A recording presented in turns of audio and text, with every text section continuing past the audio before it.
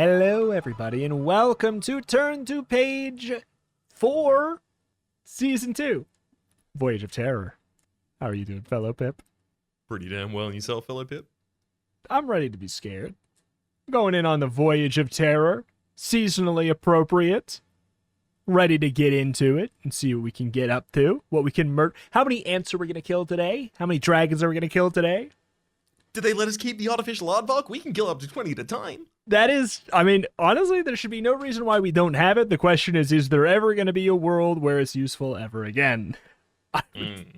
I'm curious. I mean, the Tingle Ring came into play, and It did. mean, that's something.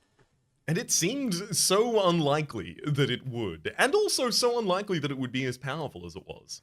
Yeah, we have a genie on our side, an overpowered genie. So, oh my word. 100 HP on that bad boy, hits on a +5, does +3 damage with his scimitar, can be summoned 3 times in an adventure, even if he dies. Fight in our place. We actually have a decent amount of items from previous adventures that we may be carrying along with us, which, should the need arise, as soon as we get to our inventory section, I'll start to describe in full. Yeah. But, anywho, so we have, oh my word. We've got a lot of interesting stuff ahead of us. So we have scanned very briefly through. And I guess in we go to the Merlin calling. Absolutely. Gotcha! Oh, don't move! Not a muscle! You know how I hate that! I've been looking for you all over, up hill and down dale. I need you here, right now. Specifically, I need you in my time. You wouldn't believe the mess they've gotten into. I need you to clear it up. So you'll just have to collect up your belongings. You'll want a couple of dice, or one that you can roll twice as many times, and pencil and paper and an eraser, and that's about it. Travel light is my motto. Yours too, since you'll be traveling through time. You know about time travel, don't you? Your body stays where it is, but I get to use your mind. What's inside it? Anyway, I'm going to call it all the way from your time to my time. And I can do this because I'm a Welsh druid. My name is Merlin, as you may remember if you've been to my time before. I am the chief advisor and general dogsbody to His Majesty King Arthur, son of Uther Pendragon and liege lord of Avalon. They call me the Wizard Merlin because of my magical powers, but I can't sit here all day listening to you chattering. I have to take what's in your head and put it into a young person in my time called Pip. Pip the Wicked Wizard Basher, Pip the Dragon Slayer, Pip the Ghastly Kingdom Gateway Closer, and to give that young person all the titles they'd be banding about lately. Once you're in my time, you'll have control of Pip, and you'll need to decide what Pip should do. And we'd better hurry because the Saxons are invading. Thousands of them! Great hairy men in great hairy ships. We need a hero to stand against them. Single-handed if necessary. Which is where Pip comes in. Which is where you come in. You're not afraid to fight 1,000 warlike Saxons, are you? I didn't hear that. I mean, 10,000? I mean, that's 10,000 XP right there. We ripped through some ants. Just I see a high number. I'm like, that's power leveling. I'm pretty sure we can cut them down in swaths. Yeah. You'd better go collect your equipment quickly. I'm going to cast the spell now. If you've well, this sounds like it's in Merlin's voice. So why don't you? If you've never been to my time before, turn to 1.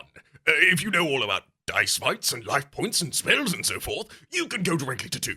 Of course, you can always refresh your memory with the cut-out rules card that's included in the bookmark. All right. I'm familiar with spells and life points, not to brag.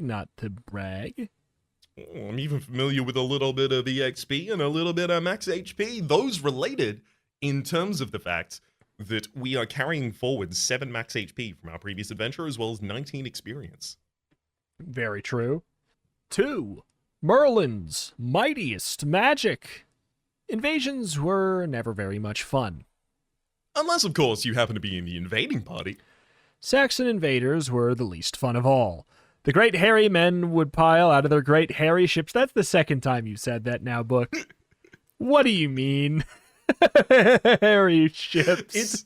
It's one of my favorite things, a misplaced adjective. It's so good. It hits me in the heart correctly. Yeah, it tickles me. Waving their swords and stringing their bows and whooping all the way up the beaches. Then, since nobody would have noticed their arrival, they would swarm across the peaceful fields of Avalon, looting, pillaging, burning down whole villages, maybe even wassailing, and making a general nuisance of themselves until King Arthur and his doughty knights of the Round Table Round gathered up sufficient energy and armies to stop them. Stopping Saxon invasions was never much fun either. The great brutal Saxons were fierce fighters and developed all sorts of nasty tricks with their broadswords, which were painful, not to mention lethal, to their opponents. After several invasions, some of the less courageous knights, Mordred, for example, began to advocate an accommodation with the Saxons. An accommodation, as Mordred defined it, meant giving them huge chunks of prime English lands and hoping that they would be well enough satisfied to leave everybody else's lands in peace. It was not such a silly idea as it sounded, and King Arthur was seriously considering it when the next Saxon invasion started. He sent a messenger to the leader, a great scruff named Entwisla, outlining the broad proposal, but Entwisla? I'm more of a red vine guy. Sent the messenger back minus his ears, which everybody agreed was definitely a refusal, and a very rude one at that. Thus King Arthur and the knights prepared, once again, to fight in the king's case. This meant dusting off Excalibur. A word about Excalibur may not go amiss here. The great sword was not, as many people thought, the one which young Arthur had pulled out of the sword to lay claim to the throne of Avalon. That particular sword had been purchased by the druid wizard Merlin and accidentally embedded when one of his spells went wrong. Apart from the fact that it helped make Arthur king, the particular sword was a very ordinary example of the blacksmith's art. The sword Excalibur, by contrast, was a magical weapon, a blade forged with spells so powerful that it could cut an elephant in half with a single blow. Should you need to? Since there were no elephants about in Avalon, even in those distant days, Arthur very sensibly used it against his enemies instead, and the enemies of Avalon, so that he won virtually every battle that he bothered to fight. More importantly, news of the sword's magical quality soon spread, so that after a while, Arthur found he had less and less enemies and less battles. Excalibur was a peacekeeper. Where the king got Excalibur was a bit of a mystery. Merlin claimed that he had made it, but while he had undoubted talents as a wizard, those who knew him well realized such a weapon was far beyond his powers. he had, admittedly, managed a sawn-off version of the Excalibur for the mysterious young warrior Pip, but that had stretched his magical abilities to the limit. Excalibur Jr., as Pip's sword was called, did +5 damage against its enemies, while the original Excalibur was a +10. I think the in-universe, it seems like the actual sword is quantified by +5, +10 power. I wish we could have that in real life. Like, Yeah. you know, this is a +1 knife. It would just make things so much easier. I could know, all right, is a butter knife a +1 knife, or is it a +0 damage, +1 damage? Mm-hmm. I generally advocate for this kind of system because anytime I'm looking to try and buy something online, I find it infuriating almost to have to swathe through all of advertisement and fluffery that people provide to their products. Like, fundamentally, very artful lying by direction or omission. If instead there was just one number I could look at that's like, this is actually the kitchen knife +3. Oh, cool, that's actually good quality, rather than, Yeah. this was folded infinite times and it turns out to be a knockoff from a $2 website. Yeah. I'm envisioning knights sitting down at a computer, like, with one hand on their forehead, the other hand on the mouse, like, scrolling through Amazonian, and you just see a bunch of swords just going by and by and by. You click one, you open it up. It's one of those annoying, like, you have to open up a freaking chart that has, like, has the rows and the columns, like, this version has this feature, this feature, this feature, doesn't have this feature, doesn't have this feature, this one has this feature. I'm just imagining that right now. And I like it. Like all of the special releases for individual retailers Yeah, for video like, games. Yeah, it's like, what do you mean the most expensive one is missing the game? What are you talking about? Like, How can I pay the most money and it can't cut? exactly. This one doesn't have a hilt. It's like little. That's so What important. do you mean I have to pay $300 so that I can keep the hilt for the next 50 months? Wow. It's absurd. Anyways. Arthur seldom discussed the matter with anybody, but Queen Guinevere once let it slip that had been given to her husband by the Lady of the Lake, a magical personage who was probably more fairy than human. When it was not in use on the field of battle, Excalibur was kept in the Camelot Castle treasure room, along with the other important artifacts like the orb and scepter, the state crown, and the Legion eagles. The latter captured by Arthur's father, Uther Pendragon, in the last days of the Roman occupation of Babylon. It was to the treasure room that Arthur went now, trailing a motley collection of ministers, advisors, and pages. And it was in that room that Arthur discovered Excalibur had been swiped. Now on to page 15. Plus 10 damage. For exactly 1 millisecond why they gave us the stats of Excalibur, and I think it's because we may have to fight it. Yeah, now we're supposed to be scared. Mhm. And I am. Plus 10 damage may be the first thing that actually be kind of scary. Aside We from haven't got the Voyage yet, but the Yeah. terror has well and truly set in. It's true. I will say I would take a plus 10 damage over the if you roll a 1, you die any day of the week. Yeah, very fair.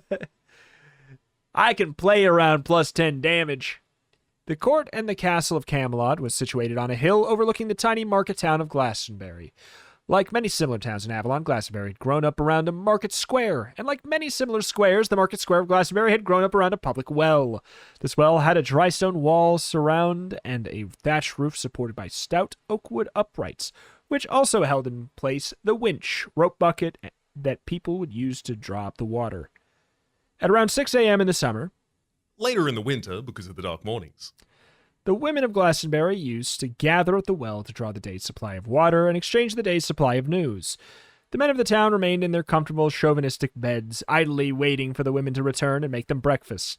As a result, the Glastonbury women were the only ones who knew what was going on in the world, while the men had to rely on the heavily censored version of events passed on to them by their wives.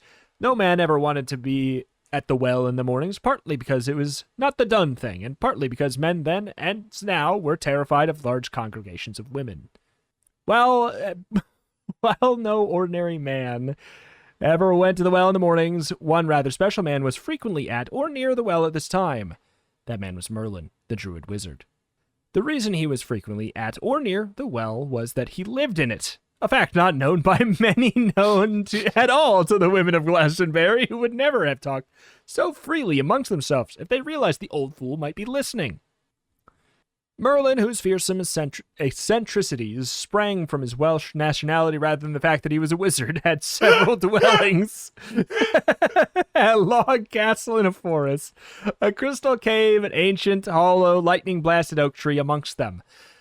The well was a comparatively recent acquisition, prompted in part by a bubble-making spell that he had created. The spell was one of those spectacular magical efforts which nonetheless appear totally useless at first glance.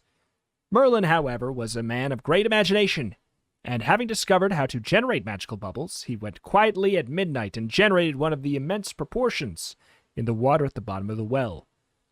He tossed in a few sticks of furniture, several spellbooks, various items of equipment, and an alchemical furnace. These passed through the walls of magical bubble without affecting its structure and came to rest at the well bottom. With a quick glance around to ensure that he was not observed, Merlin then held his nose and jumped, passing through the surface of the well water, Now risen appreciably since the bubble was established. and emerged in the bubble itself.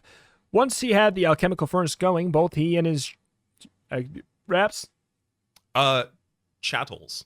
That's what I thought, but I was like, that seems too right to my brain, which is usually wrong.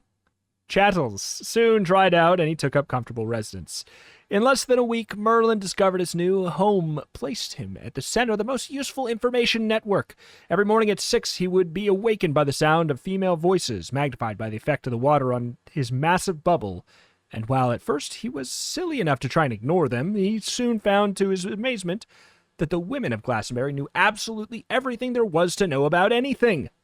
Including, incidentally, those naughty going-ons between Queen Guinevere and Sir Lancelot, which the public relations officer at Camelot had taken such pains to hush up. It was in this way that Merlin learned of the Saxon invasion and decided on his own initiative to call up the famous hero Pip to deal with it. Now turn to page 30. I love how every one of these books starts with Merlin spying on someone, finding out that they might have a problem in the future, and then summoning us in a result. It's true. I do really like it. This is the most unhinged spying location for sure. Yep. Also, we have a very beautiful picture that shows exactly how absurd this looks, where there is just a well and Merlin's face reflecting in it, but obviously no Merlin looking into the well. It's quite a scene. Is quite good. All right, so we're on 30. Mm-hmm. Although the spell required to get young Pip into heroic action was pretty complicated, Merlin had anticipated no difficulties with it. He had, after all, managed the trick very successfully 3 previous occasions, and saw no reason why the 4th should give him any trouble now. Surely. Pip's body was already in Avalon, of course, wandering about in his usual days on the small but well-appointed farm run by Freeman John and goodwife Miriam, a few miles outside of Glastonbury. Pip's mind was a different matter, of course. He was currently attached to a young person living in the distant future and required to be netted by a magical time warp in order to take control of the actions of Pip during an adventure, of course. Time warps are extremely advanced magic, even for a druid, and require considerable concentration if they're to function effectively. Unfortunately for Merlin, he was right in the middle of this difficult operation when a scatterbrained young woman named Ludmilla dropped a wooden bucket down the well. On which ominous note, it is now time to turn to page 40. Oh my word. Something's wrong here. You're lying on a heap of filthy straw in a tiny little room with a single round window. And you're dressed funny. None of the highly polished armor that's usually in Camelot. Not even a decent dragon skin jacket. No. Instead, you have on a very light and very greasy linen tunic that doesn't even cover up your knobbly knees. You've no leggings either, or boots come to that, or only a pair of worn leather sandals. You look around for old EJ, your magical sword that's never very far from your side, but old EJ isn't there. What on earth has happened? Where's Merlin? Have the Saxons overrun Avalon before he could even get you into Pip's body? Have you been cast out to some smelly dungeon to rot? Or are you simply crazy? Imagine this whole thing.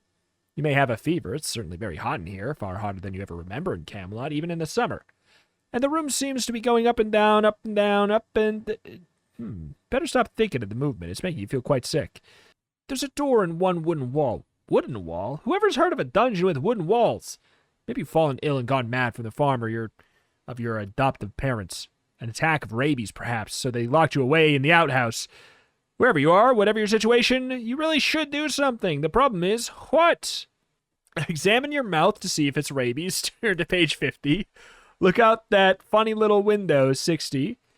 Search the room thoroughly on 70 or try the door on 8. I just read a million things, so Raps, will you take the lead on direction? Absolutely. I mean, number 1, it's not rabies. Number 2, look through the funny little round window. What, so we can see through the porthole and see the sea out there because we're clearly on a boat? But we can deal with that in the future. Do we want to go through the door and see that we're on a boat? No! We want to search this grotty room and see if there's anything useful in here. I will take straw with me. All right. 270, we shall go. It's not difficult to search, since there isn't a single stick of furniture in the place.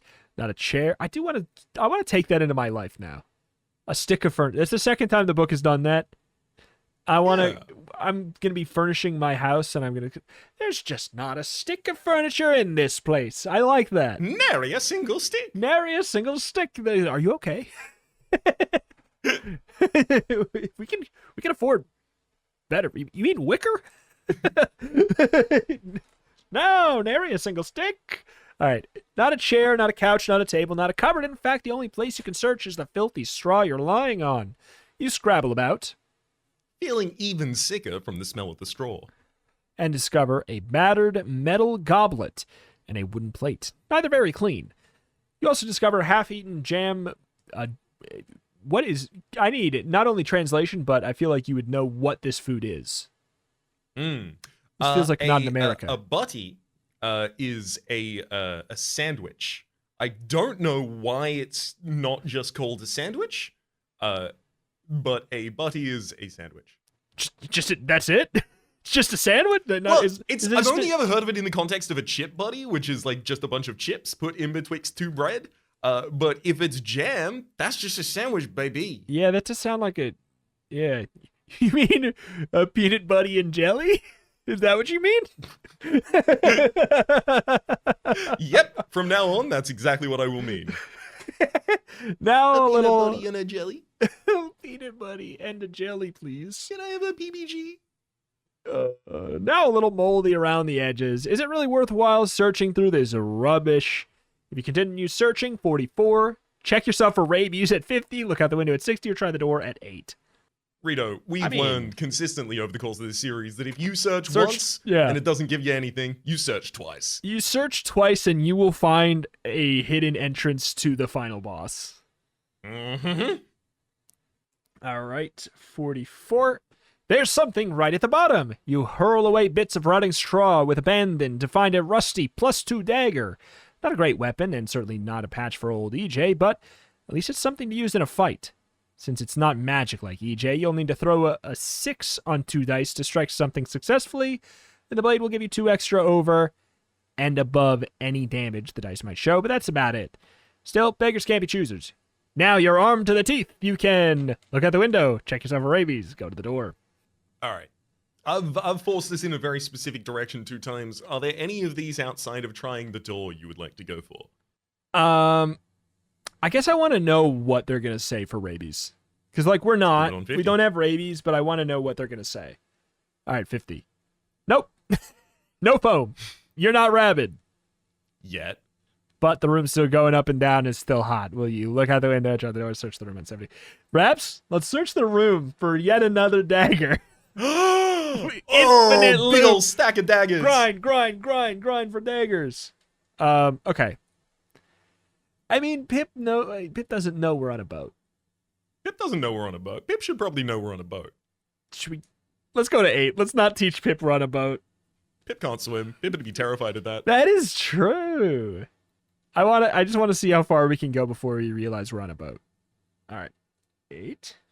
It's open. Can you believe that? Here you were thinking you were locked in a dungeon or incarcerated in the outhouse for the rabid.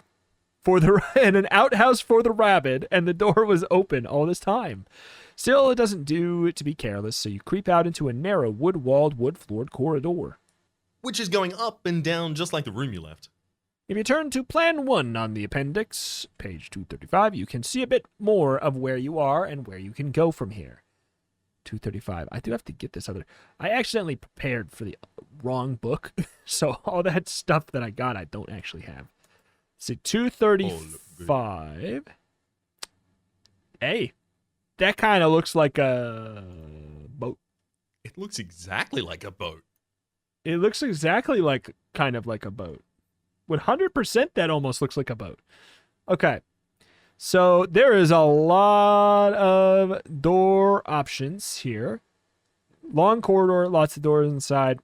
So the room where we first appear is on kind of like just at the very beginning of a very long corridor.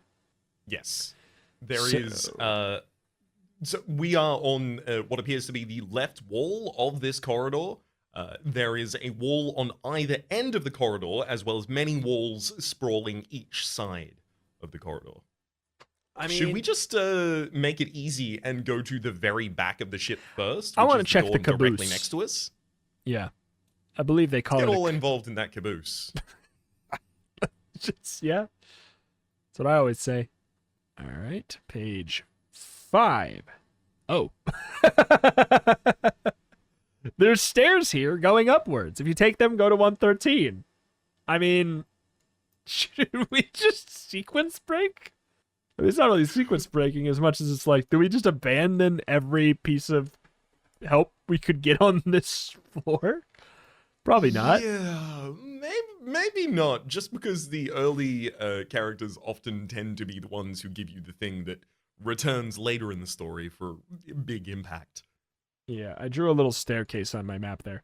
All right, so now do we like what? What's the plan? Do we just wrap around like clockwise? Sure, that's probably the easiest way to do it. So Yeah. clockwise, we would be going directly out of this room and to our right immediately, landing on page 20. Let's see. Oh, 20, 64, 26, 70. Oh, no. Australian clockwise is backwards. Yeah, don't you know the clocks rotate the other way here? Yeah. Shoot. It's to do with the hemispheres. It's the hemispheres. You have such an out in every scenario. I won't argue. You probably made that thing up about the sandwiches. That's probably nothing at all. It's probably actually just a butt. Shh, All right. don't tell him. We'll go page 20. We'll go that way, yeah. This is a smallish room, so far as you can judge, although judging is very difficult on account of the fact that it's absolutely jam-packed with wooden casks and barrels. Find out what's in the barrels, 77, or casks, 125. If you couldn't care less what's going on in the grotty casks and barrels, Oh, leave the bungs alone. I always miss that when they split it up onto a whole different page. Mm-hmm. But I'm also, scared. it's irrelevant, because I do like, oh, you don't want to punch the barrels. Well, I'm fine with punching the barrels. It's the casks I'm more threatened by. Like the idea of releasing some sort of extremely potent alcohol that may make the ship go up in flames is the forefront in my mind. Yeah. I mean, we could just avoid it and come back later. Like, my That's also goal true. right now would be like, how do we get some stuff back, basically? How do we get our equipment back? Because theoretically, we don't have it. We can't. I don't think we can reason that we have any of our stuff. Yeah, no. Well, so my understanding of what's going on is Merlin was casting the binding time spell and then got clocked in the head by an errant bucket, and as a result has projected our consciousness into the wrong body. And we're in the body of some sort of sailor, and we need to get through this until Merlin turns up and goes, Oh, Pip, what are you doing in the wrong body? Oh, I hate it when you do that. Anyway, Yeah. and then we change to the right one. Yeah. Well, I'm down with either leaving or not leaving. I don't mind. We got a lot of rooms to explore, so I don't mind. If you're feeling hesitation from these, I'll just put like a little star. That means we haven't finished everything in that room. And we'll consider coming back if we feel like we need to. So 64. Exactly. This place is full of foodstuffs. Quickly. I was just going to say, we quickly, to tie the two pages together, we quickly poke our heads back into the corridor and immediately duck into the room next, further towards the front of the ship. Indeed. This place is full of foodstuffs. Sacks of grain, dried fruit, vegetables, peanut butter and jelly. What looks like dried meat. Have a little munch on anything you fancy before moving on to another section. Okay, it's we do that, and since there can't be repercussions. Sounded exactly like eating in Minecraft. That was the goal. That's what I have in my head as the sound of eat food. I just had a pork chop. All right. So I guess if that's got nothing, then we back out. We're just going to be continuing down the hall in the normal pattern for now. It's just the next room down. Out to the right. Exactly. 26. Out! The greeting comes from a big man with a meat cleaver who is... Perhaps fortunately for you. all alone in what appears to be an extremely large kitchen. He seems to be in the process of preparing food for quite a lot of people. He also seems to resent interruption. Excuse me, sir? You politely begin. But he does not let you finish. Out! He says again. Out! Out! I know what you young people are like. Always trying to scrump an extra share of nosh. Well, I won't have it. Out! He speaks with the most peculiar accent, as if he wasn't a native-born Englishman, and his skin is very deeply tanned. Despite the fact that he's stuck in here cooking. Odd that. But enough of these philosophical mysteries. If you want to search the room, you're obviously going to have to fight the man. Alternatively, you can just withdraw gracefully. If you want to fight him, you should know that the cleaver will do +3. Do we know our health points? Did we ever roll them up? It never asked us to roll them up. We haven't rolled it up for this character, so I'm going to have to presume that it's the same that hold, which means we will have 51 max HP. Great. He has a cleaver that does +3 damage, and he can hit you with a 5 or better, and he has 30 life points. I mean, he would certainly actually be pretty tough for us, right? We He's don't have hitting a for whole one more lot. damage, hitting one easier, which is also hitting for one more damage when he successfully hits. We don't even have any yeah. armor. This actually would be tough. Let's go check out another room. It's possible we might find. You know what? It's possible we might find out that this guy's good, and we don't want to kill him anyway. That's true. I'm drawing a little sword on room 26. So maybe we come back here if we're equipped and we feel like we need to explore more. Mm-hmm. Excellent. As you do that, we will have Pip duck back out into the corridor and surreptitiously step further forward before creaking open the door to 74 and wandering in. Oh, here we go. There's a whole lot of gear in this room. A lot of it could be quite useful to an adventurer like yourself. You might reckon on carrying half a dozen items before you collapse with exhaustion. Pick carefully. In the room are... I'm going to read the ones on this page. You'll read the one on the next page. How about that? Mm-hmm. There's 50 foot of rope, grappling hook, backpack, flint and steel, a drinking horn, a blowing horn, a small ornamentally carved rosewood box, packet of salt crystals, bone needle, and spool of rough thread, and cooking utensils. Leather belt, spare sandals, a spare tunic, a container of olive oil, a ceramic lamp, a wooden mallet, a bone saw, i.e. a saw made from bone, not a saw for cutting bones, box of biscuits, kite, a goose feather quill and parchment, and a small drum of the musical variety. When you picked 6, take them with you to any other section. Do you have an immediate pull to any? Because I have 1 right now. So I'm going to write down grappling hook, and then we can decide what other 5. Yeah. I do also think maybe it's Goosebumps has tricked me into thinking this, but it feels like a box of biscuits often, like a little treat, solves problems. I like it. And then I'd say if you got a pull. I mean, just for the sake of the joke of the name, I kind of want to take the bone saw. I like it. What's this at 3?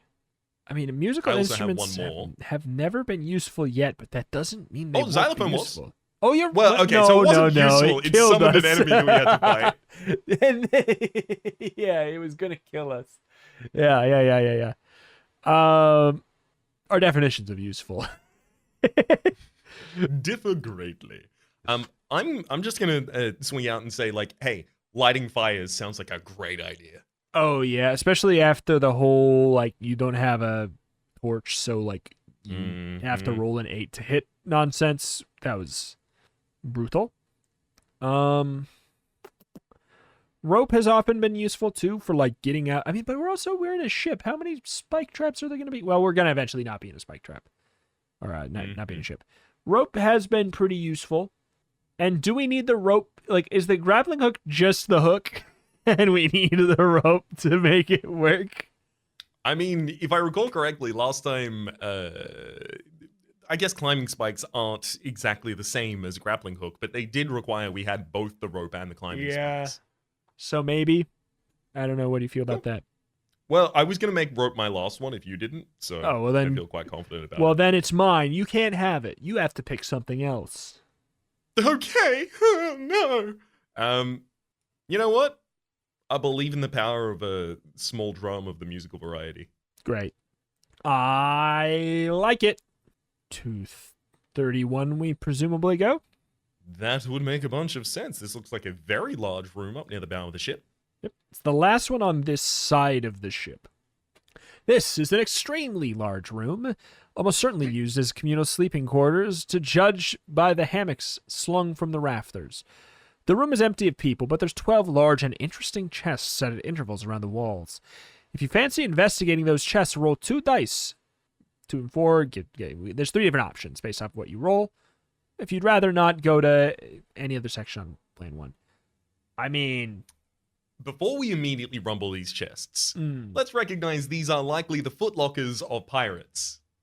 And thus... I'm not saying we shouldn't, But if we are seen, which I imagine is possibly the likelihood of the lower results, it's brawl time, baby. It's true. I will say we have the least to lose that we've had in like 12 hours of GrailQuest right A now. good point well made. One roll is to die. Yeah. I got a 10, which I wish it was like in combat so I'd be more confident it's a good roll. But to 135 we go. For a while, it looks as though you were out of luck there. Most of the chests contain only old clothes. Many of them smelly. But in the last chest, you come across a little leather purse which contains 10 gold pieces. The funny thing is, they don't have King Arthur's head stamped on them. They're definitely gold pieces and well worth taking as legitimate booty. Now, check another section. Is that implying that that was the only possible reward and it's only 10 gold? I think what we've been given is the information that the boat we're on is not from Avalon. Yeah, I've assumed as much at this point. My question right now is like, are we even Pip? That's my question. Yeah, no, right now. I don't think we are. I think we're probably in the body of some other Saxon soldier. That's what I thought. The only lead on us maybe possibly being Pip is that the chef called us a little, like, but I guess maybe anyone would be a little guy to him. Well, yeah, exactly. He thought we were a young guy. He thought we were just one of the extra sailors that's been brought on board. I know how we can solve this problem. All we need to do is check if the ship is hairy. Fair. All right, on to page 11. At the ship's front. At the masthead. Yeah. No, I'm more of a ketchup guy. Thank you, though. There are wooden stairs here going upwards. If you take them, go to 113. Or you can keep exploring. We've explored half a whole this side we haven't ship. explored. Yeah. So I'm going to just draw another staircase on my little MS Paint. Page 13. Mm-hmm. All right. Now there's posh. Well, sort of. This used to be a very well-appointed room, but now it's a bit of a mess. As if you kept a pig in a boudoir. Its sleeping quarters are living quarters combined. Only for one person by the look of it, which means somebody important since it's a large room. Among the interesting contents are 3 chests. One has a skull and crossbones on the lid, one is well-polished and new-looking, and one is pretty battered. If you want to search the room further, go to page 7. Skull and crossbones. Oh my god, there's so many options. Mm-hmm. Skull and crossbones 24, the new chest 62, or the battered chest 72.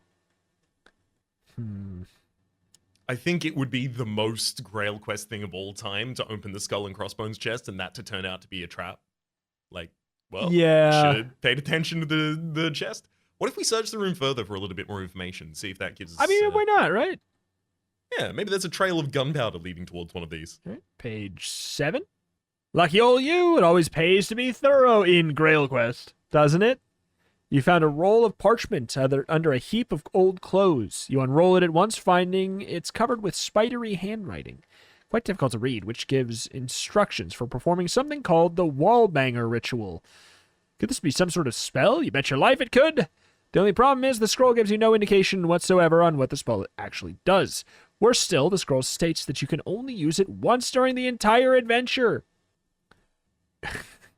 You'll find the details of how to work the wallbanger ritual spell on Appendix 217, but turn only to it when you have decided to use the spell, since reading the section uses it up for the current adventure. If you want to try it right now, turn to the special section. Otherwise, keep it carefully and don't forget you have it. Why would you do this to me? I'm so curious. I can only imagine the book will prompt us appropriate times for when we may want to cast the wallbanger ritual, because we don't even know what it does. Yeah, I'm just really considering it. What if the best time is now? What if it's the way you get into your other body? Surely not.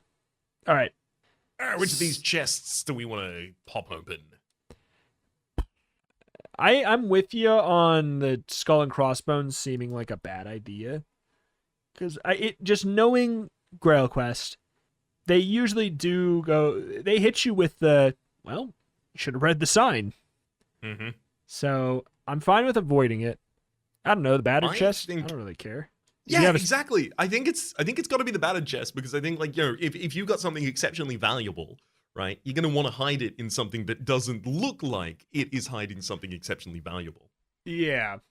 That's why I keep all of my money in a cardboard box outside on the street. Oh, let's go get it. Picking it up. Huh? Huh? I like the thought that it's just out there. Like, someone would not even clean up the cardboard box, is the thing. Oh, of course not. It's on this. Yeah. I keep my money in the public sewers. In the water. Oh. And by that, I mean a I good put it move. there once and hope it's still there. Well, it probably is. Yeah, it probably is. I have no reason to assume it's not there. Last I've seen it, it was there. I pay Anytime 72. anyone asks me for money, I will simply tell them to go search the sewers. Yep. I actually stored mine in hell, so that's why every time I... That'll be $7.99. Oh, go to hell. Hell's what I call my bank. The chest is locked. To find out if you have the skill to open it, throw a die. Now throw another. If the first roll is greater than the second, you may open the chest. Otherwise, nope. All right. Do you want to be the first or the second roll? We both roll. No, you roll first. I am first, and I have my result. What's yours? It is a 3. I rolled a 3 as well. Oh, unfortunately, the Unfortunately, phrasing. 3 is not greater than 3.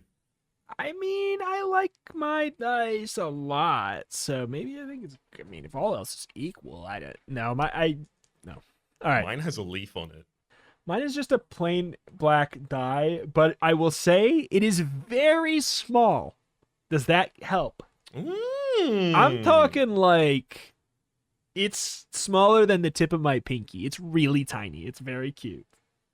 Unfortunately, while it is cuter, it It's is not not greater. volumetrically greater. That is true. You got me. Do you want to try the new chest or give up? Let's try the Nice. new chest as well. All right. Wow, gold. There's 1,000 gold pieces in here. All yours now. Okay. What? It does say we could go All to, right. if you want to try and open the battered chests, go to 72. It does say we could. That is true. And hey, they give you multiple lockpick checks when you're playing an RPG. I think it's very legitimate for us to go back to that battered chest and give it another chance. How about this? We give it one more chance, and that's it. And we don't try again. Sounds good. Because we're already fudging it, but it says we can go try to open it again. So, Why don't Alright. you roll first? okay. That's what you roll. I have great news. Good. I rolled the same number, 3. Oh, I rolled the 2, so that is something. Hey! We take those. It's gonna explode in our face. This is karma. Yeah, it's not gonna even be good. Wait, let's see. Oh, 17. It's empty.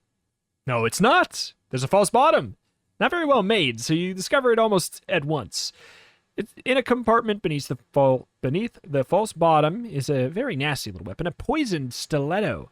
You examine this lethal horror very carefully. The handle is hollow and filled with an oily liquid poison. The blade is hollow too, so that the liquid flows down into it. When you score a hit with this nasty, it does +1 damage by stabbing, but it also gives your opponent a dose of automatic poison, which will cost automatic HP loss of 2 points every round in combat thereafter. If you successfully hit them again with the dagger, it costs them a further 2 automatic losses every time. Wait, what? There's enough poison in the handle for It's 12 stacking hits. poison. Yeah. No, not what is in like I don't get it. What is in that seems really, really good. Mm-hmm. Here's the limiting factor, though. Yeah. There's enough poison in yeah, you have to stab yourself every time you use it too. There's enough poison in the handle for 12 hits, after which it reverts back to a normal +1 dagger, unless you know, sorry. Unless, of course, you can find more poison somewhere. Well, that's an actually useful little tool there. Legitimately, like, if we wanted to take down the butcher, We could kill him now. that'd do it. That sure would. I don't... You know what? There's no way there's 3 things that are just good, is my take. 100%. There's no way in hell.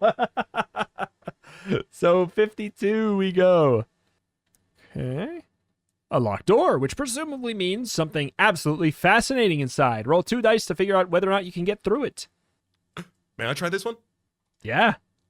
I feel like I've only been rolling badly recently. Oh, maybe that was a good reason not to roll. I rolled 4.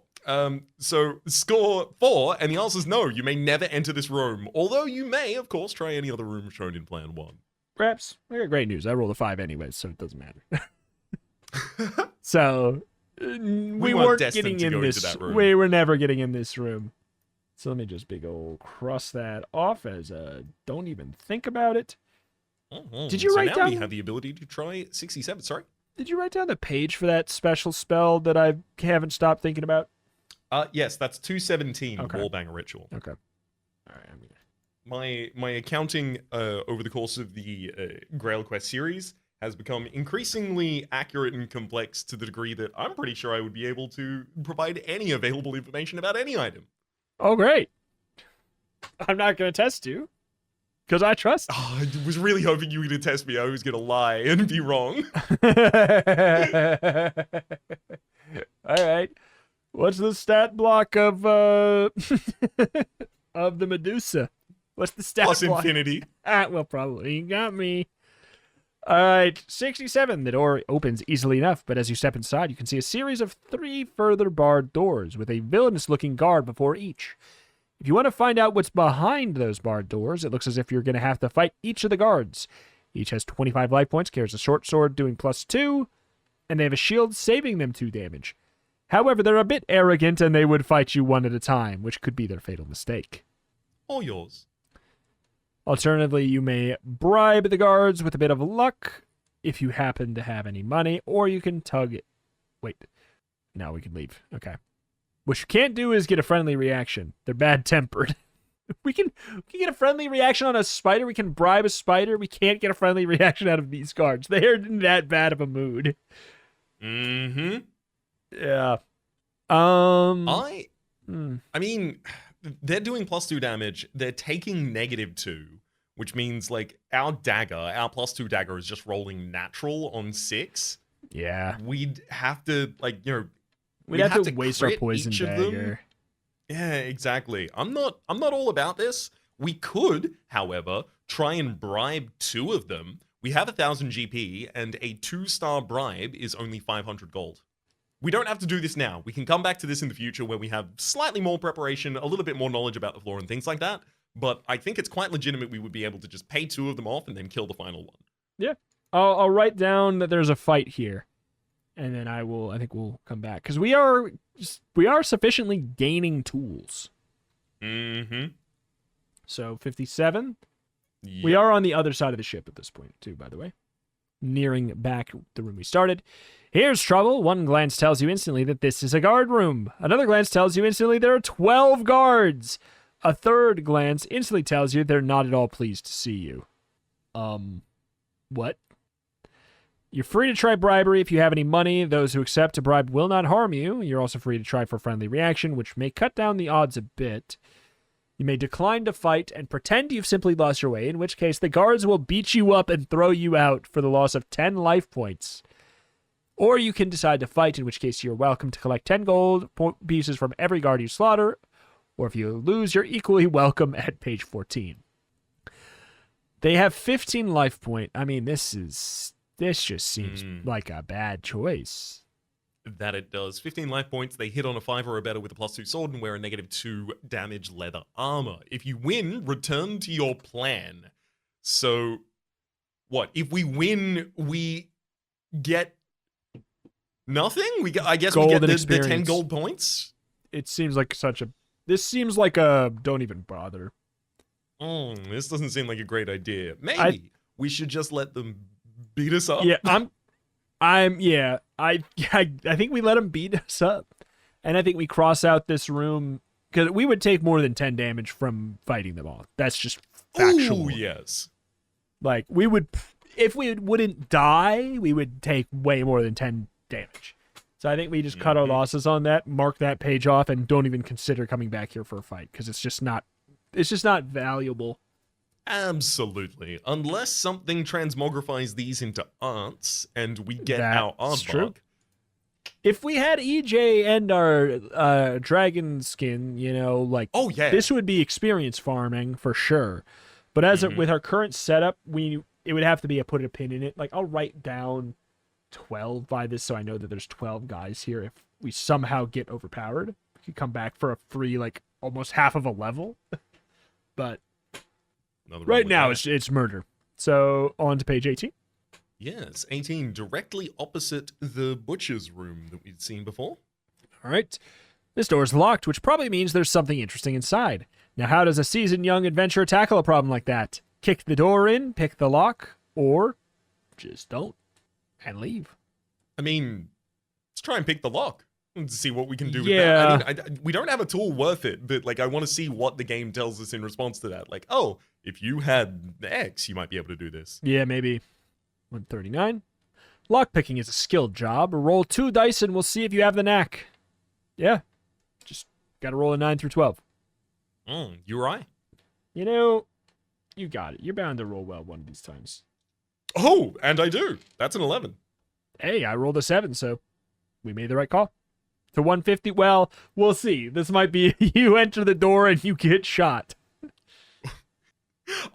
The next word to come out of your mouth, I have not heard in almost a decade. It's truth. This is a find and no mistake.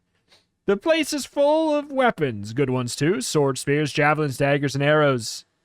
No bows, unfortunately, which is a bit of a disappointment. There's also several pieces of armor, unusual breastplates, helmets, leg guards, arm guards, and so forth. Greek design by the look of them, which is peculiar considering that you are in Avalon. Since you don't have old EJ with you at the moment and no armor whatsoever, you may feel tempted to kit yourself out here. If so, the following information may provide useful. There's a sword that lets you strike at a +3 on a 6 or higher. Spears. Oh boy. Do we read all of? Oh my god, there's so much here. Spears are funny things to fight with. If you're not used to them, they can be used for jabbing or throwing. Since you're not really trained on it, you need to roll an 8 or better. But if you are successful, they do +10 damage. But when you... Oh, wait. To throw the spear successfully, and against that, it'll strike with a massive +10 if you do succeed. But when you've thrown it successfully or not, it'll take you 3 combat rounds to get it back. Jabbing with a spear requires a 6 or better, exactly like a sword, and does +5 damage. Wow, which is better than the swords here. In fact, as good as old EJ, but the drawback is it's more unwieldy, so you only get 1 jab for every 2 swipes your opponent takes. Ooh, that seems kind of spooky. Oh my word. Why don't you take daggers and armor? Sure.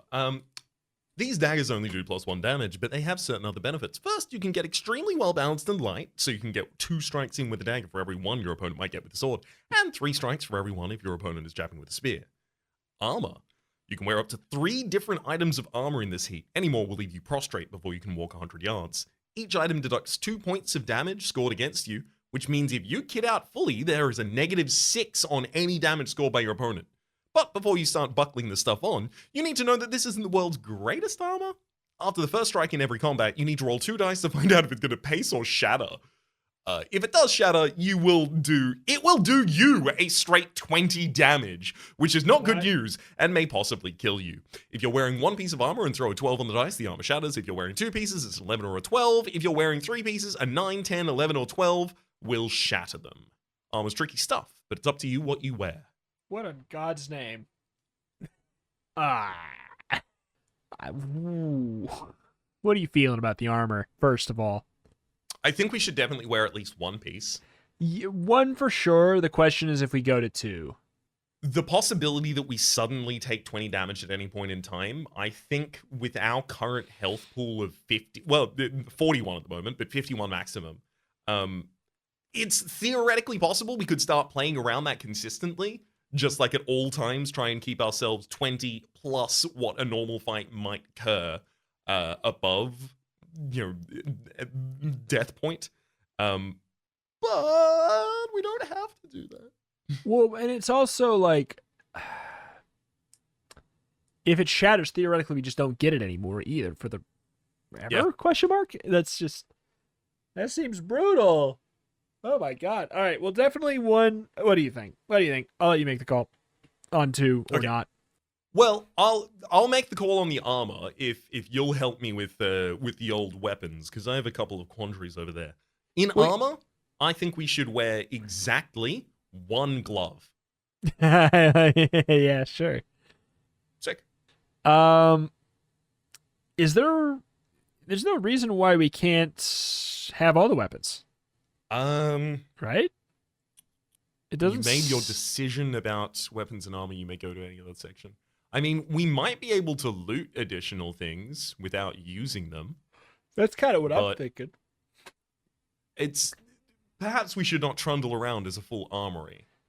Yeah, I mean, I'll be real. It sounds like swords are probably just the way to go. Ooh, me? does it? To me, or the spear. What do you think? It's my concern is that the swords hit twice as or half as fast as the daggers, but they hit for the same hit rate rather as the daggers. They just do a +2 damage. Is Mm, +2 on average significantly better than an extra I'd probably not. D6? The reason I was wondering about it is because the fact that daggers get a little bit screwed over in a fight against spears, where you get two swings of a sword, but 3 swings of a dagger when you probably should get 4. But I'm down. I'm down for daggers because how many enemies are going to have spears? Yeah, exactly. It's not like these the weapons of the people we may be facing in combat. So I understand and I agree. I also just generally like the daggers. I think like I was going daggers. to try and push us in the dagger. I think this was me asking a question, and then as soon as you professed interest in the option that this was when you flip the coin in the air and then it comes down into your hand and you're like, actually, I didn't want heads, I wanted tails. Yeah, you're like, I know what I wanted. Yeah, I think it's also just I'm usually a swords guy. And Yeah. I think that's what it is. But I think the daggers do make more sense. My issue with them was strictly just they're screwed over in the rock paper scissors matchup here. Their benefit against spears is bad, but that doesn't mean that the value they provide in general is actually undercut. It's just like I want daggers to get the justice they deserve against spears. Come on, they give daggers 4 attacks against spears. Oh, okay. All right. I'm down with that. So I think we can logically take everything. If something changes and we get other equipment that makes it so the information changes. Who knows? And I'll keep armor as nebulous, which is to say, if we want to, we can pop on a helmet. Yeah, I mean we can definitely loot some armor. I wish it was a little bit more straightforward, I guess. But anywho, 18. With only 2 more rooms that remain unexplored on this lower floor of the ship. Wait, no, we already been to 18. Have we? Didn't we just pick the lock? Oh, I may have. I just didn't cross it off on mine. It's 47. We have 1 door left. Mm-hmm. All right. Now this is interesting, not very useful, but interesting. The room is full of provisions, sacks mainly. And when you investigate, as you surely do, you find they're full of grains, dried fruit, vegetables, some utterly revolting, leathery stuff that might be dried meat. Or then again, might be the remains of an old boot. That's about all there is here, apart from the poisonous spider. The poisonous spider? On your bike. This means action. Spider has 6 life points, and since you are very quick to notice it, you have the first strike. As against that, if the insect survives your blow, it'll strike successfully on 5 or better and kill you outright. What? Mm-hmm. If you squash the spider, you may proceed to any other section, otherwise die. It has 6 life points. You have the first strike, and if it survives your blow... So is this a use the sword? Or is... Oh. Do you know what I'm saying? Like, is this a... When it says survives the blow, do you think it means we get to use dagger to try twice or not? What do you think? I still think we can use the dagger to try twice because it will generally just be referring to individual rounds of combat. Yeah. Because it's otherwise nebulous Alright. with respect to which weapon you're using. So I think we could use the dagger 2 times. And you know what? We can I think also this- roll at the same time that way. Eee, that's also good. Does this it says if it survives your blow. So if we knock it out by hitting it for any damage, does it survive and still bite us?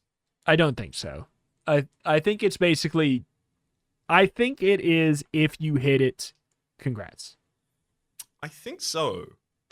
Because that's how the knockout rule has worked so far. I mean, and also, the knockout rule seems to still be relevant due to the Butcher previously threatening to knock us out.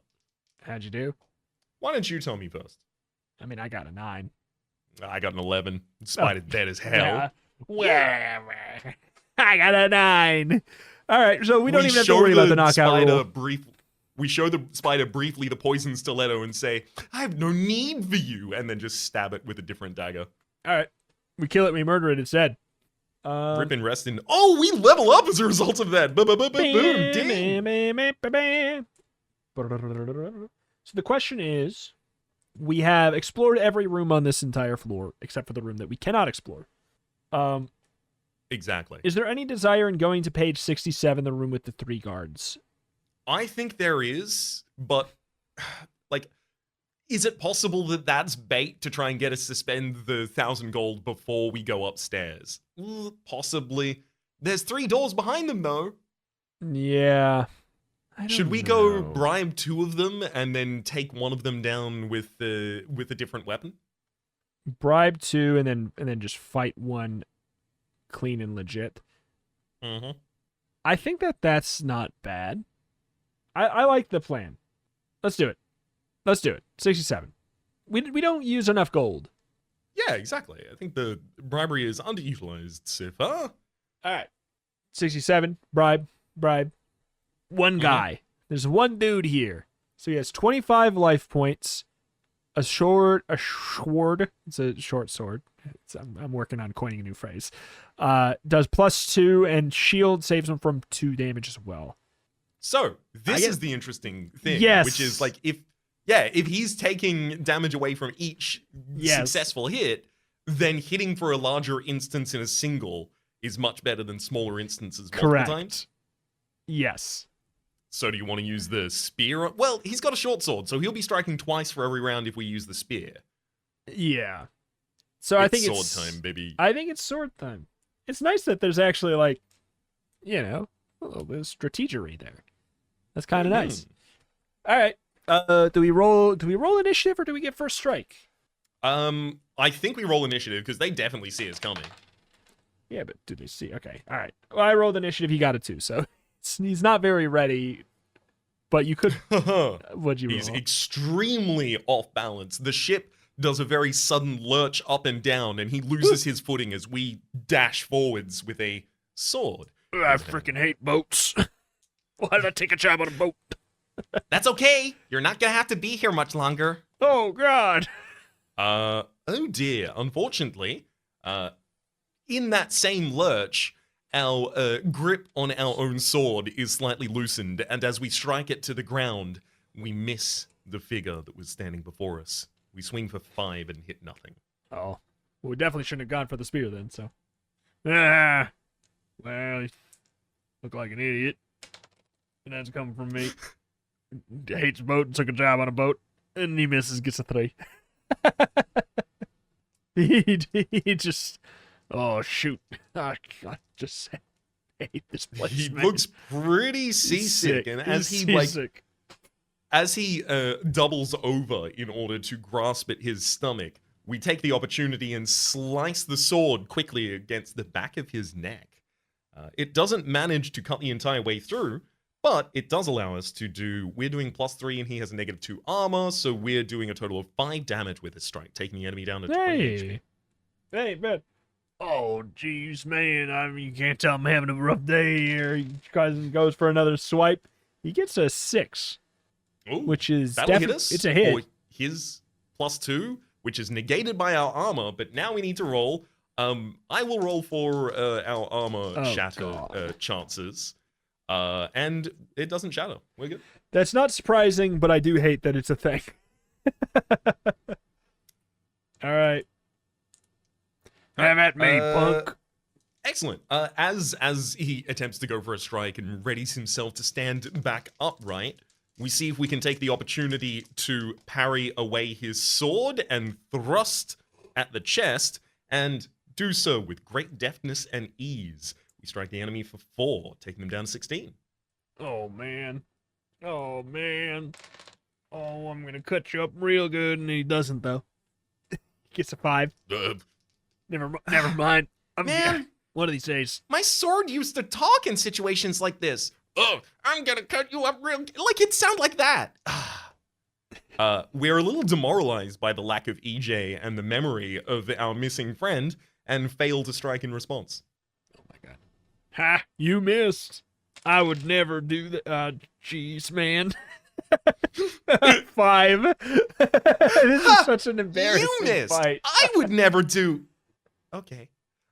We do hit, but we hit for the 6, 7 plus 1, -2 plus 3. We hit for 2 damage. Yay! This is just a jaw-dropping fight. I'm glad we're not fighting 3 of these, just for sheer time. All right. He rolls a 7. That's definitely damage, right? Not much. He's using a +2, and yeah, so 1 that'll damage? do 1 damage to us, and But it we'll still could have break to roll our our armor. armor. Yeah. I saw a 6 come up, and I got nervous, but the others are 3, so we're okay. Maybe we should have used the 1 stack of our poison dagger on this guy, considering how slow this fight was going. It's theoretically possible, but I do think we'll get out of here without too many costs. I'll simulate our own attacks slightly faster, and say that we do a much similar strike to a previous one, which is to say, we only do another 2 damage to the enemy and take them down to 12. All right. You're a little punk. I'm gonna... Oh, man. And he stumbles. He does 4. Got 4. So that's a no. Does not hit. Yeah, that's right. I am a little punk. We reveal at this point that we have Liberty spikes that are actually gelled up to a ridiculous sharp sheen at the point, and we headbutt him in the chest for a total of 3 damage. All right. Enemy's down to 9 HP. He rolls a 5. He is having a very bad day. The amount of times it's been a 5. Poor guy. If he had EJ, we'd be dead. His 5 manages to parry our 4 as we attempt to throw back a hit at the same time. Oh, my lord. Oh, jeez. Man, I shouldn't have been drunk on the job. He gets a 3. I'm drunk and seasick. This is a bad combination. We throw a 7, and unimpressed by our own hit not doing enough damage against him, say, "Oh man, I should have drank more." So that's another 2 damage to him, taking him down to 7. Oh, my lord. Oh, Unless we roll a 6 next time, Come on any now. successful hit will knock him out. okay. He rolls an 8. So that is going to be a 2 damage and a chance to take 20. 8. How much? I mean, Yeah. so 3 hits. We prevented 6 damage already. So we could keep a running total, be like, how much have we prevented? Is it worth 20? I suspect strongly that it will end up being worth 20. It's just the instance of it all occurring at once that might be an issue. Yeah. Okay, never mind. We could scarcely be further from breaking this armor. It steadies up around us. It hardens. Oh god, I hate to say, but we've rolled the only number that does damage but doesn't take the enemy out. No. We leave them breathing as we nick lightly across the carotid artery, but not enough to break the skin. Oh, you think that would kill me? That just makes me stronger. And he drops his sword. He gets a 3. It's just... What a fight. What an absolute cluster fight. Okay. Okay. As he's dropped his sword, Oh, we man, move over and stand on top of it with one boot. Hey, And man, why'd you do refusing to dirty our other sword any further, we just kick him in the head for 2 damage, knocking him unconscious. Fight over. And then we finish that shortly afterwards so that we can actually grab the... We do get 3 experience, because we get the experience for bribing. Exactly. You get twice as much experience for just having money. Ain't it the way? All right. Don't if it you always seem to go? fight and win against all three, go to 95. I think that. Well, no, because it counts as a Yes, successful bribery successes fight. are counted as a fight success. Yeah. All right, 95. The cell behind the first of the 3 barred doors is empty. Not a good start after all that hassle with the guards, but wait. Behind the second door, squashed into a small space, are 12 handsome, square-jawed, clean-cut, fair-haired, muscular, athlete, but unarmed and asleep men. Nor are your attempts to wake them Calling, shaking, and the odd gentle kick. in any way successful. You proceed, for want of anything better to do, to the third door. Thank the gods! Exclaims the handsome, square-jawed, clean-cut, dark-haired man within. Have you come to rescue my crew and myself? Well, yeah, I suppose so. You say hesitantly. But who are you? Jason, Replies the man. I was, or am, captain of this vessel until it was boarded by those scumbags of pirates, 3 of whom I perceive you have recently but slain. These villains drugged my trusty Argonauts and thus seized the ship for their own nefarious purposes, unconnected with the noble quest for the Golden Fleece which we perceive to be our destiny. Thus, it was those of my Argonauts who were not killed and incarcerated, as I was, within the confines of these miserable cells, fed but infrequently on pig swill, deprived of all but bilge water to drink, beaten senseless every hour on the whim of our brutish jailers, tormented by vermin and lice, deprived of sleep, threatened constantly with death, tortured. Yes, yeah. You put in quickly, having got the picture. I can appreciate your problems. My problem is I can't wake your men, and we're gonna tackle an entire pirate crew, so we're gonna need every man we can get. But even as you speak, your mind is reeling. Jason, Argonauts, Golden Fleece, you suspect you were on board a ship, of course, but this isn't any ship of Avalon, or even of Saxon invaders. You seem to have ended up somewhere in ancient Greece. What a monumental screw-up this has all turned out to be. Merlin's fault, no doubt, although you'll have to wait to find out all the facts. Fear not on that score, noble rescuer. Exclaims Jason.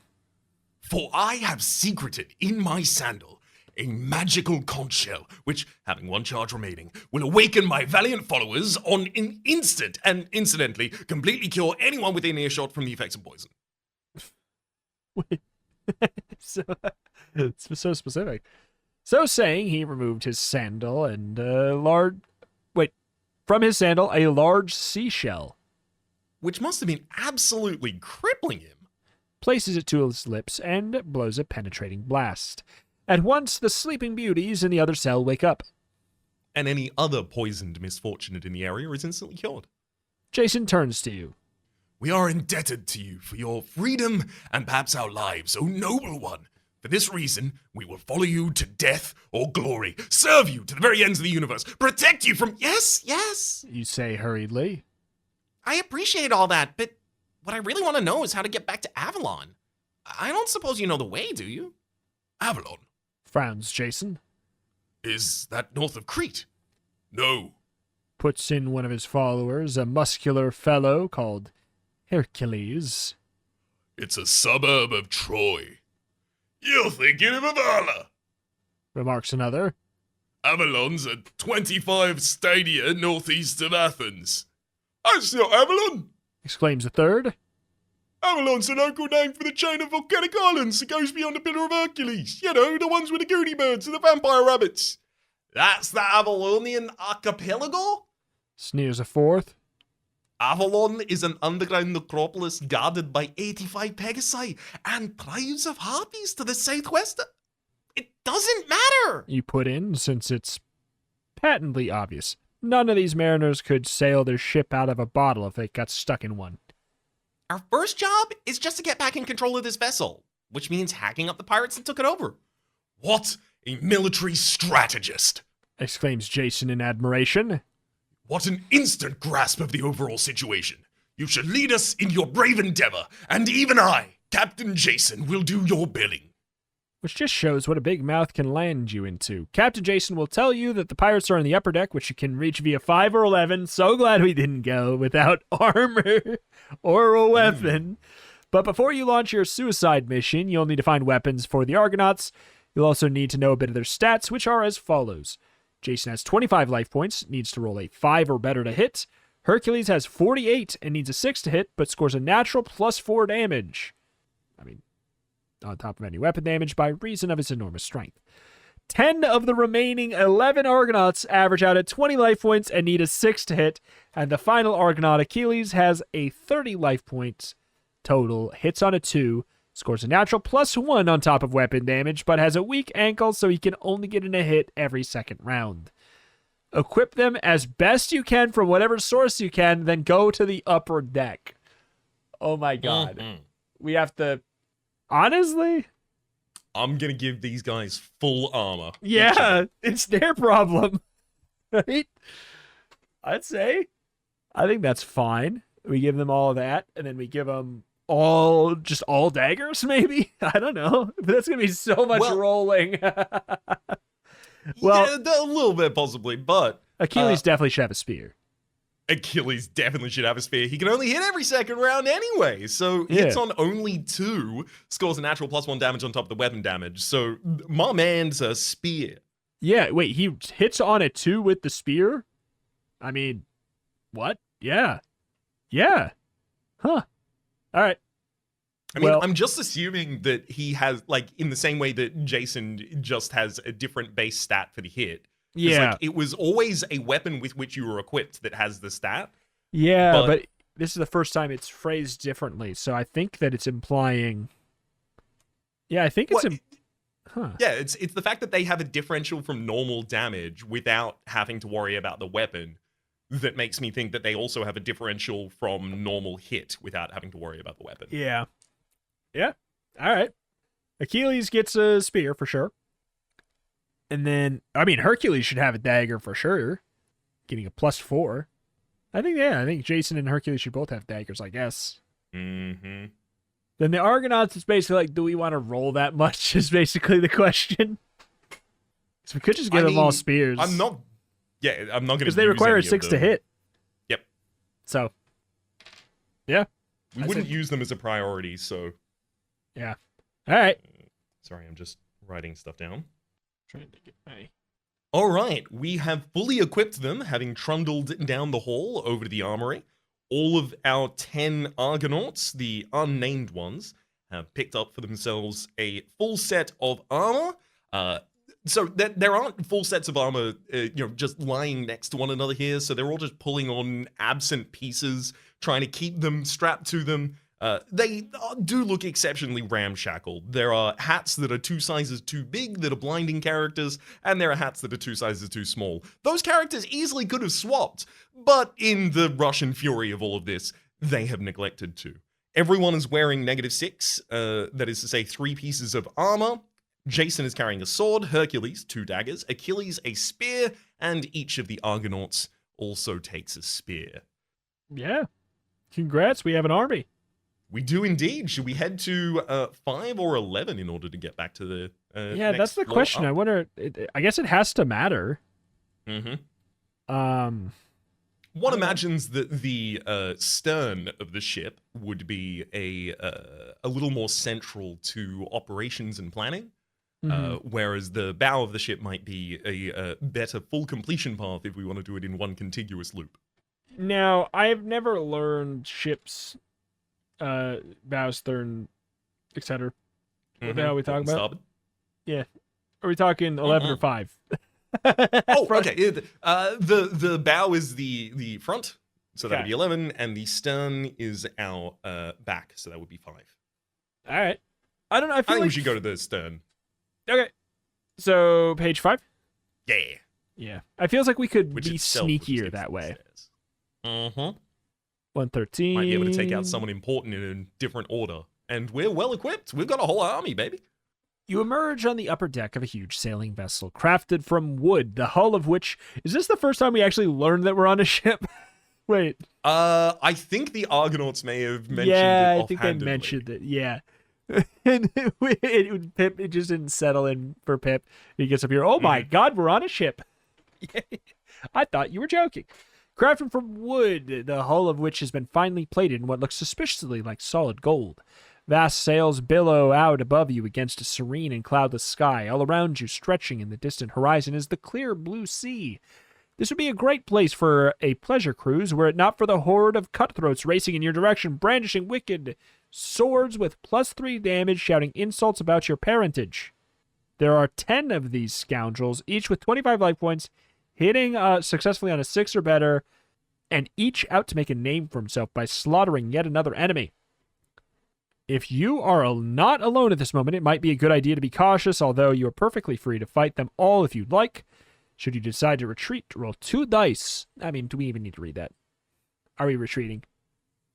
No. Although I think there may have been a typo in the Yeah, book, it looks like there's a typo. If you are not alone, it might be a good idea to be cautious. And then it says, if you're not alone, then let the battle commence. Yeah, that's interesting. Let the battle royale commence. If you're all slain, go to 14. If you personally are killed, wait patiently on 14 to see how the rest of the battle turns out. Should your companions win with Jason still alive, he blows his magic conch to resurrect you with full life points. In which case, you can all proceed to page 10. Should both you and Jason be killed, you can forget about the resurrection. If you survive your own fight and you and your companions win the battle, stagger triumphantly to page 10. I will say the first thing that I notice right now is if we are successful, it seems like it would be optimal to die. Oh, yeah. Full life points. It's optimal for us to get killed.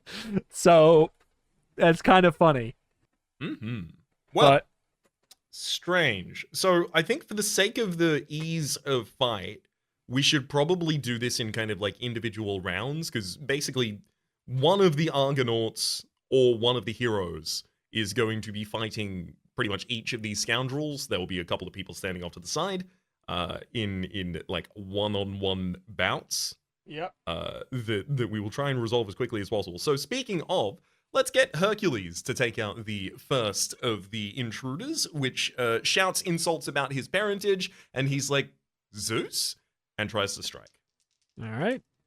Oh, Initiative? sorry, we should roll initiative in that one. Well, I got a 1, so... Well, I got a 6, so... Well, so maybe it's like it doesn't even really matter. I think that's the thing, it's so strong you just knew. That's pretty much it, right? Hercules is going to. Hercules also rolls on a 7, which is enough for Hercules. Oh, Hercules also attacks twice per round, by the way, with those +1 daggers. So this means he is doing a total of 6 damage in the first instance to this character. They have 25 HP. So they're down to 19. I'll track all of this stuff. Do not worry. Okay. Hercules rears up for a second strike with the other-handed dagger and manages to connect, but doesn't connect exceptionally well. Is going to be doing only +5 damage with that to take the enemy down to 14. All right. So what do they have? They have +3 damage, hit on a 6. Okay. All right. I think we probably snappily go through the combat since there's 10 guys. Yep. So he's going to go ahead and try and stab you right back with... Did it say what kind of weapon they have? Sword, right? Asiatic swords. Okay. So It's 5 damage. 5 nut damage. 5 on the die, a.k.a. no damage. I feel like I have weighted dice that give me exactly 5s right now, which is really beneficial for the guy who's playing the enemies. Mm-hmm. Ooh, in response, that's a damage, baby. A 9 does 3 + 5, 8. Taking the enemy down to 6, which means if we strike with the next hit, they are unconscious, and indeed, we do strike with the next hit, but unfortunately, I will lie to you, they're not unconscious, they are dead. Hercules has won his first battle. Next up, Splat. us. It's Pip's time for a fight. Initiative shows 3 for us. 3 hit for them. That's a reroll. Mm-hmm. Well, good luck. 5. 4. Good wrecked. All right. They're swinging with their sword. They get a 6, which is a hit, but not really. It's mostly the armor. It's a hit for 1 damage because they've got a +3 sword. Oh, it's a +3 sword. Yeah. So it's 1 damage, but it's more the chance to break the armor. Okay, if we were wearing more armor, it would have shattered. Oh, my. An 11 or a 10? 10. Okay. So we would have had to be wearing 2 more pieces, to be fair. Then we also rolled a 9 earlier, which would have shattered on that as well. We respond with the clumsiest hit of all time, completely missing. Do we have daggers? Oh, are we using daggers? Yeah, because these guys aren't wearing armor, so should we use daggers against these? I In would which think we case- would use daggers, yeah. That's a much better result. We strike back for an 11, which is 5 over the limit. The dagger that... are all daggers capable of being used twice? I was wondering, and I think probably. I think so. So the daggers that Hercules are holding will still be the +1s, but the +2 dagger, the one that we looted out... Oh, no. It's because you can hold daggers in each hand. So we have one that's +1 and one that's +2. Gotcha. Probably.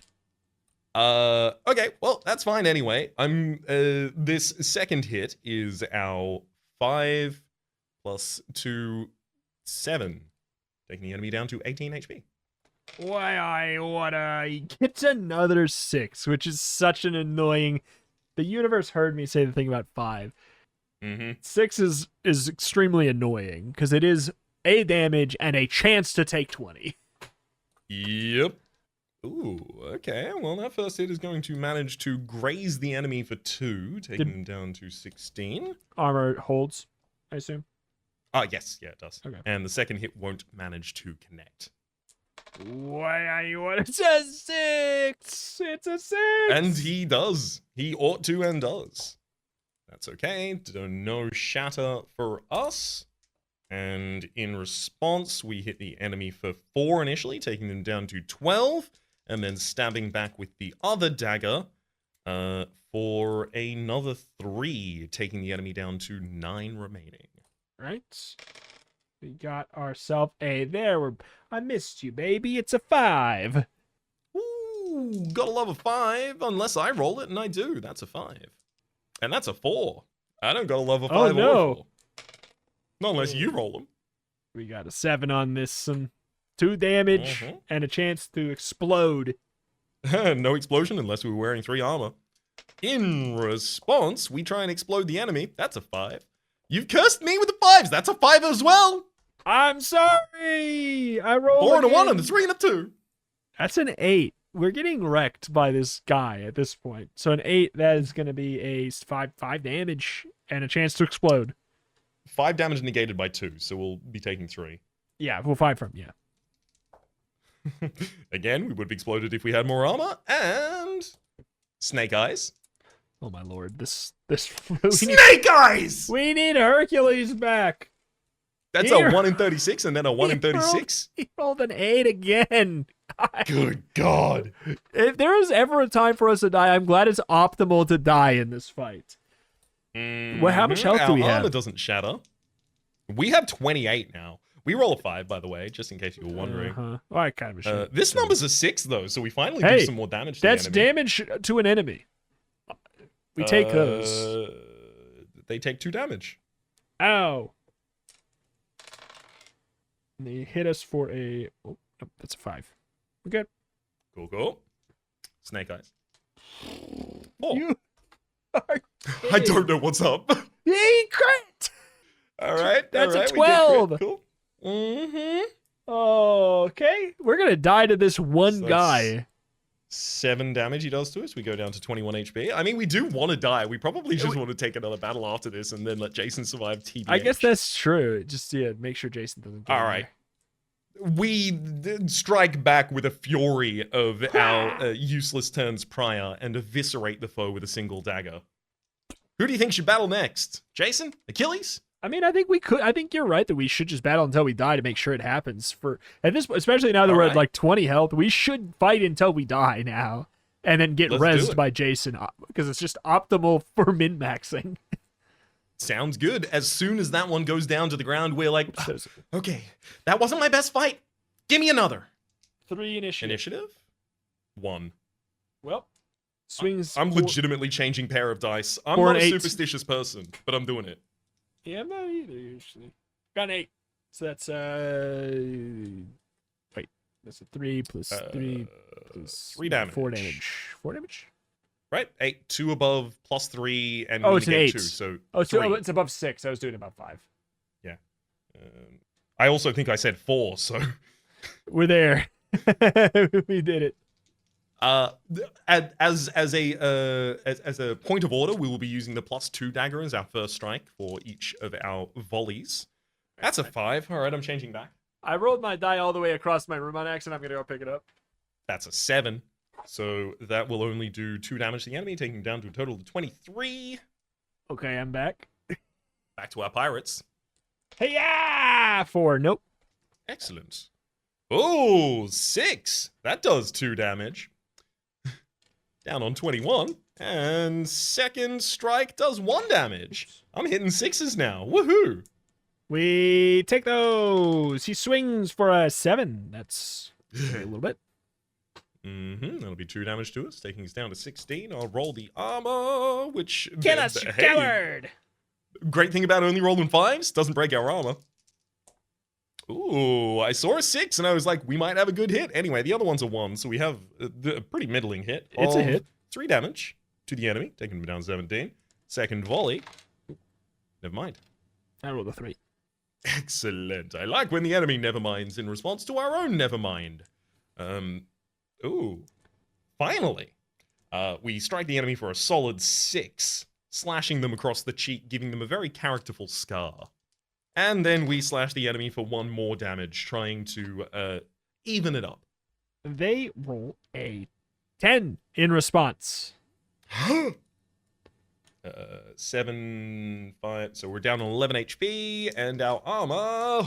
1 more piece of armor and it would have broken now. That was an 11.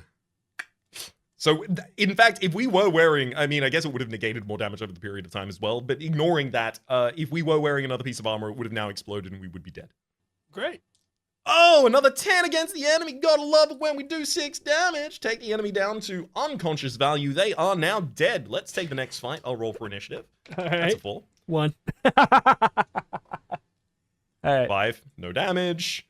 6, that'll be 1 damage to the enemy, taking them down to 24. I'm glad I'm getting these out of the way. I usually crits you. It's a 12. Oh, hell yeah. This is the time to get rid of these stinker That's rules. I mean, technically 9, they're good. 7. We are now knocked unconscious. I think that counts as dead, all things considered.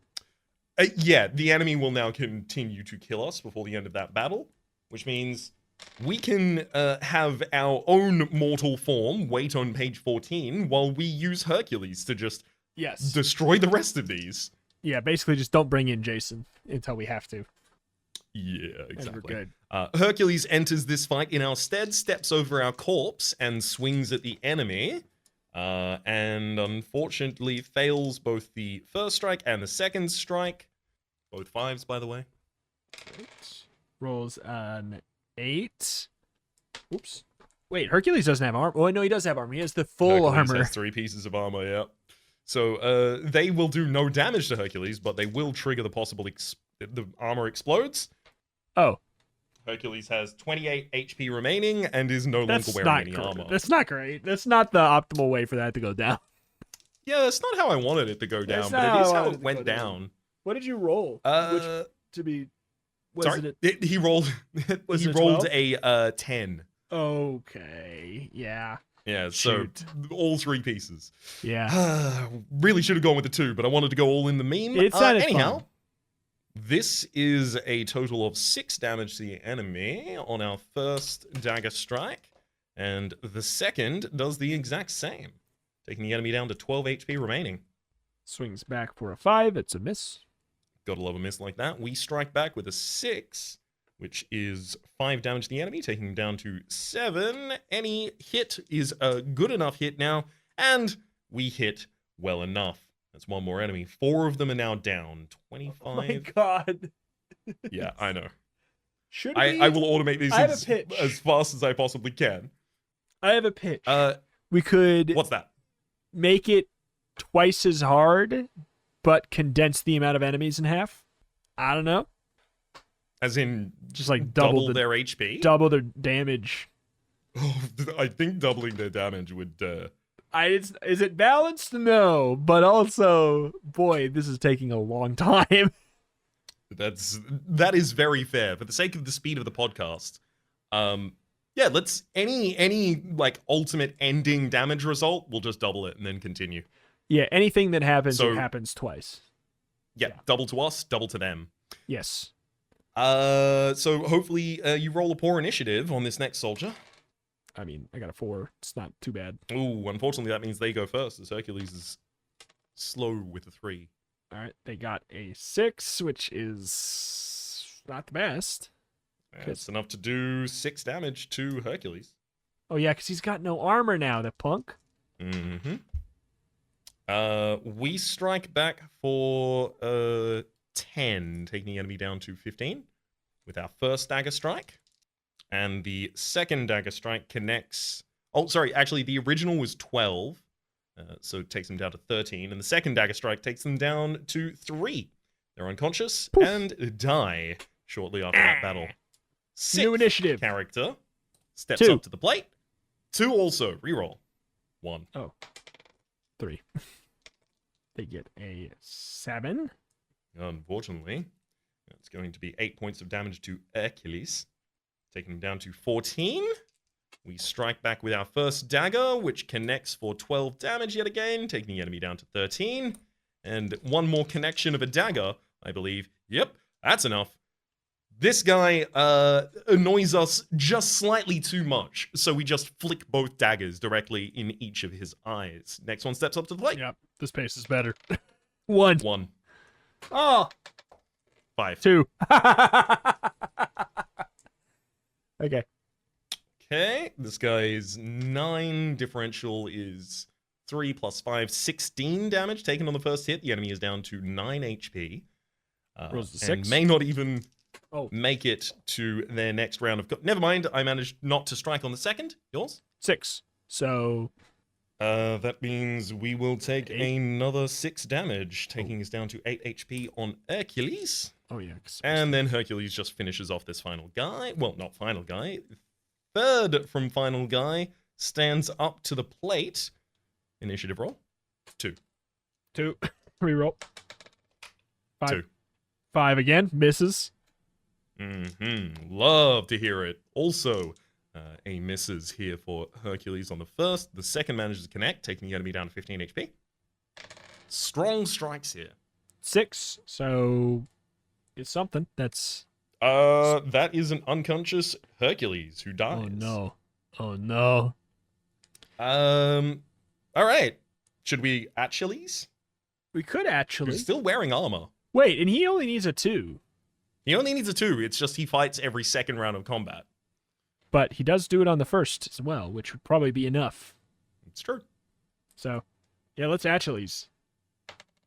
Cool. Achilles enters the fight. So, initiative 4. Achilles goes first. And strikes on a 2+. So literally Yeah. anything Yeah. will hit. Yeah.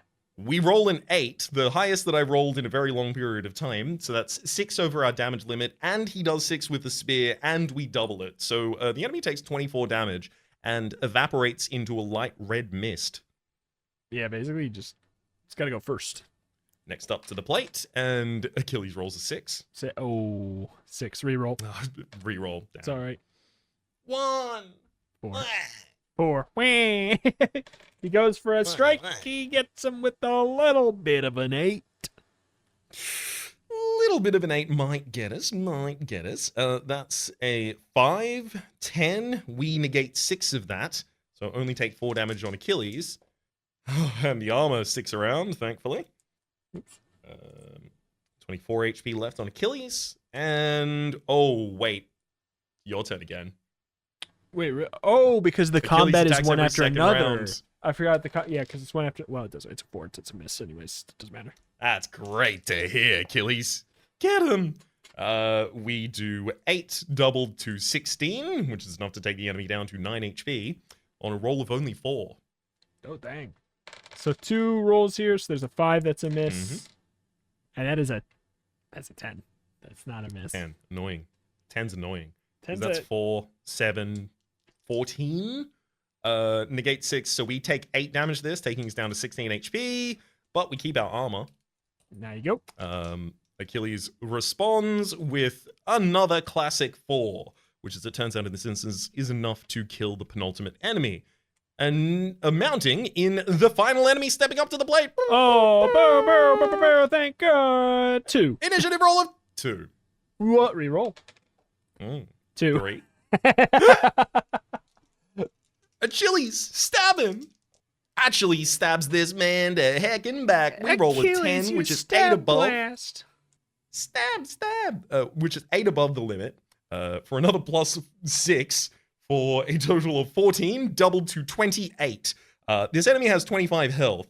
So with this spear, in what might only be described as appropriate in the end of a particularly skilled combat between two Mortal Kombat players, the spear is used in a very interesting fashion, such that the corpse is displayed upright at the end of the combat. Oh, interesting. A little decor. All right. So then Jason revives us back to full life points. Yep, including Hercules and Achilles. Hercules does not get his armor back, but we are back on 51 full HP points, and 10 enemies are being conquered for a total of 10 experience. It's true. The question is whether or not we deserve it. 10 enemies have been conquered dead. for a total of 10 experience. We commanded these folk in battle. All right. So now we're on 10? Yes. All right. Sometimes battles just aren't worth winning. These idiots have now elected you captain. Thus exercising the newfangled Greek notion of democracy. And are gratefully insisting that they will take you anywhere you want to go in your search for this mysterious Avalon place of yours. None of them has a bull's notion where it might be, of course, but they do have a chart of the immediate maritime vicinity which you study inside the back cover of this book in order to set your course. When you've decided where you want to go, make a mental note of the section number, but do not turn right away. In order to navigate your ship correctly to the destination, you must first roll 2 dice. Score above a 4, you navigate correctly. 2, 3, or 4, and you must turn to the special cross-eyed navigation section on 219. If you survive the instructions that will be given to you there, you can go where you wanted. Why? Well, I mean, it's largely, I imagine this effectively gives us random encounter possibilities. Oh, it sounded like if you survive. Oh, because it could. Oh, okay. It sounded like it was you have a chance to just die, which I would hate. Okay, so we have a map on the back, a sea chart map. We do indeed. There are 7 different locations that are named on here. It's got all of the standard appurtenances that you might imagine from a sea chart. We've got the cloud man blowing wind out of his face. We've got the compass. We've got a Loch Ness, the Habby dragons. We've got Triton's scepter down in the bottom. For the locations we see, Dragon Island, Skull Island, the Five Fingers, Maiden's Call, Lost Island, the Demondum Island, and Shipwreck Island, finally. Interesting. Well, worth noting, the Five Fingers has 5 whole little islands there too. I mean, got a particular lean in any direction? The GrailQuest in me says that, much like the bone saw, the saw made out of bone, not for sawing bone, I feel as though perhaps the Lost Island is not the island you go to get lost, but the island for which you go to for when you are lost. Mm-hmm. So that's my only I'm thinking lean. it's the island where a plane split in half over the top because 4, 8, Desmond 15, couldn't 16, goddamn 23, push the 42, button 4. in time! Dead man! 4, 8, 15, 16, 23, 42, 4, 8, 15, 16, 23, 42. So we go for Lost Island 122. That was less an argument direct for Lost Island. I'm fine with any of these. I like, I think I like Lost Island and Maiden Call the most. Me as too. our first. Me too. Let's go to the Lost Island. It was the first one that came to both minds. I will It should say be the first one that our ship tries to come to. the fun little like extremely like deep lore tidbit is that there is a world in which this podcast was a lost podcast instead. Yeah. And I'm not kidding. There was talks of it at one point that we would instead do a podcast about the TV show Lost. So Season 3, turn to page, Lost. yeah. If there is a lost choose your own adventure, or if anyone Yep. makes a lost choose your own adventure, oh my god. Hit us up at Straight to the veins? cast@gmail.com, please. Yeah. So wait, what did we have to do we had to roll in order to go correctly? We roll Yes, so we roll one 2 die? dice. If Two we dice. score above a 4, we will navigate correctly. But a 2, 3, or a 4. So the lowest 3 results possible on 2 dice. Gotcha, that's not that bad. I already rolled, I got a 9, so we just Excellent. go Sounds where great we to me. wanted We're to gonna go. exactly head our way to the Lost Island over on 122. We have to go back. Gotta go back. All right. 122. Well, I've just heard that Jeremy Bentham is dead, so we gotta go back. We gotta go back. The island. This island, it's impossible. You've sailed all the way around it 4 times running, and not only are you unable to find a mooring, but no, unfortunately I was wrong, I think. You're able to find even neither a yard of beach where you could even land a rowing boat. No wonder it's called Lost Island. It looked welcoming enough at a distance, but now that you're closer, you can see that it's a veritable bastion. Its entire coastline is enclosed by a massively ancient stone wall as high as cliffs, and built, to all appearances, by giants.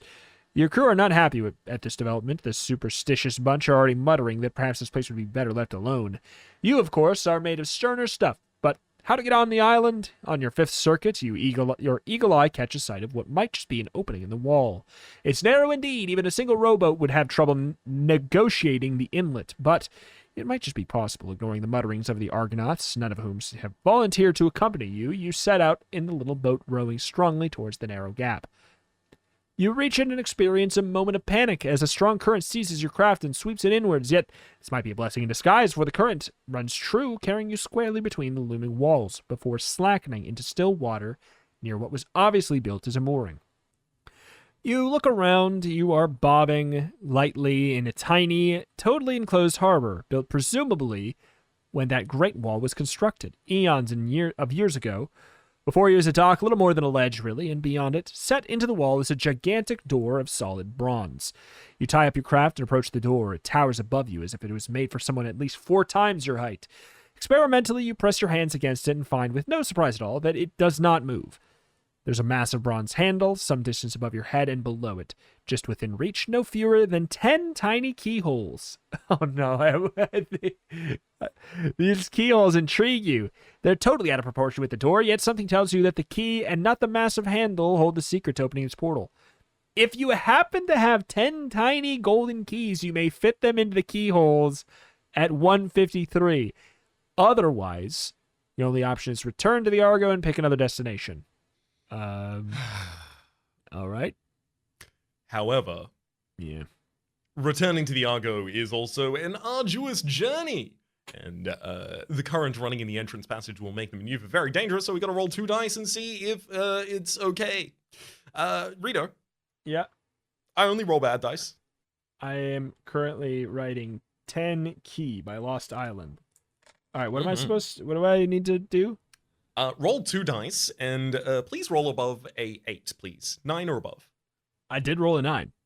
That's great. We reached the Argo without mishap, so we don't have to die or lose a third of our Wait. life points. Wait, 2 to 4 is a die? Is you just 2 die? to 4, your craft is dashed against the wall, and you 5 to sink 8. into the icy waters all the way to 14. Boom, boom, boom. 5 to 8. I mean, 5 to 8 wouldn't have been that bad. Lose a third of Yeah, your that'd be life. fine. That would have been fine. Eminently survivable. Unlike 2 to 4. Yeah. All right, so we are back to our ship, and I think I was right when I said it seems like the place to go, but we don't have the Dragon Balls. Exactly. We gotta go pick them up, and we'll pick up the first ones from Maiden Call. All right. Roll. Would you like to roll for the travel? Sure. It's a 6. We're fine. Not a great roll, but Boom. we're fine. 118. I thought we were rolling 1 die when it was for the. That's why I was freaking out about it. Mm-hmm. And that was a 2, 3, or a 4 on 1 die, but it makes more sense this way because otherwise they'd include 1. The island, as it transpires, is ringed with deep water. Am I on the right page? Yeah. There's even a deep water inlet to a natural harbor, which means you can actually bring the Argo to dock without messing around with the rowboats, long distance swimming, or any of that things of nature. The only problem is your crew refuses to go ashore. It be the women. One of the older crewmen explains, adjusting his eye patch and parrot nervously. But when you ask him to enlarge on this cryptic statement, he goes away muttering to himself. If you're prepared to risk a visit to the island on your own, braving the women, Whoever they might be. turn to page 111. I'm willing to brave the women. Yeah, they said already that men of this time are fearful of any congregation of women. So true. this is just superstitionary and bigotry rather than It's true. we're certainly not going to get turned into pigs, right? I think women are great. Yeah, let's trust women on page 111. Let's go to page 111 to trust women. 111. Boldly done. Now let's see if it's also wisely done. As you step ashore, you feel yourself compelled to roll a die.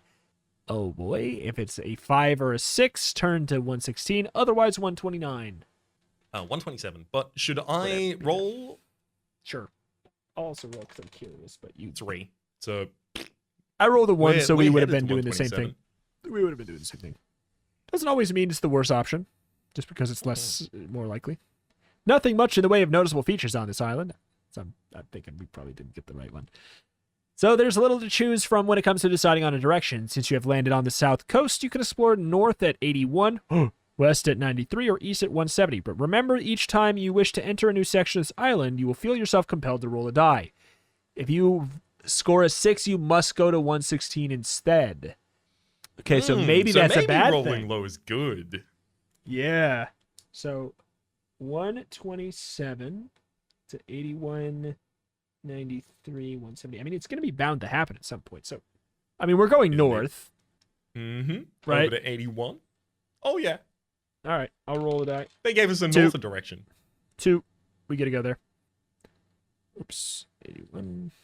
Trudge, trudge, trudge. Northwards you go, with no company other than the sound of birds in the branches, hassling interminably about who owns this particular tree. Trudge, trudge, trudge, nothing of interest. This is the sort of place that could bore you to death. I say, you down there. You say, wondering if... Wait, what? What the heck? Oh, God. Wrong page. You stop abruptly and look around. There's no one in sight. Up here. Calls the voice. Up above you. You look up into the branches of an overhanging tree, but there's no one there. Frowning, you look up and around you again. No, up here. Insists the voice. You look up again, but there's no one in the branches except a pair of small, dun-colored birds. You look around you again.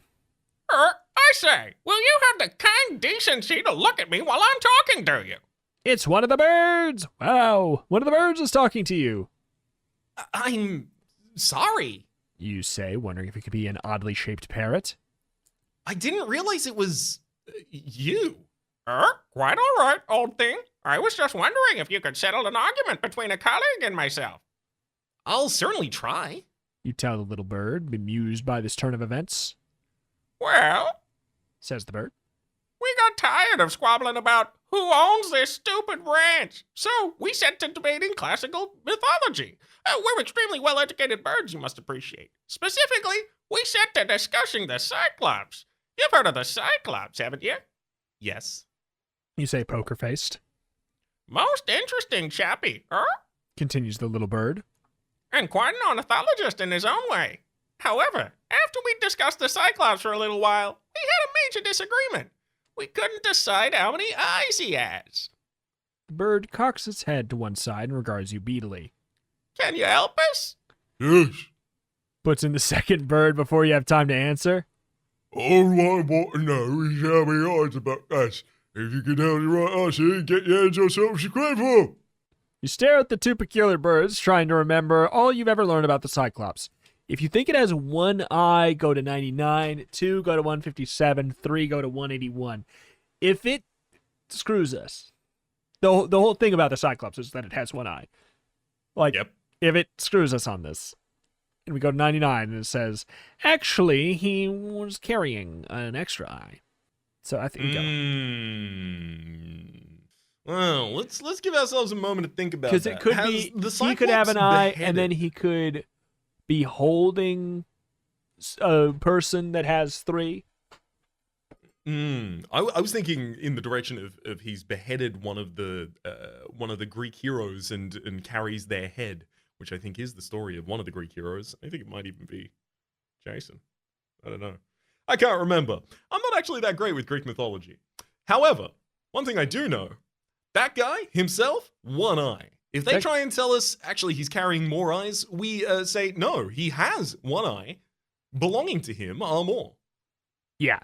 Let's go to 99 and be prepared to be mad. I think that's... I'm already mad. I'm mad. It's my secret, Cap. I'm mad. All right, 99. By George! Exclaims the little bird. That is precisely the correct answer. Yep. Says the other little bird. I don't think it is. You said something about telling me, if I really understood you, that you could get my grubby little hands on... Was it something valuable? You remind them. That's perfectly true as well. Says the first bird. It turns to look at its companion. You have it, don't you, Clarence? Yep. Says Clarence. Yeah, I do. With which he flies down from the branch and drops a small gold key into your grubby little outstretched hand. Just a minute. You call as the other bird takes to wing. What's this key even for? Idiot. But both birds are disappearing swiftly upwards now. Can't stop. Gotta migrate. Nothing else for it but to continue trudging, which will take you in a circle to 127, where you may pick another option. Okay, so do we have to roll again for this one? I feel like... Yep. Okay. All right. Anytime we move on the island. I got a 4. Is that bad? Nope. Okay. I couldn't remember if it was 4 to 6 or 5 and 6. Yeah, so after but remember, each time you wish to enter a new section of the island, you'll feel yourself compelled to roll a die. If you roll a 6, you turn to 116. So it's the initial... Oh, the initial one's is worse. Higher Gotcha. chance. Yeah. Gotcha. Okay. Well, that's not So bad. next direction, gotta be east, 170. All right. 170. You move eastwards, traveling for nearly 20 minutes until you find yourself approaching a huge stone statue, very similar in many respects to those found on Easter Island. As you move closer, you discover that the mouth of this great head had been cleverly articulated so that it might, under certain circumstances, open and close in a lifelike manner. Well, comparatively lifelike manner. As you move around to the back of the statue, you notice there's 3 levers set near its base. Above the levers, a notice has been chiseled. I mean, here you go. You can have it. Warning! Only one lever may be pulled with safety.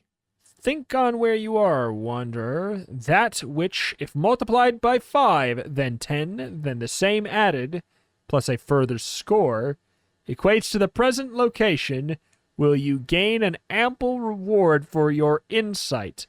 Aught else spells doom! Math. Let's see. On closer inspection, you find each lever has been numbered 1 to 3. But as you prepare to risk pulling one of the levers, the promise of ample reward should you pull lever 1, 2, 3. Okay, yeah. All right. So what is it? That which multiplied by 5, then 10, then the same added. So then multiplied by 2, plus a further score? Yep. So, Another to work this backwards, our present location is 170. A score is 20. So we take 20 off of this and get to 150. And then it says that which, if multiplied by 5, then 10, and then the same added. So 5, 10, and 2 gives us 100. Wait, 1.5? That can't work. Oh no. Oh no. A score is 20, right? 4 score, 80. Oh. Score is 20 years. Yeah, a group or a set of 20 or about 20. Okay. So where are we? We're on 170. Minus a score gets us to 150. Then the same added. Okay, so I'm going to say, yeah, then the same added. So that gets us to 75. And then if we divided that by 10, we get to 7.5. I'm confused. Huh. We can't have non-integer values here. I mean, it said we had the, yeah. What? That which, if multiplied by 5, then 10, then the same added? Does it mean... Yeah, then the same added might not be double. That's what I'm wondering. It, Is it it do we might be add adding 10? 10 then. That's what I'm wondering. Yeah. In which Yeah. case we take 20 off to get to 150, and then we take 10 off to get to 140. Then we divide that by 10 to get to 14. And then if we divided that by 5, we end up with a fraction again. Perhaps it's a fraction of a letter. Maybe we think on where you are. That which, if multiplied by 5, then 10, then the same added plus a further score equates to your present location.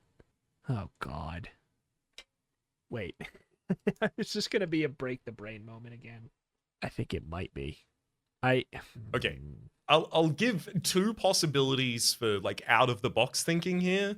There's aught else spells doom. If all of our answers give us a non-integer value, then we can't say that it's 1, 2, or 3 that's safe, and aught else spells doom. Maybe all of the levers are bad. A second possibility, it says only one lever may be pulled with safety. What if it's lever number 1? Oh! Those are the out-of-the-box ones. I think that's kind of fun. That which. So think on where you are, Wanderer, that which. So I'm assuming it's not, take 170 and then multiply that by 5 and then 10 and then add the same plus a further score equates to your present location. We would end up in the thousands then. Yeah. That wouldn't make any sense. Okay, then the same added. If that took 15 off, that wouldn't help at all. That would not wouldn't do junk at all. Okay. We have X. We have 5X. We have 50X. And then we have 50X plus 10. And then we have 50X plus another 10, taking it to 30. Yeah, my So, notebooks. This is not helping me at all because it's literally just proving it has to be a fraction. Yeah, let me just see. I'm writing some stuff down. Mm-hmm. I'm trying to see if there's any. Oh, God, I'm doing it in the most messy way possible. I got nothing. I'm starting to try and work around the edges of if I interpret this to be wrong in one step, what would happen? Like if multiplied by 5, then 10 is then meaning plus in this for some reason. I don't think it should, but what if it did? If it did, Yeah. it would be 140 is equal to 5x plus 10, which means that would straighten this whole thing out. We would end up with 5x equals 130, which is 26. X is 26 in that instance. Interestingly, that's none of the levers. 26 is. Do you want to just yoink one? Let's yoink lever number 1. You think just it's a gotcha on the. I mean, I don't have Look, if we're anything yoinking- better. Yeah, exactly. If we're yoinking any of them, it's the only one that I even possibly have a slight lean towards. Yeah. I will note this. If we just ignored the score, then the same added, then we end up with 3. 3 is the full result. Then the same added, could meet in the middle. Just, I mean, I am serious in the sense of like, I hate it, but like, in the sense of if removing that bit takes us to 3, you know what I'm saying? Mm-hmm. Does that mean, and then having it in takes us to 1.5, right? Mm-hmm. Is there a world in which we take the logical assumption that whatever that is would bring us to 2? I don't think so necessarily, but Yeah, I'm alright. happy to do it for the sake of making a selection. I'm down for either. You'd seem uncomfortable with my logic, because it's less what? Because it's uncomfortable with- flawed? That's just slightly because everything here is flawed. What's the least flawed? Yeah. I think the one that gives us the roundest possible number, which is ignoring one of these steps and it's still giving us lever 3, is the only one that even gets to a number between 1 and 3. Otherwise, all of them are, decimal. All right. Well, I'm letting you Let's take try the wheel then. 186, and I'll take full control of my mistake on that page. All right. With a slow grinding of hidden gears, the statue slowly topples over, threatening to crush you like a gnat. Does that sound good to you? It's probably fine. Yeah. Throw 2 dice. If you score 10 or above, you are definitely not a gnat and will escape the statue, but at such a cost to your nerves that you must... Wait. You must return at once to your ship. If you score below 10, you will find yourself dead. So, yeah. Why don't you give us a roll? Another one? Another one? Or... I mean, yeah, for the 2 die. Okay. That's an 11. I'm glad to hear it. God, just checking. All right. We're alive. I'm so curious. Can we perhaps, can we check the other ones, but not, obviously not get any of the stuff from them? I think it's possible we may even have to come back to them at some point, but let's definitely go back and pull one of the other levers. Okay. All right, 1-7. Because we're back on our ship, but the ship is just taking us to the island, which I guess you think we should at be least like roll. You think we because could this go says back? you have to return it once to your ship. So I think that we still have the initial enter the island and then the roll to get to the east. Oh, you think so? I guess yeah. I wonder. Well, no, because it says if you want to continue exploring the island, which I guess you can make an argument for the fact that we don't. I don't know. I could see it being either way. Because I think that could... My fear is that it creates a logical inconsistency if we do it that way. I don't know. We'll see. Mm-hmm. What do you think? I think we should at least roll for going to the east and roll against the 6. Because I roll it the could 4 just take us to anyways. 116. Easy. All right. Level 1 or 3? We already pulled 3. Did we not? Oh, yeah. Did we not just pull 2? We just pulled 3. Oh, Did you mean to pull 2? No. Yeah, we pulled 3. All right. What should we pull? Let's pull 1. That was the one you were next most confident in. 20. All right, where's that? 20. Oh god. 202. So are we like canonically here though, or is this just for curiosity? I mean, I think, especially because I've just rolled down to 202, I think we're here. Okay. With a slow grinding of hidden gears, the statue slowly topples, threatening to crush you like a gnat. Throw 2 dice. If you score 10 or above, you are definitely not a gnat. Well, it's the same thing. I mean, your turn to roll. I'll do it. Your turn to roll. For the sake of intrigue, why don't you tell me what you would have rolled? I can do that as soon as I find my second dice that I just dropped. I would have rolled for intrigue. I would have rolled a 12. So, it's a real shame that you rolled. I mean, I also rolled a 12. If we read the dice as numbers in the 10s and 1s column, I've rolled a 12. All right. What do you say here?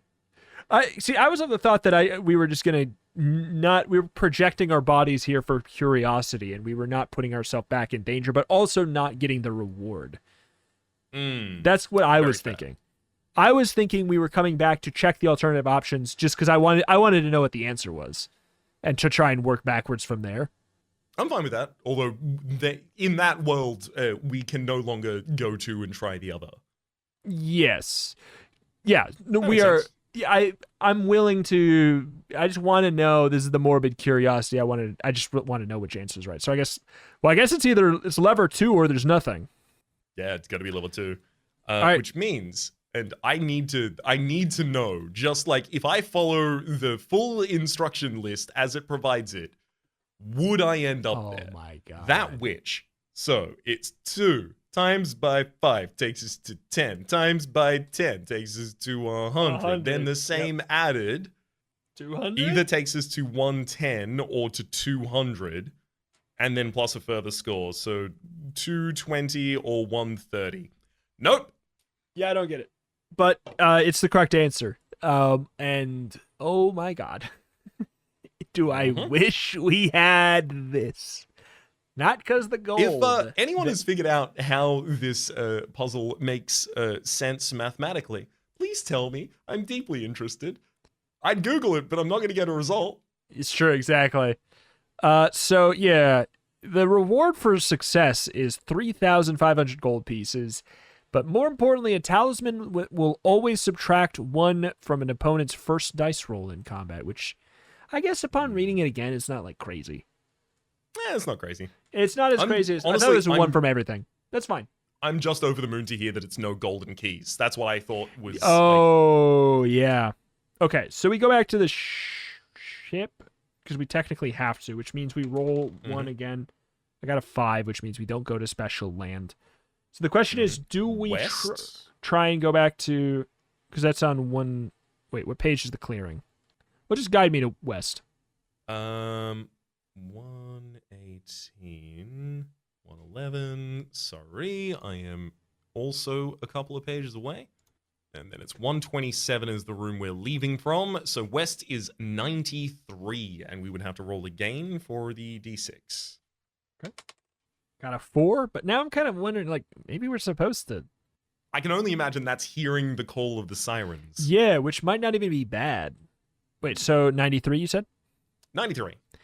You seem to have been walking forever when you reached the western coast. Bit of a disappointment since there's absolutely nothing of interest to you along the way. All the same, there is a boat here, a trim little vessel painted black. For some reason. And decorated with curious symbols. You examine it carefully, noting that it has no sail or oars. Seems to be seaworthy enough if you could find some means of propelling it. Wonder who left it here. If you dare to enter the black boat of Blackbeard, go to 166. If not, you'll have to trudge all the way back to 127, pick another option. I think we give it a crack. Absolutely. 166. 166. Maybe we find a way to propel vehicles better in there. Oh, and be less likely to fail our rolls. Perhaps. Perhaps. No sooner have you stepped into the boat than it pulls away from the shore at a truly alarming rate of knots. Uh-oh. So suddenly, in fact, that you sit down in the stern of your stern quite painfully. By the time you recover your composure, you are heading for a fog bank. But you can see no way of stopping your craft. Let alone see what's propelling it at this fantastic rate. Frantically, you search about in the boat for a secret of its controls, and for a moment you think you found it in the shape of what might be a piece of magical parchment stowed away under the seat. But there's no spell written here, although there's a very curious series of diagrams drawn on it. Frowning as you try and make sense of the diagrams, you unfold the parchment. But as it gets bigger and bigger until it's so big and flapping so much that you're forced to fold it back up again. By the time you finish messing about with the parchment, you've entered the fog bank. And after a moment of mind-wrenching confusion, find yourself beached on a tiny rock almost too small to be called an island, and certainly not shown on your sea chart. The black boat is nowhere to be seen, nor is anything else for that matter, except for the folded parchment which is still clutched in your hand. If you're not very careful, you could find your next stop is page 14. However, a seasoned young sea dog like yourself is nothing if not resourceful.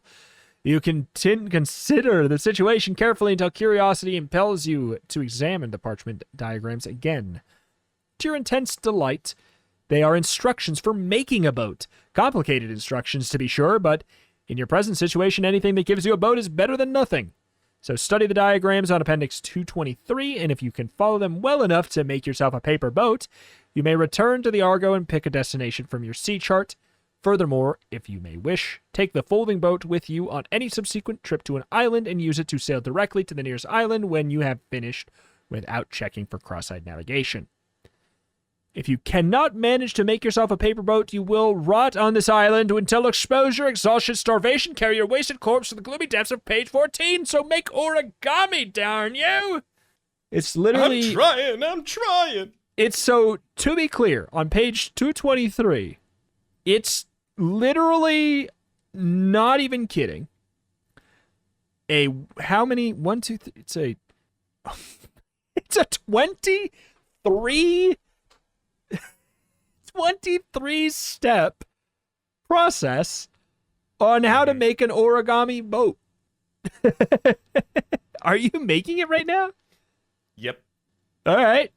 That's great, because I don't have a sheet of paper square like that. I'd have to rip some. Oh, tell about it. How's yours progressing? What step are you on? I'm up to step 8. Okay. That's not your bolt. Don't be silly. Turn the thing around again. I have not done origami in so long. I used to be obsessed with it in primary school. I used to keep making myself tiny little boxes and little lids for those boxes, and then throw them out because it was objectively trash because I wasn't folding very neatly. Yeah. And then I would make another. Oh, good times. Pull out the corners. I'm on step 5. Pull out the corners. Fold the bottom edges upwards. So you're left with this. That's witchcraft. That's witchcraft. How you got to step 6 is beyond me. It's not possible. Down, both front and back. So it ends up like this. Yeah. Open it again from the bottom. What? Watch this not actually be right. If you can make a boat, but it just doesn't work. Their origami instructions don't work. Oh, oops. I just skipped the whole step. I can't do it. I think I'm ready to die. Mine is falling apart in my hands. I am sticking to it for the sake of trying not to cause a death, but oh boy.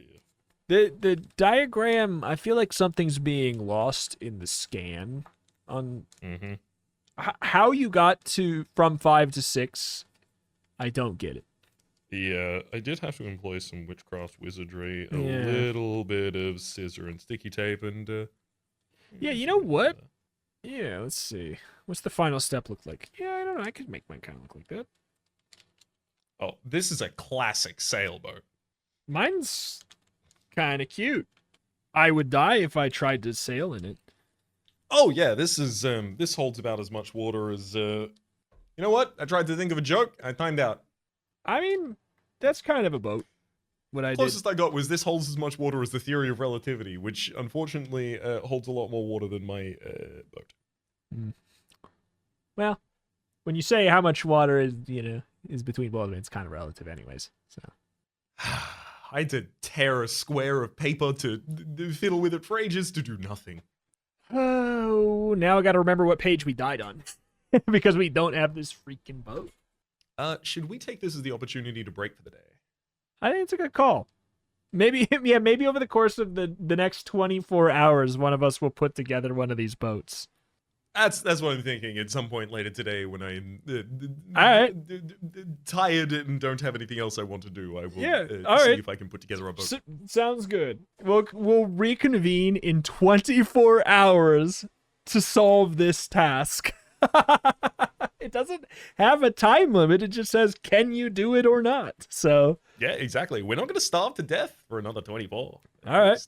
We'll be back in 24 hours with a boat. All right. It's a day later. I have what I would claim to be is, in fact, a paper boat. And that's all that's necessary. All right, then. I have a question. Because Yeah? Merriam-Webster's dictionary defines a boat as, number 1, a small vessel for travel on water. Is it a small vessel for travel on water? If I put this on water, it would be on the water. Yes. Excellent. That's good news. That's one of the parts of the boat. The second is a boat-shaped container, utensil, or device. Is it boat-shaped? Oh, it's subjective, but I would say it is definitely boat-shaped. Boom. We did a paper boat. We did a paper boat. Importantly, because in the interim, the 24-hour interim, we have discovered it doesn't say we have to successfully follow the directions. It says we have to make a paper boat. And that's very It says subjective. if you can follow them well enough to make yourself a Exactly. paper boat. Well, we did follow them well enough. We got to step 15, and then we, did a little bit of jazz, baby. Yeah. Making It's about the boats is boats a you're not lot. making. Yes. Well, then in that case, we're really good at making boats. So, I guess with that, we actually have unlocked a little folding boat that we can now use to not roll the cross-eyed navigation check. More importantly, Only when we're moving to the nearest island. That is true. That is true. I will is note it the down nearest- that we have the paper boat. Yeah, the nearest island. It's not even like nearest unchecked island. So Mm. that being said, we kind of need to get to everything anyways, and this is the perfect time to get it when we're going to be sailing to probably the Five Fingers here, of which we would. exactly. It is 5 individual islands right by each other, sticking up out of the water like 5 fingers, and they are Oh, that's why they named them that. understandably sense. pretty close to each other. I know, pretty smart of them.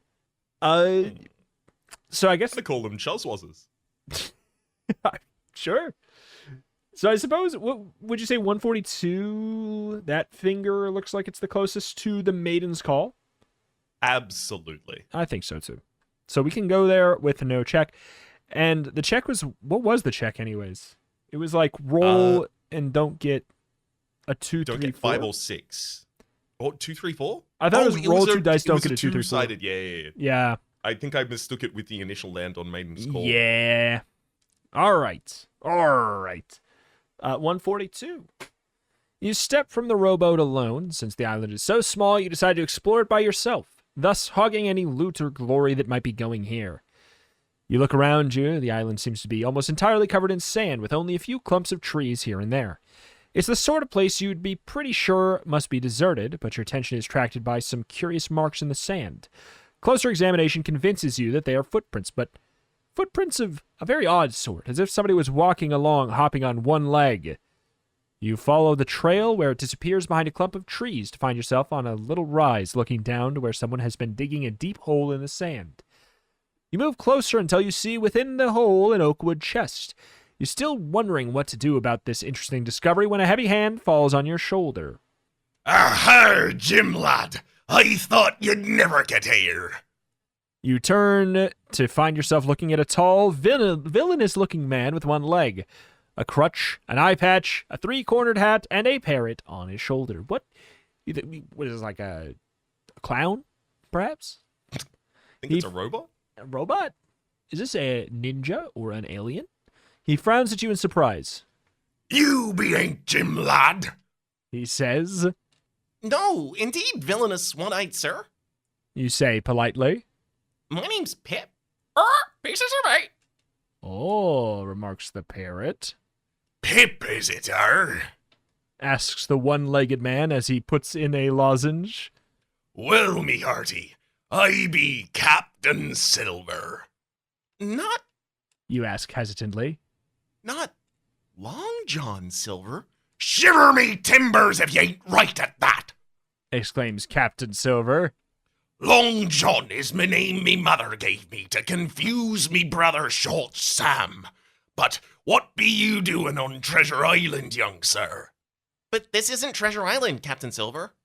You say, considerably bemused.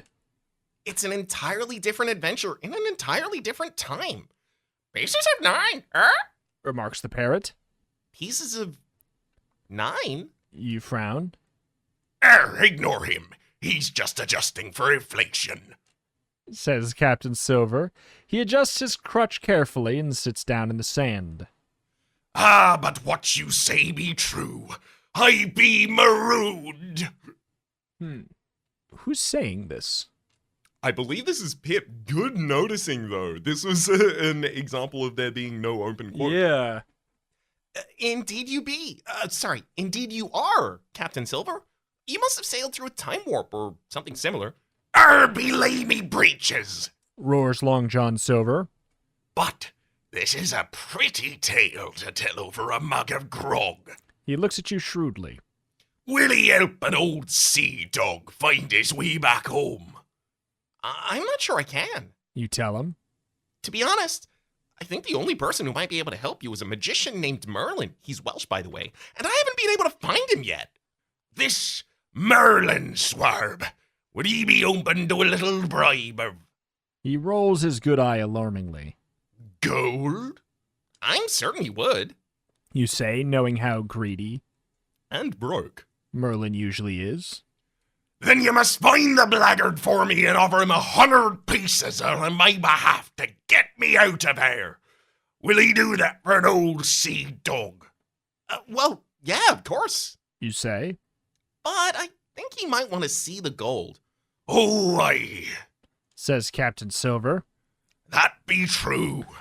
With which he jumps with a remarkable alacrity for a one-legged man into the hole and opens the chest. It's chock full of thousands of glittering gold doubloons.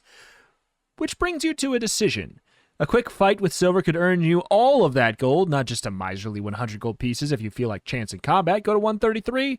If on the other hand you prefer to carry his bribe to Merlin, Assuming you can find the old fool. go to 163. I don't want to steal this lovely man's gold. Yeah, exactly. What makes it think it's our right to steal from a pirate? Pirate. That's his thing, that's someone else's thing. Yeah, exactly. That's his someone else's gold. I also just don't want to harm him because he seems cool and I like his parrot. I don't want his parrot to die. I like him. I like him good. I go 163. I'm Let's not go gonna, 163. I'm not gonna murder this nice man. Also, he said the word blackguard, which, like, oh, I love a good blackguard. Yeah. Captain Silver carefully counts out 100 golden pieces and hands them up to you. There ye go, me hearty. He says cheerfully. Be using that to bribe the blackguard Merlin until he the old John back to his rightful place with Jim Lad and his shipmates. And for your trouble, young'un, take this little present from the captain. With which he draws from the pocket of his tattered frock coat a bottle of grog and a tiny golden key. I guess we would have got it from his corpse too, but still. Mm-hmm. Stole these from Blind Pew. He murmurs. Old fool, never let him see go. Thank you, sir. You say politely, quietly vowing to leave the grog alone. Since you've been a sneaking suspicion, it was what made Pew blind in the first place. Hurry on for now, Silver says. and look sharp about it, for unless you find this Merlin swarb, I'm marooned here with nobody to talk to me but my parrot. Nothing else for it but return to the Argo as quickly as possible. Consult your sea chart and find another direction. I mean, I'd say we go for 147, yeah? Yeah, Australian clockwise. Let's go. Australian clockwise. Whoop. 147. It's also moving a little bit to the northeast, gently. Ooh, our next movement's going to be strictly northeast, so we know That's that one's going to be true. Your rowboat beaches gently, and you step out on the little island, pausing only to give a cheery wave to the crew off the Argo, which is standing offshore. Almost at once, you hear a distinct call for help somewhere inland. Quickly, but cautiously, since you've been caught out far too often on these adventures. you race in the direction of the cry. After hacking your way through some shrubs, you burst into a clearing and stop in amazement. Tied to a stake in the middle of the clearing is the ugliest brute you've ever seen. A villainous, bald-headed giant of a warrior, his bulging muscles straining vainly against the bonds. What on earth's happened to you? You ask, not at all sorry he's tied up.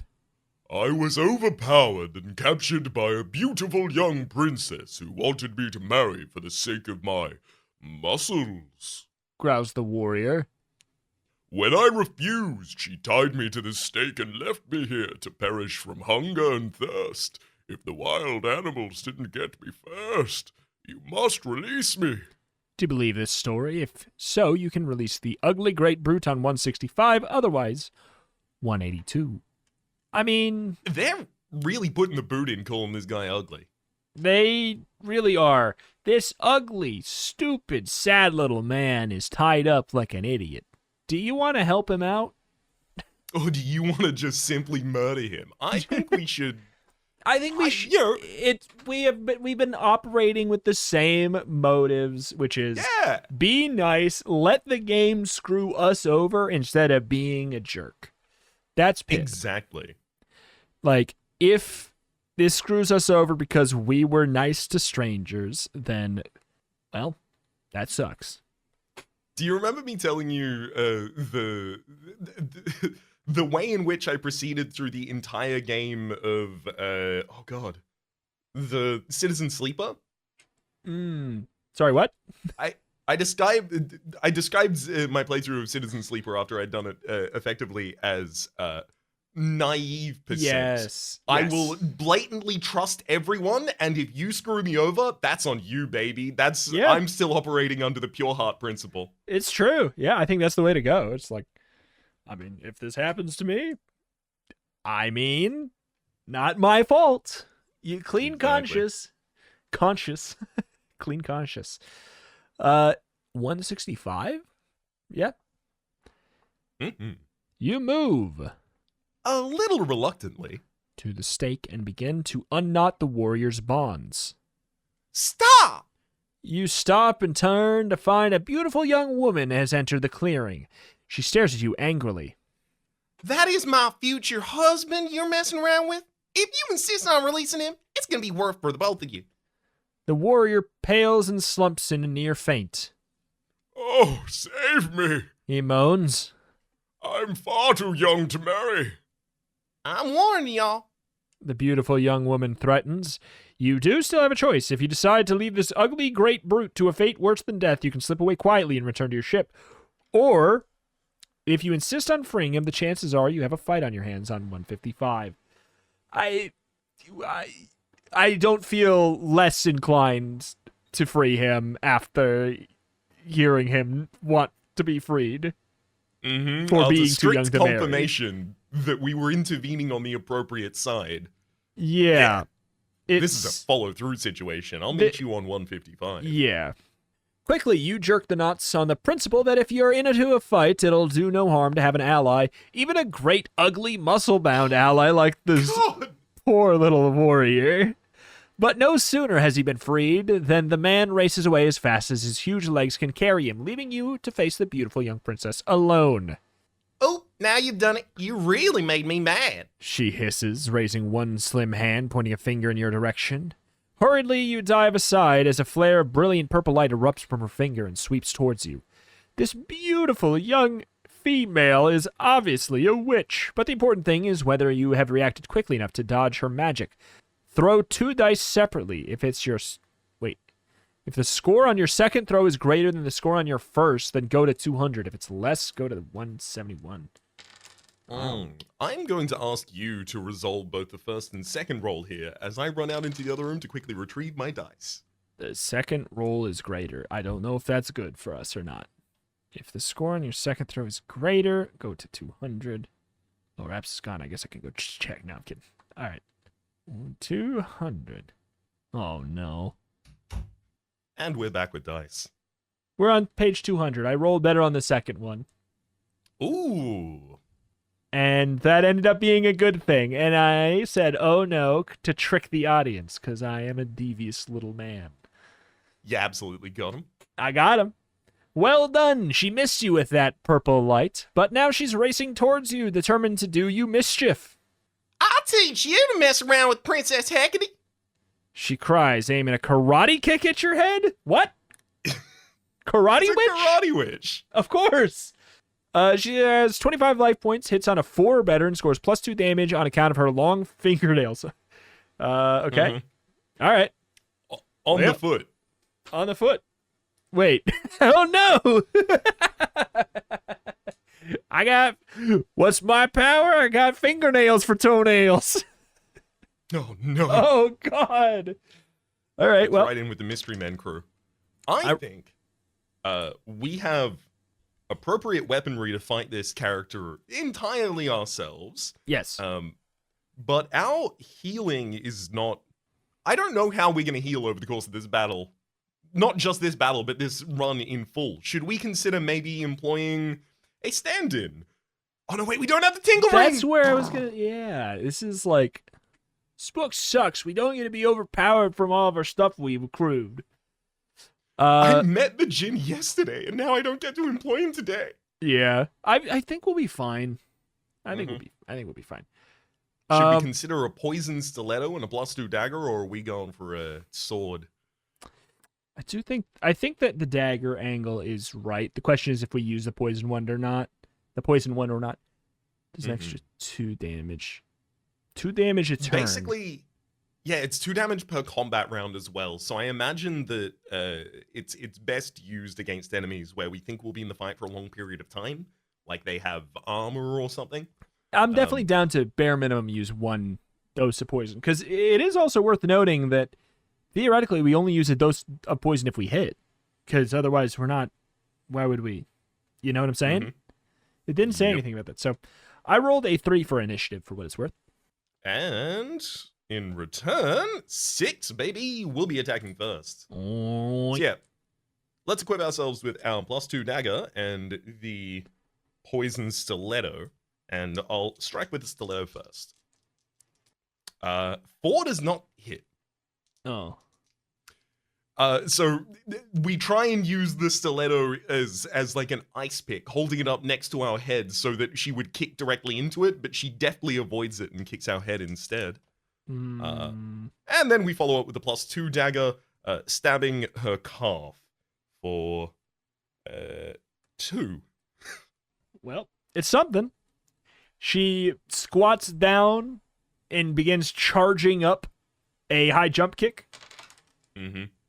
She misses and she keeps going. What does it say? She misses and she crashes the wall. Into the sun. She gets a 5. Wait, no, 5 is a hit for her. Yeah, Oh, 5 is a shoot. hit for her. Hit on a 4 or better. Okay. Which means we'll be taking 1 damage to her.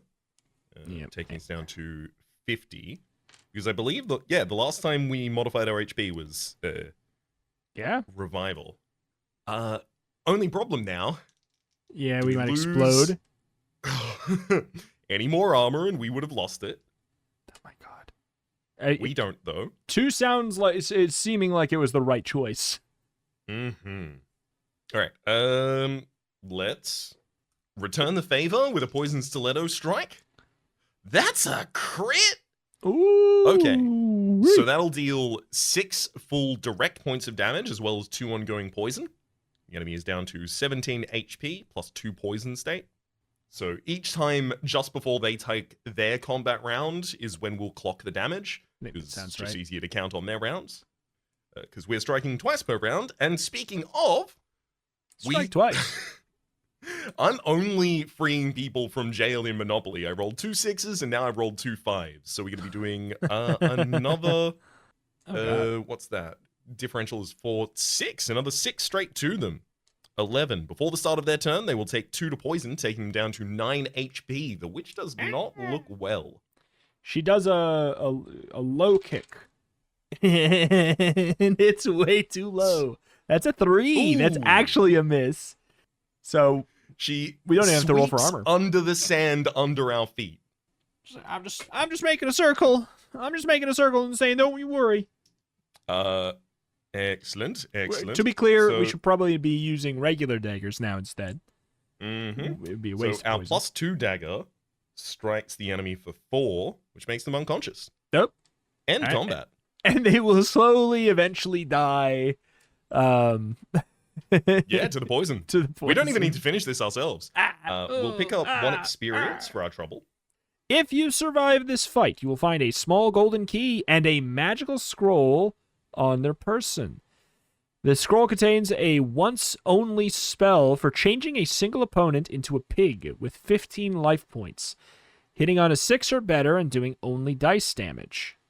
Oh, okay. It's a nifty spell, but requires you to roll a 4 or better on double dice to set it going. And once you use it successfully or not, it's gone forever. I mean, that's really good. Mm-hmm. Turn one opponent into a 15 life point pig that hits on a 6 or better, and that's it. That's unbelievably OP. Yep, we just get to polymorph a bad boy and then take him out. And we also got another key. We're at what? We're at 3? Yeah, 3 total. 1 from the parrots, 1 from Long John Silver, and 1 from the corpse of Hecate. All right. Well, I'm moving on up to 102 Australian clockwise around the 5 fingers. Whoop, whoop. Wait, whoa. Am I wrong? 102? Aren't we up to 79 now? I thought 147 Oh, shoot. was Why did I already the- cross off one? Wait, why did I already cross that off then? It is entirely possible that I have made a mistake. No, I don't think so. The I main just- reason I remember preemptively this is crossed it because I knew how desperate we were to move northeast, and it is our northeastern direction. All right. 79. If these islands were called the Five Toes instead of the Five Fingers, this one would be the Little Piggy who went wee all the way home. It's the Little Finger Island or the Pinky Island or whatever you want to call it, which all suggests correctly that it's small. Too small for the mothership to dock, so you make your approach by rowboat and alone. Since there's no sense in subjecting the crew to danger, not that there is much indication of danger, the speck in the ocean looks as peaceful as a village green in Avalon. You beach and secure your boat carefully, like the trusty mariner you are learning to be. Then you look around you. Tiny though it is, the island is fertile. Apart from the narrow strip of sand, grass and shrubs grow everywhere. You climb onto a nearby height, a better view of the whole. And somewhat to your surprise, you find this island is not uninhabited, or at least it wasn't. Set somewhere near the center is a massive trilithon. 2 standing stones with a third across the top, rather like those ancient monuments of Giant's Dance on Salisbury Plain in Avalon. To the north of the structure is another, a ring fort earthwork with a single standing stone set central. And unless it's a trick of the light, you can see a blue light playing around in the trilithon and a green light dancing above the standing stone of the ring fort. If you decide to investigate the ring fort, go to 179. This 91. I mean, do we have a reason to care about one color light over another right now? Not necessarily as far as I'm aware, but slightly outside of the world of the comic for a moment. The book, the Choose Your Own Adventure. You gotta love etymology. It's 3 stones. What do we call it? Trilith. Yeah. I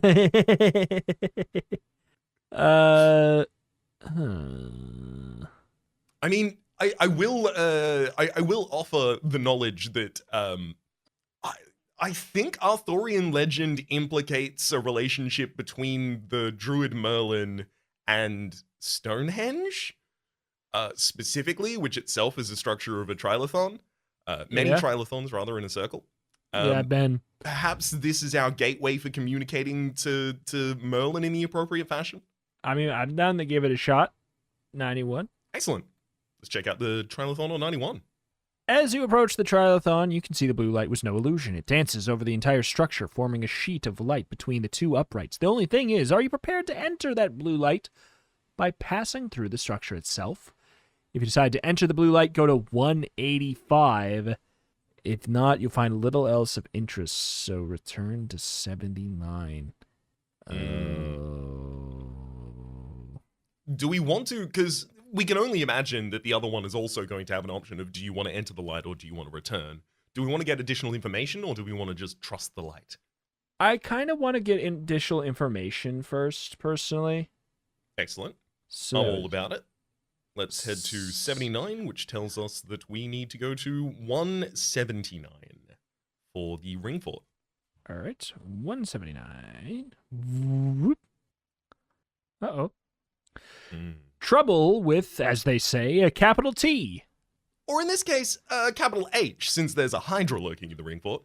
The huge 7-headed snake appears to be guarding a very small casket, which may or may not contain something of value. Perhaps a key. Although not exactly pleased to see you, the hydra will not attack unless you make a move for the casket. Should you decide to do so, it's best to know the creature has 10 life points per head, and you'll have to slaughter each of them separately before it becomes a late hydra. In combat, each head will strike one after another, with all 7 striking you before you even get your turn.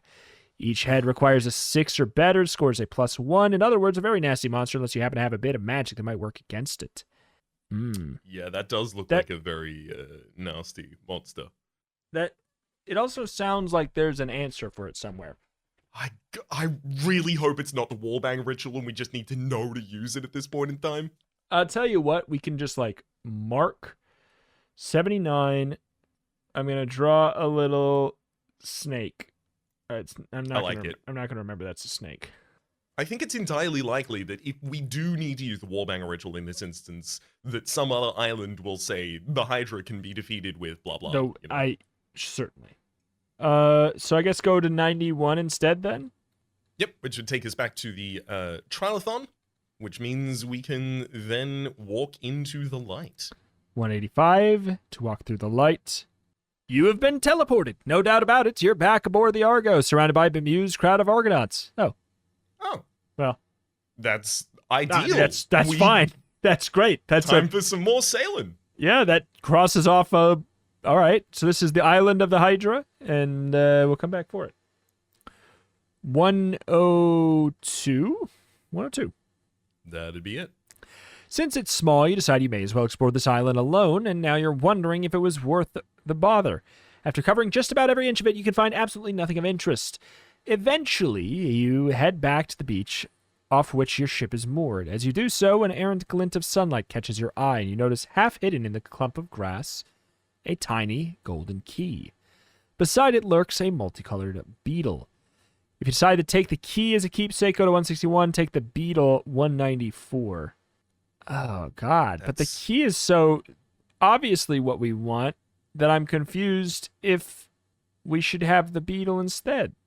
Same. You know what I'm saying? Is it... Aaron's ha- glint of... Huh? Maybe we can get both? Maybe we can get both and we go for the key first? I think it's probably safest to go for the key first, but I Like, we really know do we hope need that a it gives us key. an option. Yeah. If only it needed 9 keys and 1 multicolored beetle. Yeah. I don't know. So wait. Oops. Where's the key? Oh, shoot. Wait. Oh, God. I scrolled and I lost the page. Which page is the key on? Oh, no. I don't remember. No! Wait. So we just go back to 102. I started scrolling down and I forgot the number. If you decide to take this key as a keepsake, go to 161. All right. Well, What? It's bitten you. The multicolored little brute has bitten you, clinging to your finger with all 6 legs and fanging you viciously with multicolored teeth. You shake off the beetle, which scurries away, giggling to itself, and suck your finger, which you notice is turning a curious blend of red, white, and blue. The bite itself is not particularly serious, since you've only lost 1 life point, although if this kills you, you should go to page 14. but there is no doubt it's making you feel peculiar and turning your surface of your skin multicolored. You pick up the key Which got you into this mess in the first place. and stash it away carefully, but as you head back to your ship, you can't help feeling something pretty awful has happened to you. And indeed, it has. Apart from turning your skin multicolored, Which will cause the Argonauts to talk a lot behind your back, although they'll be far too polite to say anything to your face. of course, the beetle bite has caused a subtle interchange to occur in you. The next time you find yourself in combat, you'll quickly discover that you've taken on certain characteristics of the multicolored beetle yourself. For one thing, you'll find that you only have 25 life points and strike successfully on 7 or better. As against that, your new coloring is extremely confusing to opponents and will make you so difficult to hit. They will strike successfully only on every second round, whatever the dice indicates. What? They will strike successfully only every second round, whatever this. Oh, okay. They attack once every other round. That's it. This effect will last for the remainder of your adventure or until you're killed, whichever is sooner. Okay. I think we need to figure out what this effect actually... I don't think it's that they roll every second round of combat. As against that, your new coloring is extremely confusing to opponents, and it will make you difficult to hit, such that they will strike successfully only every second round, whatever the dice indicates. Does that mean they... I hope it doesn't mean this. This is the worst possible interpretation, that they do hit us just every second round. Yeah, that's what it is. Every other round they hit us. But- Or no, every other what? round they can hit us like normal. This is a bad thing. Every other round they can hit us like normal. As in, But like, it's a bad thing for them.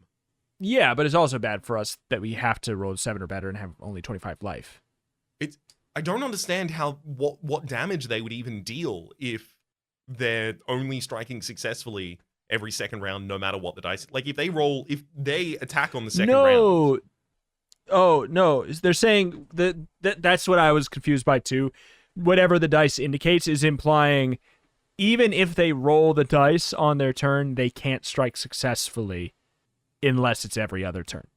It's phrased weird. Okay. Yeah. It's phrased Okay, weird. right. So they still have the possibility of never hitting us. Correct. It's every second turn their roll actually counts. Correct. Got it. It's a very weird way of saying something that isn't that confusing. You know, there are bad things here. We're 25 life points. We're striking successfully on a 7 or better. If we can find ways to better mitigate incoming damage, Yeah. I don't think this is that bad. This It's gives not us the that ability bad. to fight with a spear at the same speed as an enemy.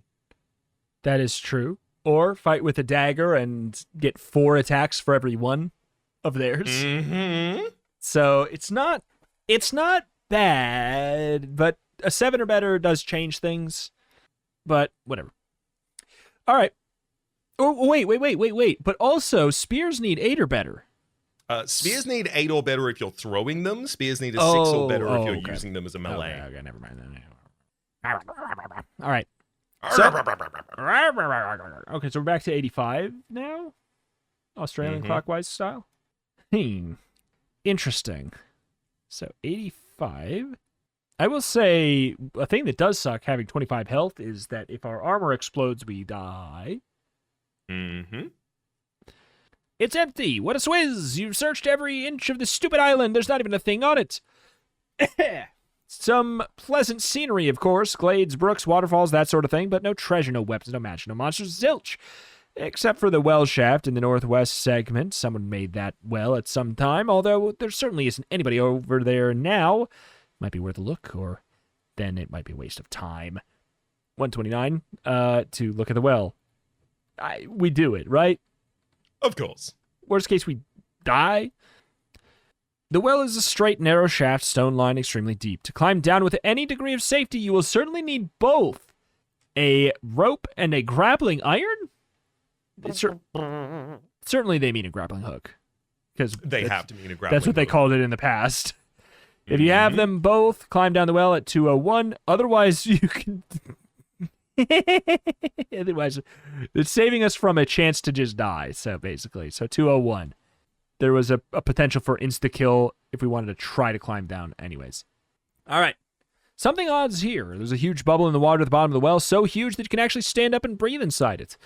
When you have recovered from your surprise, you look around you. Pinned to the inner wall of the bubble with small ornamental brass daggers, a scrap of parchment. Written on the parchment are the words,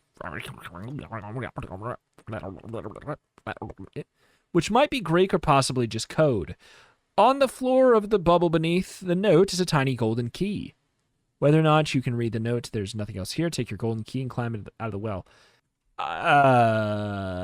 I'm going it's to a take cipher. a note of what that says. It's definitely a substitution cipher of some kind. It's got it's words RSNO. such Yeah.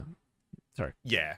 It repeats the word RSNO four times across this passage, 5 times across this passage.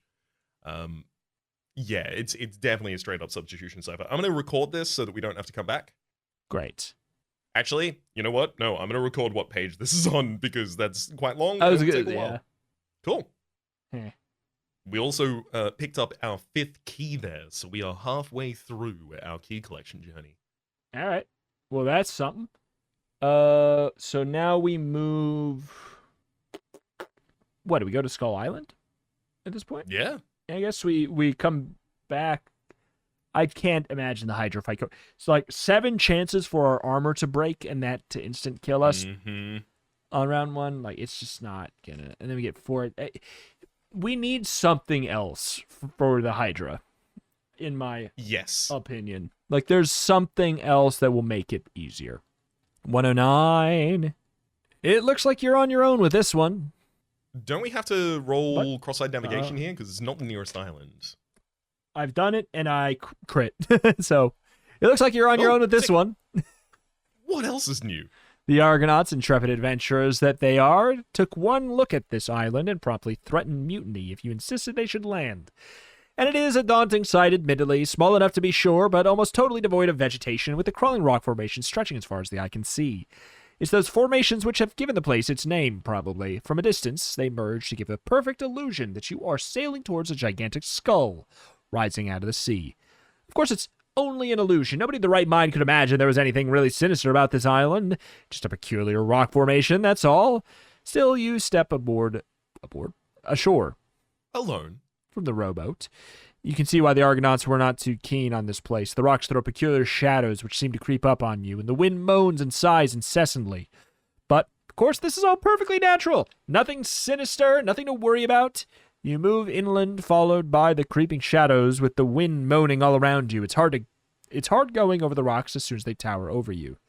And soon they'll tower over you, casting a perpetual gloom across your surroundings. Nothing sinister, of course, although the funny thing is, the shadows are still creeping after you, despite the fact there's now very little sunlight to even make shadows, but there must be a perfectly natural explanation for it all. Certainly nothing. A shadow has clutched your ankle. If there's a perfectly natural explanation for that, I would love to hear it. You jerk your leg free and step back, only to find another shadow reaching out from a rocky ledge to grip your arm. Quickly, roll one die to find out how many shadows have crept up to hassle you. Okay. I don't know if you rolled, but I rolled a 1. That sounds great to me. So we deal with one shadow, making the, that's the only thing that we can roll that causes a plot hole in what just happened to us. Because didn't a second one grab us, right? Am I wrong? We'll have to imagine this to be one very large shadow that split itself. Each shadow will grip you firmly on a throw of 6 or better on a double dice and roll and absorb 6 of your life points. Every combat round, the only way to break free is to kill the shadow. Unfortunately, it's not so easy. They don't have life points since they aren't alive. You can't hack at them with a sword or bash them with a club. At least you can, but it won't do anything to them. The only way you can get rid of a shadow is to zap it with light, which means you need a lamp or a torch and something to light it. Did we get something like that? We fully intended to get light. We have a flint and steel. There wasn't anything to get torches in the shop.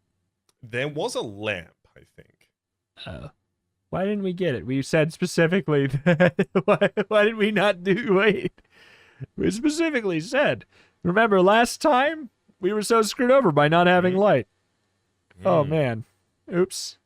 Well, what? If you brought the right equipment, all you need to do is throw 4 better for each shadow that has gripped you. If you haven't got a light source with you, or the shadow absorbs all your life points before you can throw it, we die? We just die? Yep. That's stupid? Yeah. I mean, yeah. A little. Alas. What? I'm confused. Yeah. This was a straight up hard check to, do you have both the ability to light a lamp or a torch, which we do, and a lamp or torch, which we don't. And without it, it straight up kills us immediately. They are impossible for us to remove, and we need to head to page 14. Interesting. But hey, this frees us of our beetle curse. Yeah, I was starting to like that, though. About to come around. All right, here's the death page. That's it, Pip. Done for. Crushed beneath the relentless heel of fate. Clapped out, wasted, passed on. In short, you're one very dead adventurer. Being dead is quite fun, actually. You get to re-roll your life points for one thing, and you get to start again fresh as paint. You've lost any gear, weapons, equipment, spells, booty, loot, treasure you may have collected, which of course is a pity, but since you doubtless remember where you found it, you can always zip through the sections quickly and collect it up again. Unlike earlier GrailQuest adventures, any monsters you may have killed don't stay dead and will be waiting to zap you in the relevant sections. But why? Why? But second or subsequent times around, they will have half the life points as the first time, which gives you a distinct edge. Don't hang about being dead. Zoom off and roll up your new life points so you can get back on the adventure trail. For the sake of podcast. Yeah, for the sake of No podcast, way what in we're hell. going to do here is just re-roll our life points. We'll track that we died once more, which Yeah. I was really hoping not to increment the death stat ever again. Yeah, and the fun thing is, we don't lose anything of that much value, really. Mm-hmm. But yeah, so effectively, No. our trade-off here is that we're not going to be going through all of the previous thing fully again, so we will just have exactly the same loot that we got previously. as well as the exact same enemy encounters and things like that. We won't be making better decisions, but we also won't be doing them because, Yeah, hey, can you imagine how long that would make the podcast? it's already going to be way too long. We're not going to go and just do the fights that we've already done before, but with half, it's just that's tedious. It's tedious and not going to be fun to listen to. So what does that put us at then? So we no longer have the beetle curse, is one thing. That's good-ish. Although, the one thing we should probably simulate differently is if we don't have the beetle curse, we, probably shouldn't just go give ourselves the beetle curse again. Well, that's true. And also, second thing is, one thing we should change is that now we should carry a source of light of some kind. That is true. We'll go back to the shop. We can get 6 items from it. So I guess we'll have to change something out. Exactly. And we'll have to So they importantly have remember to a change something out. ceramic Yeah. lamp. Okay. That is the only individual light source by itself. So the flint and steel and then the ceramic lamp. Okay. And what should we trash that we have? So we can't trash the grappling hook or the rope. Correct. We have the bone saw and the small drum, which haven't been used yet. I guess those And are the box call. biscuits. Oh, I think the bone saw is probably the easiest one to just get rid of. I'm down to get rid of it. Yeah, I wanted to carry it for the pun of it all, but Yeah. if the option is a lamp instead, Bone then the option is a saw lamp instead. is ready to go. Oh, we're playing Twisted Metal? Spider-Man. Oh yeah. That was played Yeah. by Machi Man. Machi Man. Mochi Man. Randy Savage is just Mochi a big fan. It's Mochi Man Randy Savage. I just really like mochi. It's a textual experience, brother. Oh yeah. It's me, Mochi Man. I like that so much better. Anyways, okay. It's times like this I wish I was an artist, because immediately I would be like, cool, I'm just going to draw fan art of Mochi Man Randy Savage, and then I'm going to put that online. It doesn't have to be for anyone else. I'll do it for myself. But unfortunately, I can't We played art. Pictionary together. We played Pictionary together. I like your style. It's cute. Thank you. That is the highest praise that can be offered to my style, because good, it ain't. Let's head to, first off, we should probably go to the beetle, because we have to take the option that is not the beetle curse, or we have the beetle curse. That's true, which was at I 102. believe that was 102.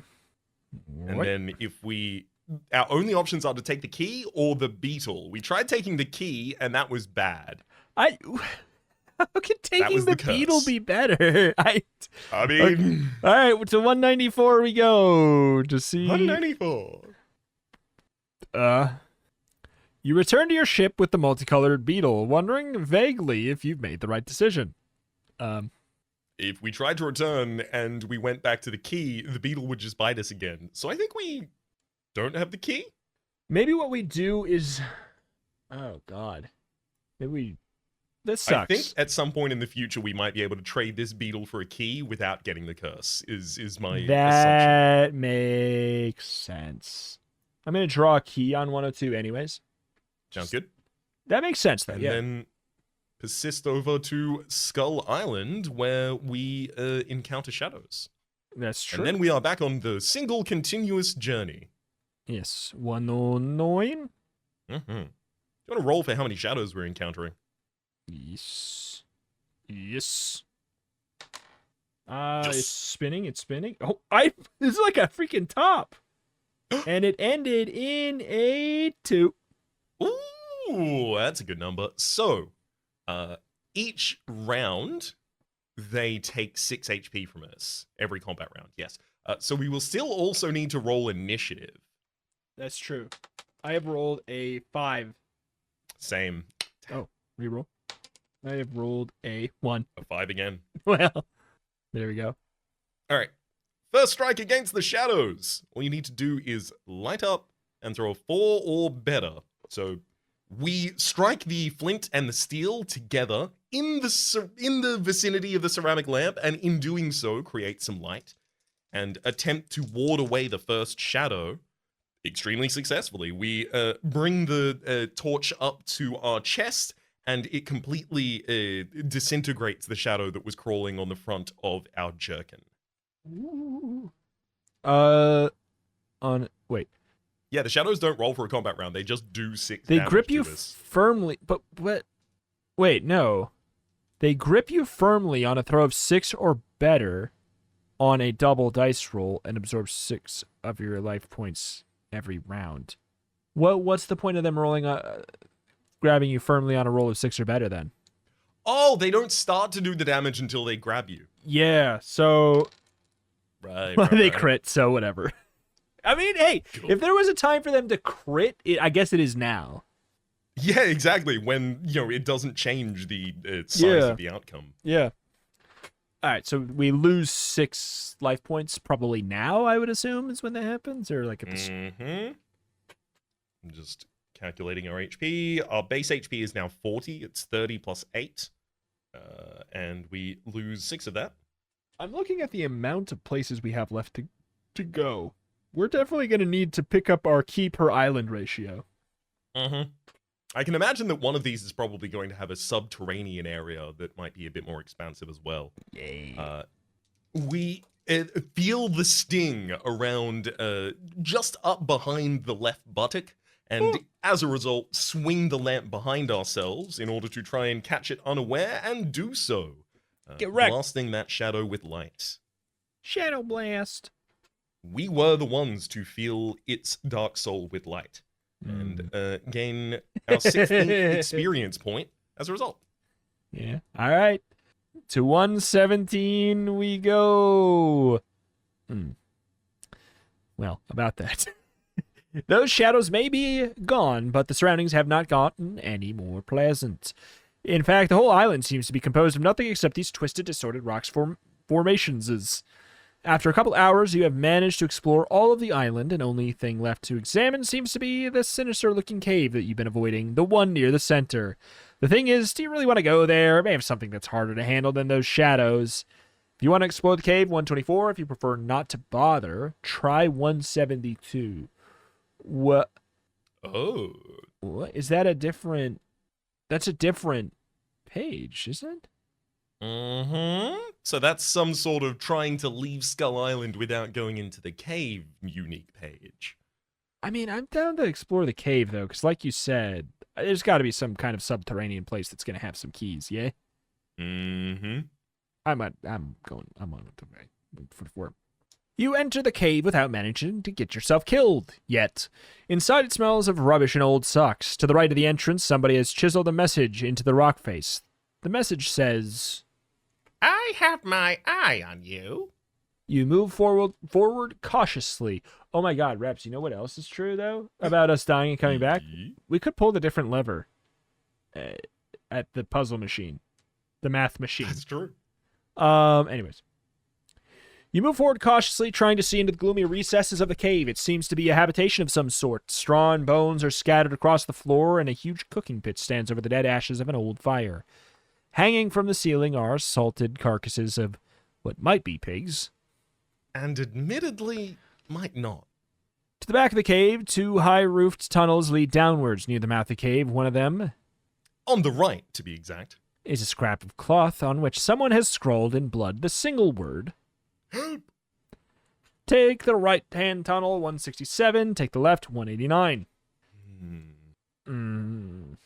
I mean, apparently, on the right-hand tunnel, there's someone who will help us. That's what that means, Great, right? let's go. I'm 167. Woohoo! Let's go get some help on 167, surely. Help ourselves to whatever's there. The tunnel leads downwards for almost 100 yards until it opens up into a small-ish cave, sleeping in the center of which is a large snake, here to help us. As you enter, it opens one eye blearily and murmurs. One step further and I'll fang you.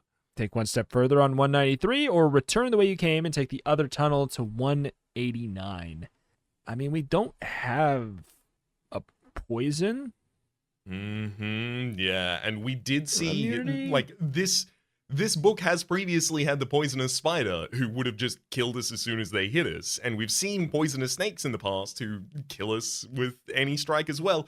Maybe we should check out 189 first. Yeah, I'm gonna write down 167 to 193.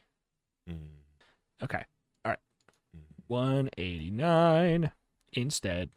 There's a light up ahead. You move towards it and emerge into a cavern lit by the dancing flames of a huge bonfire. Hanging over it is a cooking pot even larger than the one you saw in the first cave. Standing before it is a one-eyed giant. He looks at you and licks his lips. Dinner time already? Oh, my lord. He remarks with satisfaction. The bad news is that you've stumbled upon the lair of the Cyclops, a one-eyed giant whose favorite food is adventurers. Worse news yet is that he has 50 life points, carries a huge club that does +8 damage, and strikes successfully on a 5 or better. The worst news is that he can't be bribed and never gives a friendly reaction. The good news is that the weather's still fine outside. This might be a turn into pig scroll. Ooh. However, might I offer you that the Hydra would go down hard to being a pig? Wait, you're right. That is just one creature. Yep. It's just one creature, 7 heads. I guess I considered it 7 creatures.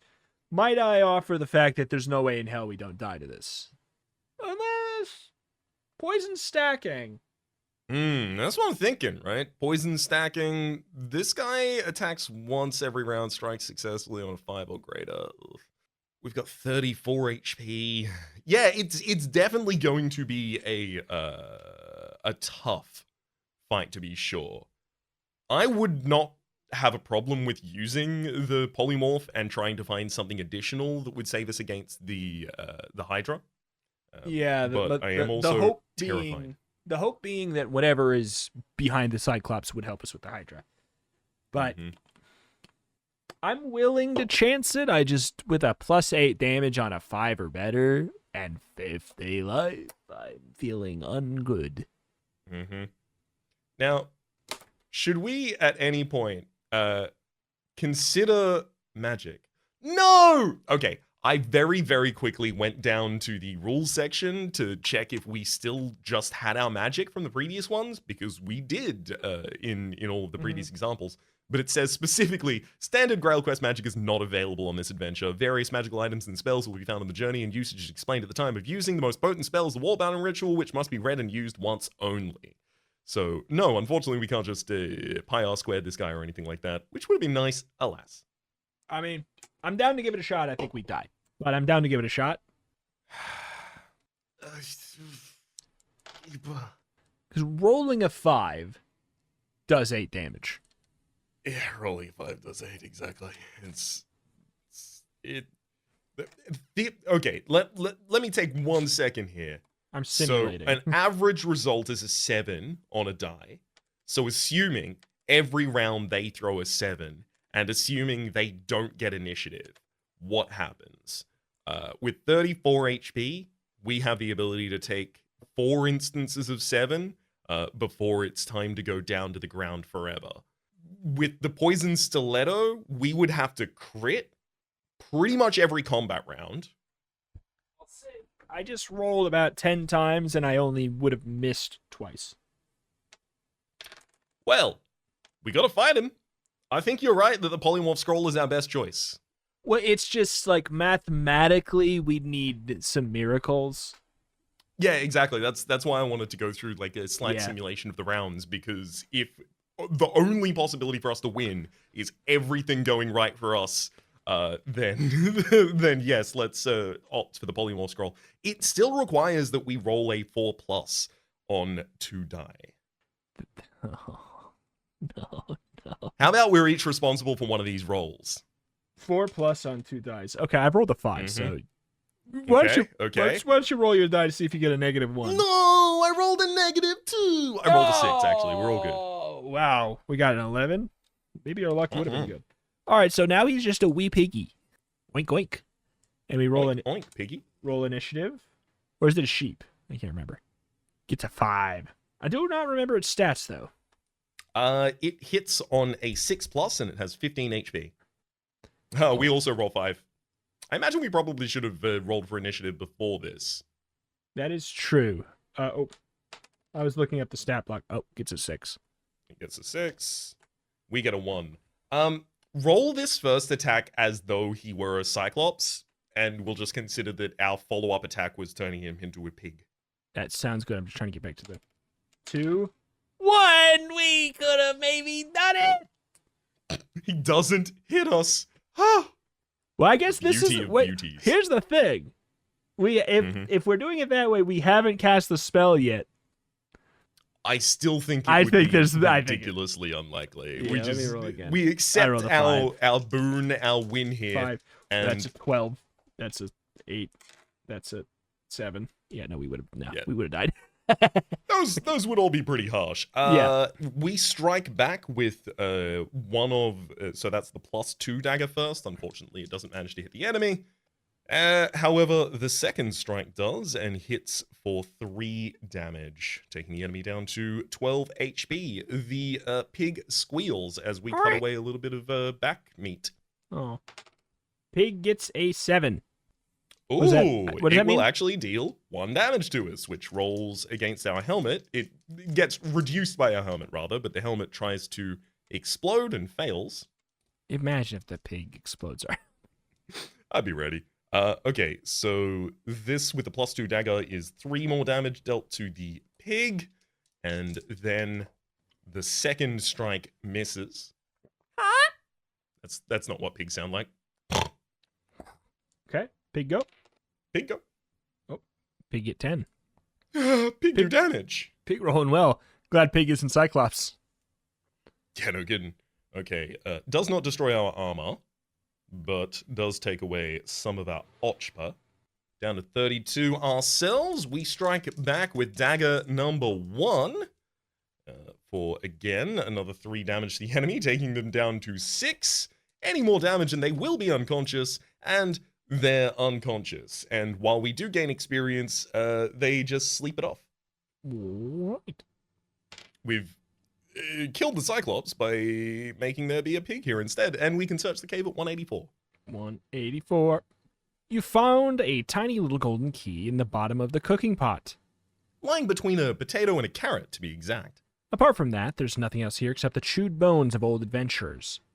You can now return to 124, and if you wish, explore the Bright Hand Tunnel to 167.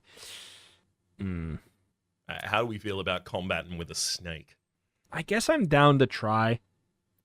Yeah. Let's give it a go. So that's 167. 167, and then he will dare us to take another step forward to 193. I dare to. Bravely, you take 1 step further, and the snake rears to strike.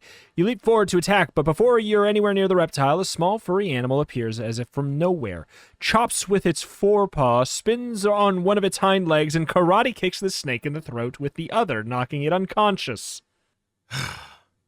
I hate snakes. Remarks the small furry animal in a curious accent, dusting itself down. Don't you too, Sahib? Oh, well, yeah, I do, really. You say, uncertainly. But who are you? Gopi Krishna at your service. Late of the 3rd Bengal Mongoose Lancers. Now available for mercenary work. If you care to hire me, my fee is 10 gold pieces per section visited together. Which could mount up if you have a long way to go, but, well, Gopi will avoid all other fights. If you meet any sort of snake or serpent, I mean, that's, I think... I'm just typing into the other side, Hydra define. Yeah. Yep. He will Many-headed serpent. put paid to it at once with your having to strike a what? He will put paid to it Without. at once without your having to strike a single blow, which could come very handy in certain circumstances. Should you decide to hire the mongoose to take 10 gold pieces from your hoard for every new section you visit together, should you decide against it, simply leave him here. I mean, I think we should get him and bring him to the Hydra. Yep, I think we should get him and bring him to the Hydra, and I have great news. We have exactly 10 GPs. Oh my god. That is good news. Hey, Mongoose. Oh god. Although we will be rolling for the possible failure do to it. navigate. Oh, I got a 5. That's fine, right? Yep, it's 2, 3, Okay. and 4 that would not have been. All right, then we're fine. 279. We're fine. 279. Can't remember exactly which page I believe it was. it's then 179, yep. Which, yes, is the Hydra itself. All right, fight the Hydra. It Oh, even okay, describes it in this specifically as the huge 7-headed snake. It's specific. It's 100%. The fact that he kills this thing in one attack is pretty Yep. cool. Hey-ya! All right. Well, He then goes for the body. We would have messed up and gone for the heads. exactly. So we may now search the casket on 168. And Mhm. I guess the mongoose is... We don't need him anymore. We don't have money for him All right. anymore unless we find a bunch of money in the chest. There is nothing in the casket except a very tiny key. And though it is gold, it's really too small to be of much value, being a bit of a magpie. However, you stow it away carefully for with the rest of your possessions. And then we're done. We got that. But that's the whole Mhm. boom, bang, boom. That one's done. Yep. We say goodbye to Gopi Krishna, who's like, all right, I'm off to sail the rest of the seas looking for serpents above the water and below. I think I might branch out into eels. All right. So I guess, I don't know, we want to head to like Shipwreck Island? Yeah. Doesn't really. I mean, it's either Shipwreck or Dragon, because we've Or- tried Lost, and Demondum is the furthest from us. That is true. I don't care. Shipwreck? All right, Shipwreck, Dragon? 137. Shipwreck. I see dragon. I'm like, we're not prepared to fight a dragon because we don't have any supplies anymore. That's my whole thought process in that one. 137. I will roll. I got okay, cool. I got a crit. Cool. Woohoo. Yay. Critical, not 4. The wind blows in our direction towards this island the entire time. We make it hastily. It's easy to see how this island got its name. As your gold vessel approaches, you can see the rotted hulls of scores of sailing ships. And scores, how much again? Game book? Just 20 years. of sailing ships which have run aground all along the rocky coastline. This is a positive ship's graveyard. Cautiously, you sail around the entire island, searching for a safe inlet, but everywhere seems to be rocks and reefs, white water, and smashing waves. The island itself doesn't look too bad. In fact, it's positively appealing, with rolling grassland, shady clumps of trees, the pleasant undulations of low, soft hills. But getting to it is different. It's a different matter. Getting to it is an invitation to disaster. So sailing as close as you dare, you search for a passage which, if it would not take your ship, might still allow a rowboat to squeeze through. But there does not seem to be even this. You're teetering on a decision to call this one quits and seek out another island when the voice of an Argonaut echoes down from the crow's nest. Ship ahoy! Ship ahoy! Sheep ahoy? Surely he means ship ahoy. Yep, and that's what I said. Ship ahoy! Ship ahoy! Okay? You definitely said ship. You scan the ocean, but there's no sign of any ship. Ship ahoy! Ship ahoy! Suddenly, you are surrounded by the remaining Argonauts, all of whom seem extremely excited. Look, Captain! Look over there! Says one delightedly. His name is Castor. Possibly Pollux? It's impossible to say which, since both on the crew are identical. Wait, this is a new one?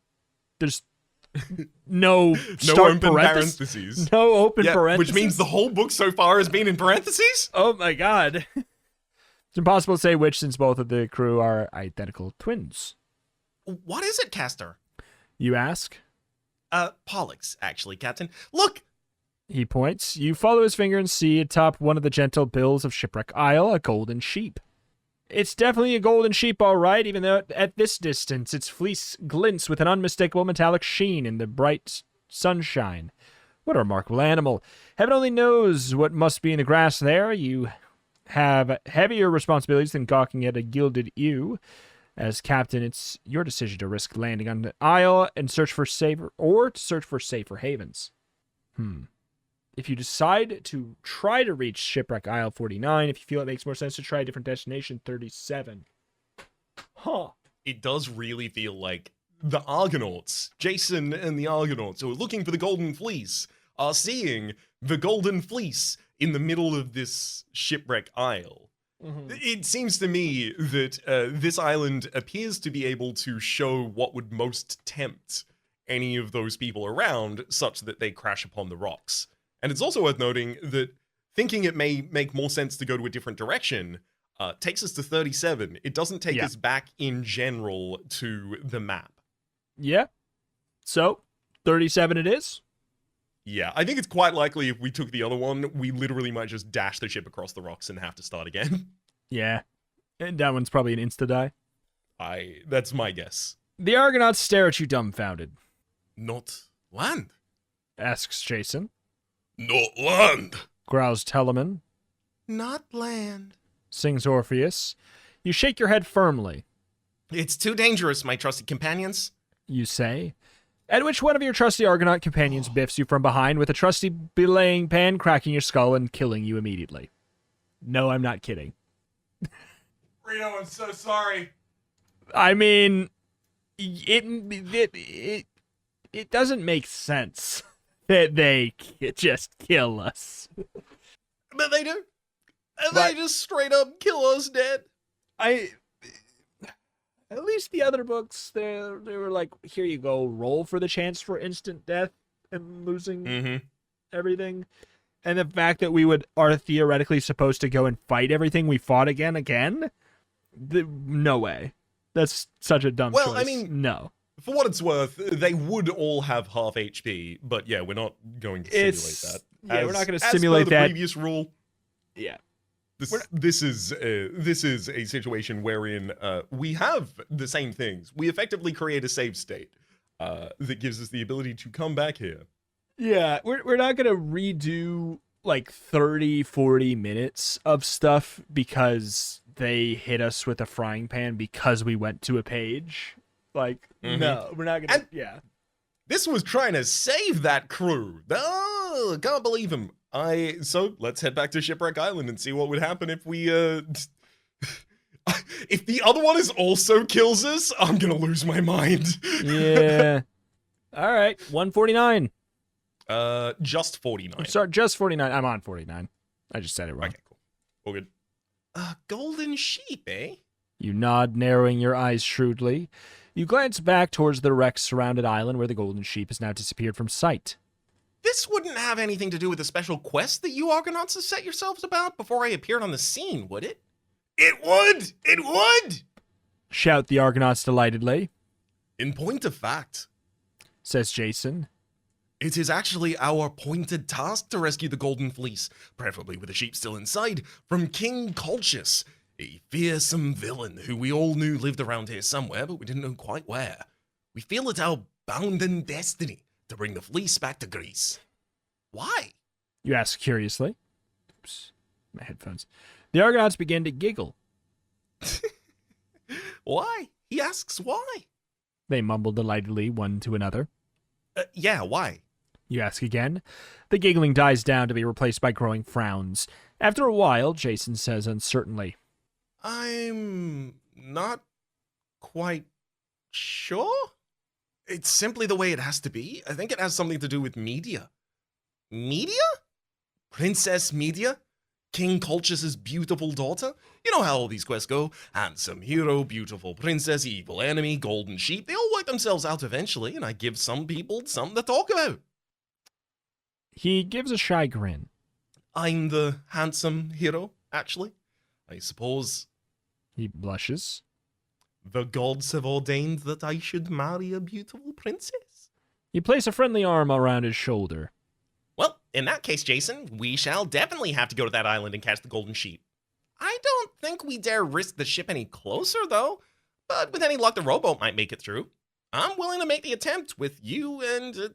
I'm willing to make the attempt, and you, at least, should certainly come with me. Thank you, Captain. Thank you. Thank you. And to your profound embarrassment, Argonaut Jason kisses you on both cheeks. Save that for the princess. You tell him brusquely. Now, let's get the boat launched and see if there is some way on that island. Which you do, but you need to turn to 39 to see if there's a practical means of reaching the island. You climb aboard the ship's rowboat after a brief hassle with Jason, who should be stuck with the rowing. About who should be stuck. Yeah, about who should be stuck with the rowing. Guess who loses? Sorry. You pull on the oars and move slowly in the direction of the shipwreck isle. At first, your initial impressions seem well-founded. There does not seem to be a single safe inlet for your craft, but as you draw closer, a strange thing happens. The rotting wrecks, clinging like smashed skeletons to the wicked reefs, begin to shimmer slightly. Did you see that? You ask Jason. See what? Asks the Argonaut. Nothing. You tell him. Realizing he won't be paying much attention with his head full of golden sheep and beautiful princesses. But you watch the wrecks carefully, and no more than a dozen oar strokes later, you can see the nearest of them suddenly disappear. Even more remarkable, the reef on which it was broken disappears as well, leaving a clear stretch of calm sea. You shake your head to clear it, but the sea in that direction is definitely calm. What's more, several other distant wrecks are fading out as well, so that after a few moments you are rowing towards a delightful sunlit isle entirely surrounded by calm, clear seas, with not a wreck in sight. What's happening here? Everyone saw the wrecks and now they're gone. But gone they are, quite definitely. It's not your imagination, for you are now rowing through a stretch where the reefs used to be, and rowing with no trouble at all. Eventually the boat grounds to a white sand beach. Oh, good, you got us through the reefs, Remarks Jason as you ship the oars. With a deep sigh, you make the boat secure and look around you. This really is a very pleasant island. Beyond the beach, across some rocks, the fertile grasslands begin, studded with copses of fine trees. You climb with Jason onto the rocks with the advantages of height. You can now see quite a number of well-made roads with quite easily in reach. One winds its way to an imposing mansion set almost on the shore a little further down. Another leads to a grimly imposing castle set atop one of the hills, and another passes close by a small farm. Another leads to a village where, as far as you can tell in the distance, some sort of activity is going on. Paths branching from the roadways lead to a deserted cottage, a well of some description, and a still, dark lake. What a choice. Have a little confab with Jason to decide where you will go.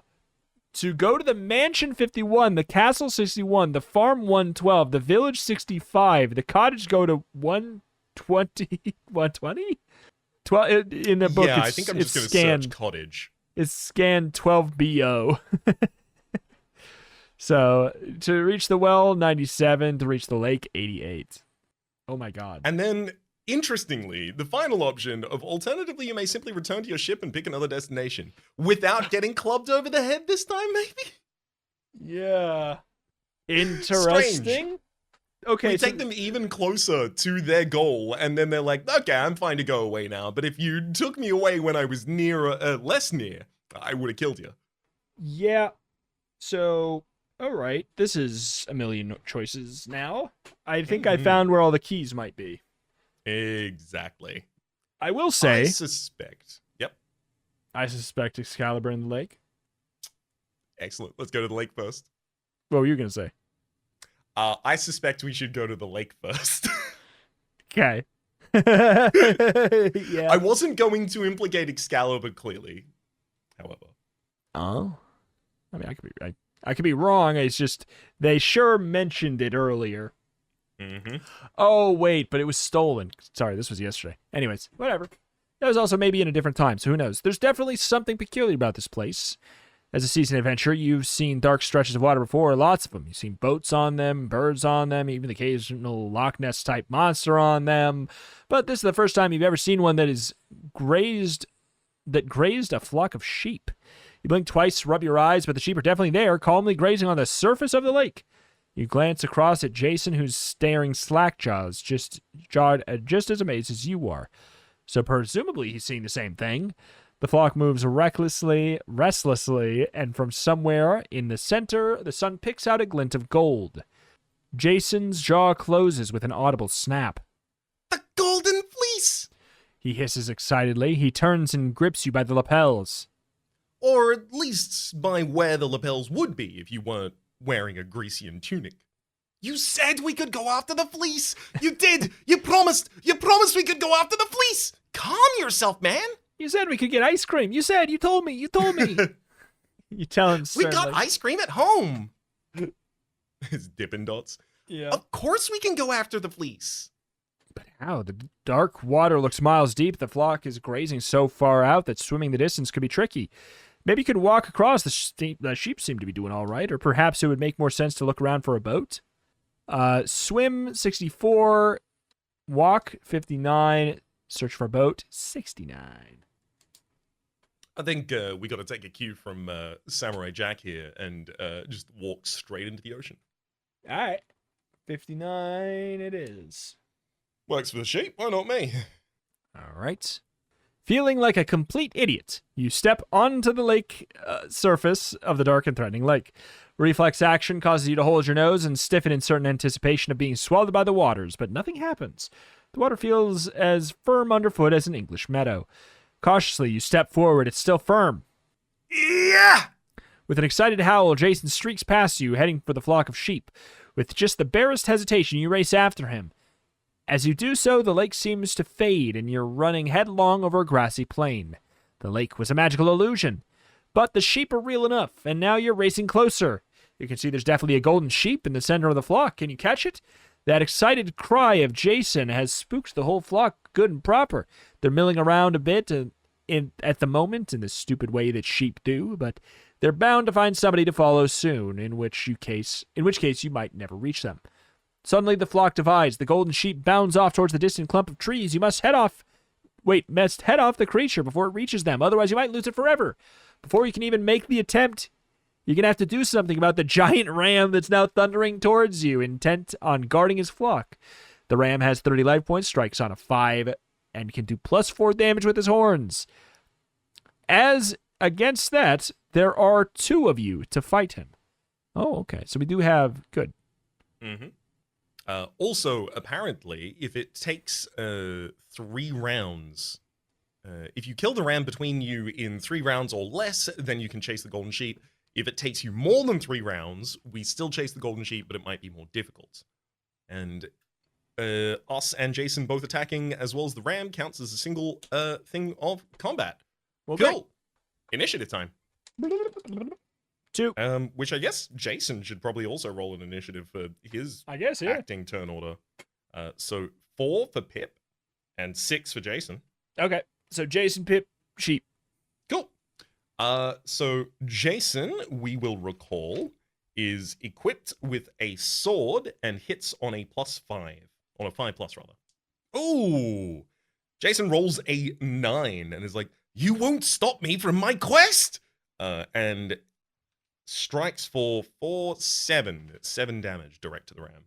Taking them down to 23. Pip attempts to follow up the heroism of this time-honored warrior, and barely manages to do so. Isn't really going to be impressing anyone by only doing 2 damage with the dagger number 1, but makes up for it a little bit more on dagger number 2, striking for another 4, taking the ram down to 17. All right. The ram rams with a 7. So that is a 6 damage minus whatever. And then I'm assuming, would they be attacking what, Jason? He strikes successfully on a 5. Sorry? So yeah, so if he rolls a 7, that's 2 + 4, 6, going for Jason, And probably. I'm assuming that it has to be the worst target here, which would be us. Okay. Which might just be the least charitable interpretation in an unnecessary fashion. Is there a world where we... No, I was gonna say, if we get down to the next turn, there's a world where we go use our spear to finish him off for a final kaboom. But All right. So we would 6, 4. We're down to 44, and our helmet survives. Jason reels and successfully strikes the ram for 6 total damage, taking them down to 11. And we attempt to follow up very successfully this time with an 11, 5 above our hit value for a +2. We do enough damage to put the enemy on 4 HP, which ends the combat, knocking them out. That's also in 2 combat rounds. Oh, baby. We gain 1 experience and head to 42. Well, all right. 42. That sheep could still get away. Roll 2 dice and determine the sheep's speed. Now roll 2 dice on behalf of Jason and yourself. If you took more than 3 combats to kill the ram at the last section, subtract 1 from your score for every round above 3. Whatever is relevant. That's cool, though. Now compare your final figure with the sheep's speed. If your roll is higher, go to 75. If not, you've lost the sheep. Oh, my Would God. you like to roll your 2 for the sheep's speed? Yep, I'm fine with that. Cool. And I will roll I'll for tell you what I got. Jason and us. What'd you get? I got a 5. That's beautiful, because I got the average result of a 7. Well, let's go then. All right. If your roll is higher, go to 75. We've caught it! Oh my God. Jason roars excitedly as he brings down the sheep in a rugby tackle. Yes! You agree with a little less enthusiasm since you're not so hung up on the sheep as the Argonaut. Well, now you've done your macho bit, perhaps you could see your way to taking your great ugly hands off me. Says the sheep coldly. Jason leaps back as if stung. And even you, a hardened adventurer though as you are a little surprised. You can talk? Jason stammers. Of course I can talk. Snaps the sheep. Which has quite an upper crust accent now you come to listen carefully. A thought suddenly occurs to you. That old fool back in Avalon is always so big into shape-shifting, Excuse me, you say. but you aren't Merlin, by any chance? Welsh druid wizard? Oh, don't be ridiculous! The sheep tells you shrilly. My name is Media. Jason falls back even further, a stricken look on his handsome features. Princess Media. He gasps. Quite. But what are you doing in the shape of a sheep? I'm not in the shape of a sheep. Says Princess Media. I merely look as though I am in the shape of a sheep. There's a big difference. Is there? Jason frowns stupidly. Of course there is, stupid. My father, King Colchis, is a most remarkable illusionist and rather specialized type of wizard you appreciate. He has spells going all over this island, so almost nothing is what it appears to be. Pigsties look like villages, palaces look like hovels, plains look like lakes. He's even made the calm seas look like rocks around us, stopping people from bothering us. You're the first visitors we've had in nearly 15 years. But then why has he made you look like a sheep? Jason asks, then adds as an afterthought. Your Highness, because I am stunningly beautiful. Says Princess Media matter-of-factly. If men knew how beautiful I was, we'd have invasions all the time, illusionary rocks or not. Look what happened to Troy just because of fair Helen.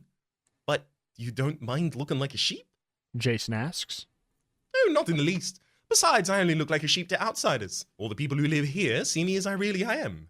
The ram you fought, by the way, was my latest boyfriend, actually, a young noble by the name of Pericles. I'm sorry? Says Jason, looking sheepish. To divert this embarrassing turn in the conversation, you ask curiously. Why is your fleece golden? I'm wearing a yellow sweater. Says the princess. She shies by the seashore. I was going to do that if you didn't. She sighs. Oh, I suppose I'd better break the illusion and let you see me the way I really am, or you'll never be satisfied. And with a wave of her front hoof, she transforms into one of the most stunningly beautiful young women you've ever set your eyes on. Jason stares at her thunderstruck for a moment, then asks, Will you marry me? Whoa, now just a moment, Jason. You begin, and for truth, you're not all sure that this Media would make a good wife for Jason, princess or not. But Media's shaking her head in any case. Oh, don't be silly. She tells him severely. I have no intention of marrying anyone until I'm too old to have fun anymore. But you can keep my sweater as a keepsake if you should like. I have a tunic on underneath, so I shan't catch cold. With which she peels off the sweater and tosses it to him before racing off towards a clump of trees, which are probably an illusory herd of deer. Jason stares after her open mouth, then turns to you. What shall I do? She's stolen my heart away. Pull yourself together, man. You tell him firmly. Your life would be miserable married to her. You've got that golden sweater now. Just be content with that. No, I shall pursue her to the ends of the earth. I'll conquer lands for her. I'll fight foes for her. I'll trek across deserts for her. I'll battle through the flames for her. Not on my time, you won't. You snap, utterly fed up with this lovesick lunatic. Right now, we're returning to page 39 to see if there's anything more worth exploring on this stupid island, and if we're not gonna find that, we're gonna return to the Argo, okay? That's the first time it's been, like, vocalized that this pages are canon. Okay. So wait, oh shoot. It was 39? Oh no. Yes, we shall return to 39 to see if there's anything more worth exploring on the island. So before we do so, I'm going to very quickly note what media said about the transmutation here. Pigsties look like villages. Palaces look like hovels. And plains look like lakes. So we might be able to use that for a little bit of more intelligent navigation about the area. That's true. So, you go to the farm? Maybe? Yes, because the mansion by the shore is going to be a pigsty. Yeah. So, Although I guess the castle perhaps as well. yeah. Well, let's go to 112. Let's do it. What a pleasantly bucolic scene. What a peaceful rural setting. There are chickens pecking in the yard, cattle grazing in the meadow. It reminds you so much of home. Your home in Avalon, that is, on the farm of Freeman John and good wife Mary in Glastonbury. That a nostalgic tear wells up in your eye. A rosy-cheeked woman in a green apron who has been scattering corn for the chickens from earthenware bowl glances up smiling at your approach. My oh my, She says, visitor? And me with only my work clothes on. Will you come in and have a bite to drink? You glance at Jason, who nods enthusiastically, doubtless thinking a bit of home cooking would make a nice change from ship's rations. All the same, something tells you this may not be quite such an idyllic setting as it seems. Maybe it's the way those chickens are eyeing you hungrily. Maybe it's the glint in the rosy woman's eye. Or maybe it's just the fact that everything you do these days seems to end you up in big trouble. Do you accept the invitation 132 or refuse on 140? Oh, boy. Rito, Yeah. there are 2 times previously in the series of GrailQuest where we have interacted with chickens. Number 1 interaction with chickens was we were talking to chickens on our farm. And that was fine, but that was in a cutscene by itself, so to speak. Which is to say, we didn't make the choice to do so. That's just what Pip's up to. The second time, when we optionally interacted with chickens, they ate us. They eviscerated us. That is very true. I think it's more likely that this series would try and be internally consistent with things like that. I fear if we say yes, she's gonna be like, "Oh, I never said it was you who were gonna get a bite to eat. Get them, chickens!" Yeah, that's kind of usually how it goes. Mm-hmm. It's It's also worth noting refusal takes us to a new page rather than back to the basic. as well. Correct. I'm down to go to 140. Let's do it. 140. I'm afraid You say politely. that due to pressing engagements elsewhere, my friend and I must regretfully decline your most gracious invitation. All the heck you will! Shrieks the rosy-cheeked woman, Get him, girls! with which the 12 chickens she was feeding launched themselves upon you. These are not, as you may have imagined... Wait. These are not, as you may have imagined if you've been in other GrailQuest adventures, savage chickens. Wait. Savage chickens can only do 1 life point of damage. The 12 monsters who have launched themselves upon you are, in fact, giant ferrets masquerading as chickens. A very different and vastly more dangerous barrel of monkeys. Each ferret has 4 life points, but there are 12 of them, all immune to bribery. They strike on a 6 or better, do +1 with their sharp little teeth. You and Jason will have to fight each 6. Okay. Mm-hmm. And then... Either yeah. of you is killed. Oh, that's annoying. Yeah. Well, that does also beg the question, can we choose who takes the damage then? No. So each us and Jason have to fight 6. So we're gonna have 2 what? independent battles. Oh. Mm-hmm. Oh, man. Alrighty. Well, only way to do it is to do it. I got a 3 and a 4 for initiative.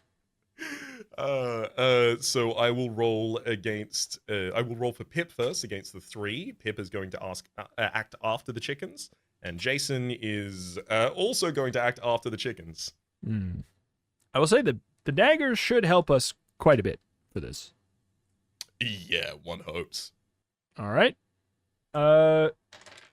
Against Pip, we've got a 6, which is a hit, right? It does no damage to us, but it will roll against our armor. Armor is fine. Does the armor break? No, armor's fine. Do you want to roll for the attack against Jason? I guess that's an 8. Oh no. Oh no. So that would cause 3 damage, but it gets negated by Jason's armor. But Jason's armor is fine. All good. All right. We're just gonna try and reel up on our left leg and boot one of these chickens outside of the confines of this village. Failing to do so, however, we get to strike a second time with a dagger.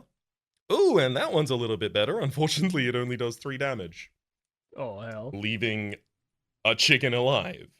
Oh yeah, because if it only has 4 life points, then what? Yeah.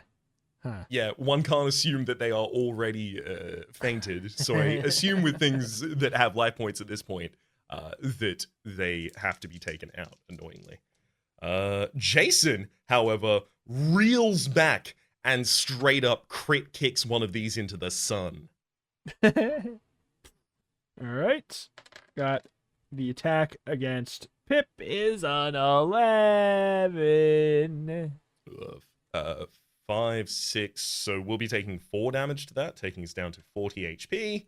And rolling against the armor, literally one more piece of armor and we would have exploded there. I feel like I've heard that a lot. Glad to hear. Because it keeps happening. Yeah.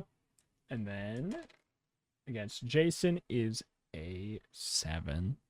Still a hit. Annoying. Annoying. So they won't do any damage, and they won't break the armor.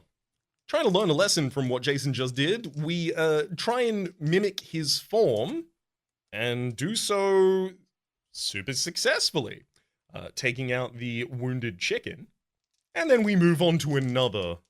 And as it turns out, unfortunately, we can only strike the chickens that are slowed down by their wounds, failing entirely.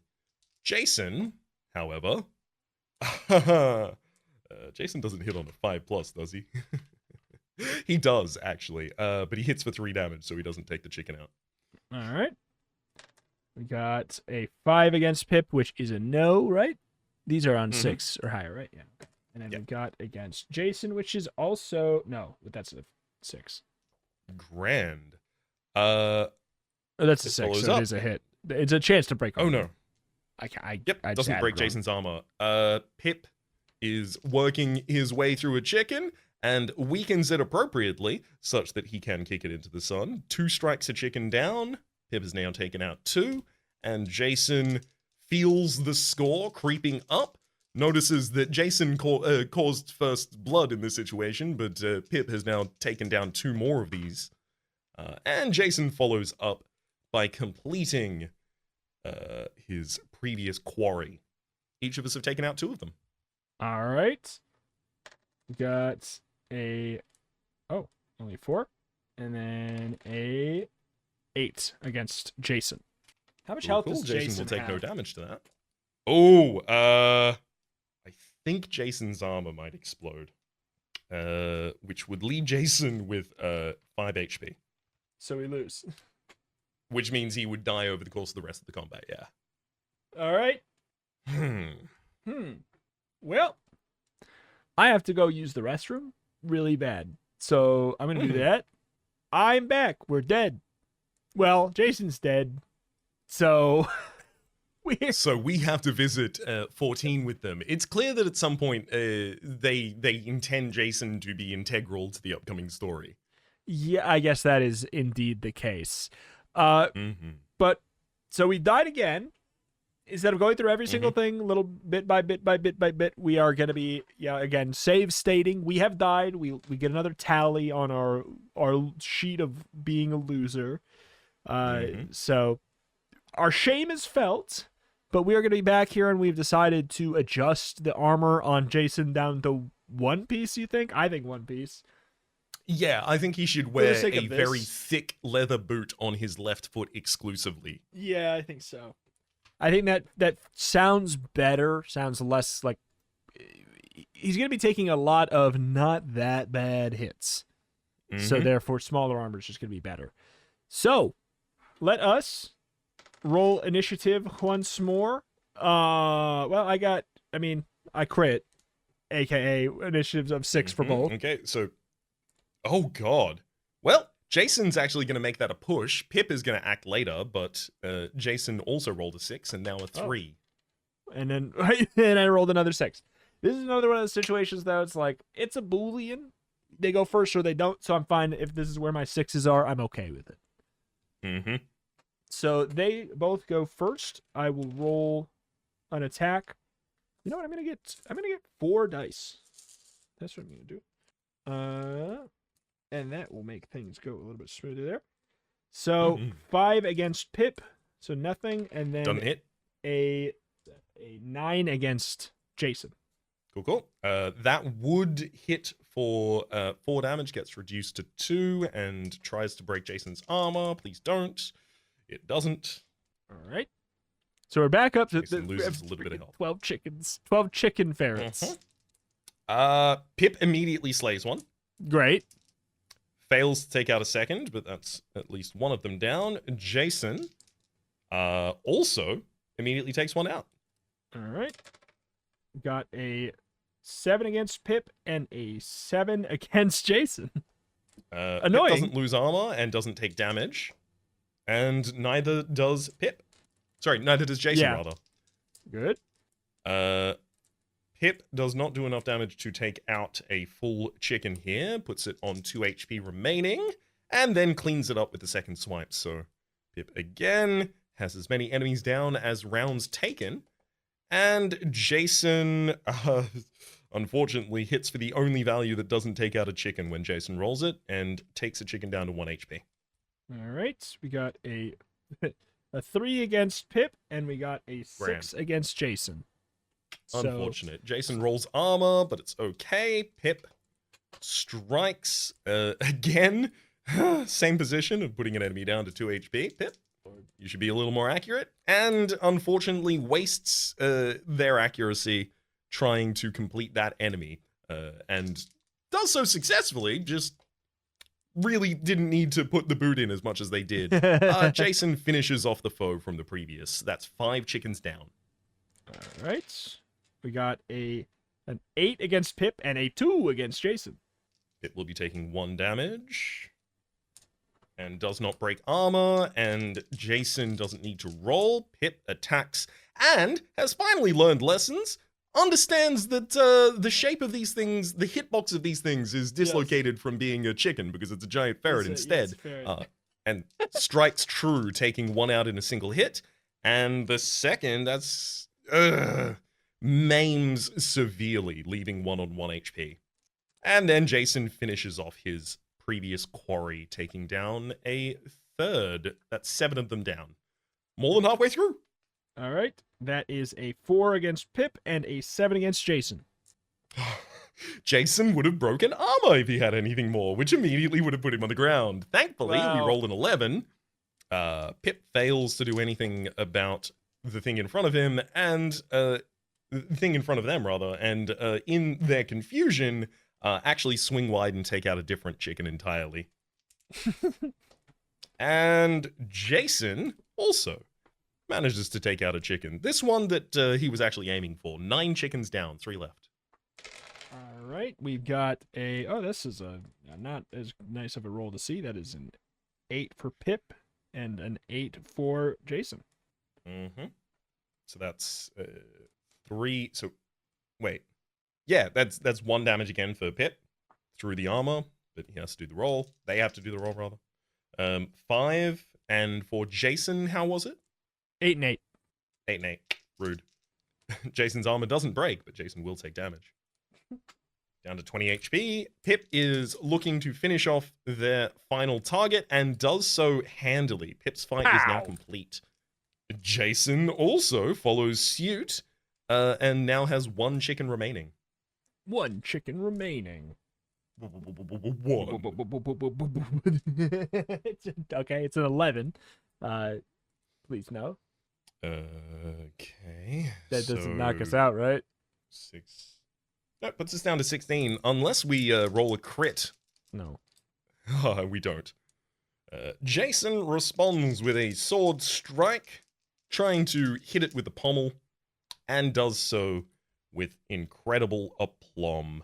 That is the end of the combat with the chickens. Thank God. If you survive the chickens, there is still the woman to contend with, a spell user with the ability to slay using the evil eye. If she gets a 12 on a double dice, she can instant kill you if she rolls a crit. She has 20 life points in total, and when not using the evil eye, will batter you with her fists on a roll of 6 or better for full dice damage. Mm-hmm. For full dice damage. Huh? So, like, no, if she rolls a 7, she does 7 damage? Is that what that's saying? I think so. All right, well, anyways, let's roll initiative. She gets a 6. Okay, so how...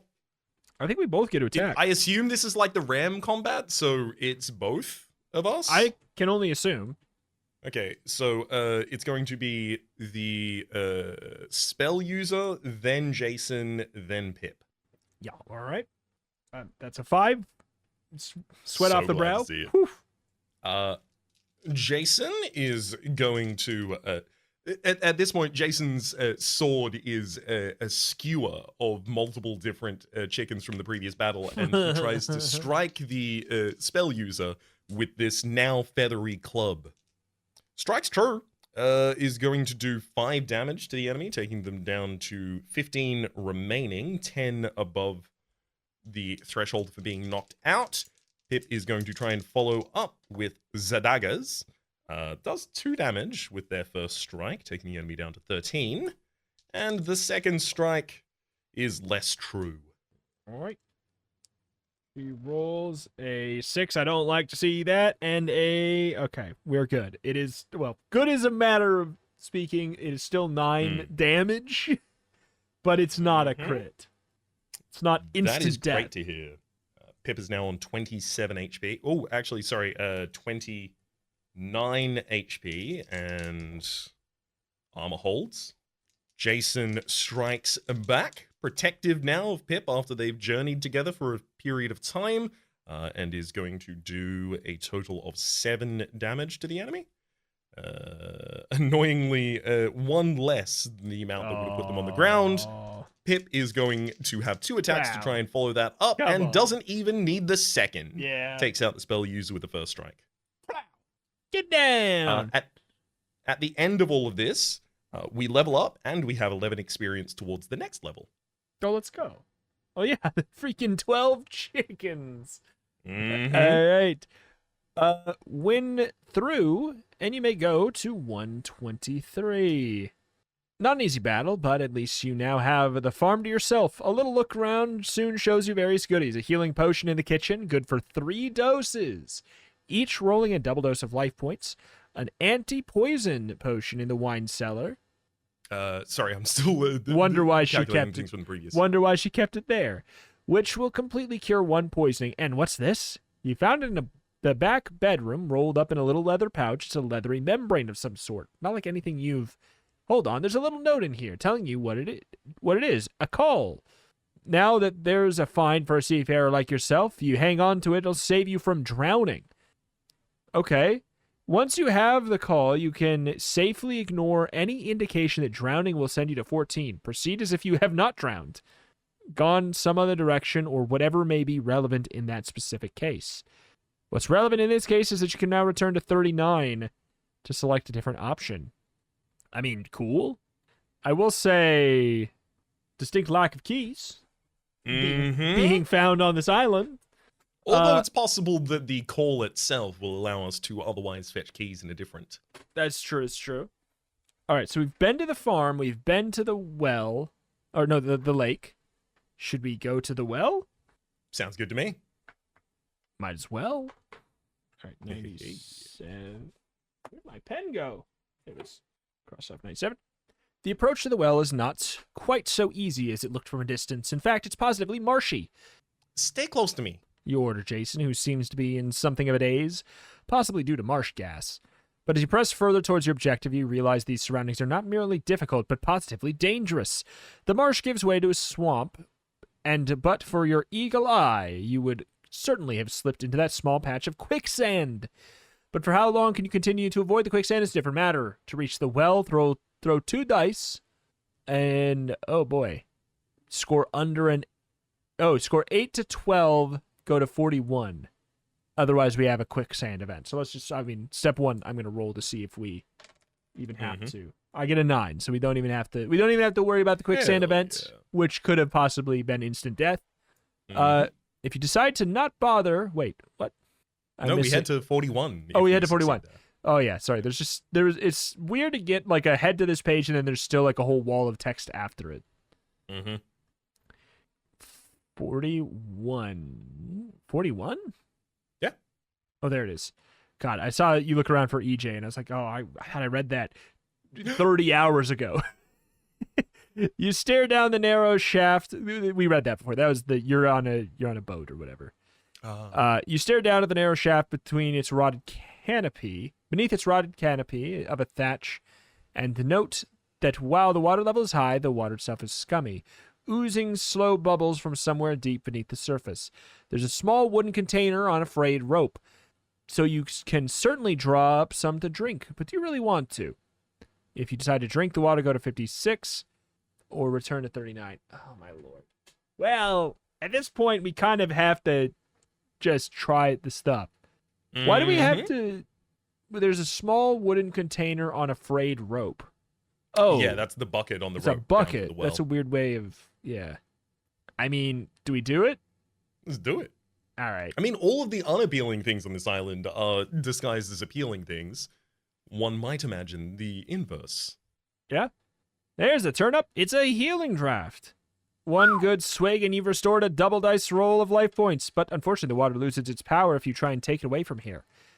If you're prepared to risk the quicksand, you can always come back via 39 when you're on this island. Okay. I mean, that's kind of nice. We heal 6 HP. Great. Go back to 39 and decide where to go next. Okay, so we have the mansion, the village, the cottage. So did you ever figure out what... Is it 120? Yeah, it is just 120 for the cottage. Oh, easy. Want to just go there since I'm already there? Yeah, let's do it. The cottage has a moat round it. No, seriously, it has. Quite a wide one, too, and while drawbridges haven't yet been invented in this era, the approach to the front door... Over a narrow wooden walkway. ...would be remarkably easy to defend if an army decided to attack said cottage. Puzzled, you look around for possible men-at-arms, but there are none. Apart from the moat, it looks like a perfectly ordinary cottage. The point is, are you prepared to risk crossing that narrow walkway or return to the village? We have died many times at this point, and I think that we are on a war path. And 87. for what's worth, we can't drown. Let's go to 87. That is also true. We just can't. If you would drown, don't. Instead. That's my tip that I always gave that got me fired as a lifeguard. It's kind of more of a You just see someone thrashing in the water and you quickly dive into the pool so you can swim over to them. You pull them up above the surface and you whisper in their ear, just swim, dummy. And then you push them back down. I was more of a hands-off lifeguard. You know? Oh, okay. I was more of like a life guide. Anyways, with your eyes fixed firmly on the doorway ahead, you can see there are no guards approaching. So your decision seems sound. Carefully, slowly cross the walkway, senses alert, never taking your eyes off the doorway, which probably explains why you never noticed the flying harpies that are now sweeping down on you from above. They're not the most pleasant of monsters. Their talons do +3 damage. There's 3 of them, and they have 25 life points. They hit on a 5 or better, and because they can maneuver so easily in 3 dimensions, they're extremely difficult to hit, needing you to roll an 8 or better for a successful strike. Okay? Apart from that, and the fact that you lost any chance of surprise by watching that stupid door, you have nothing to worry about.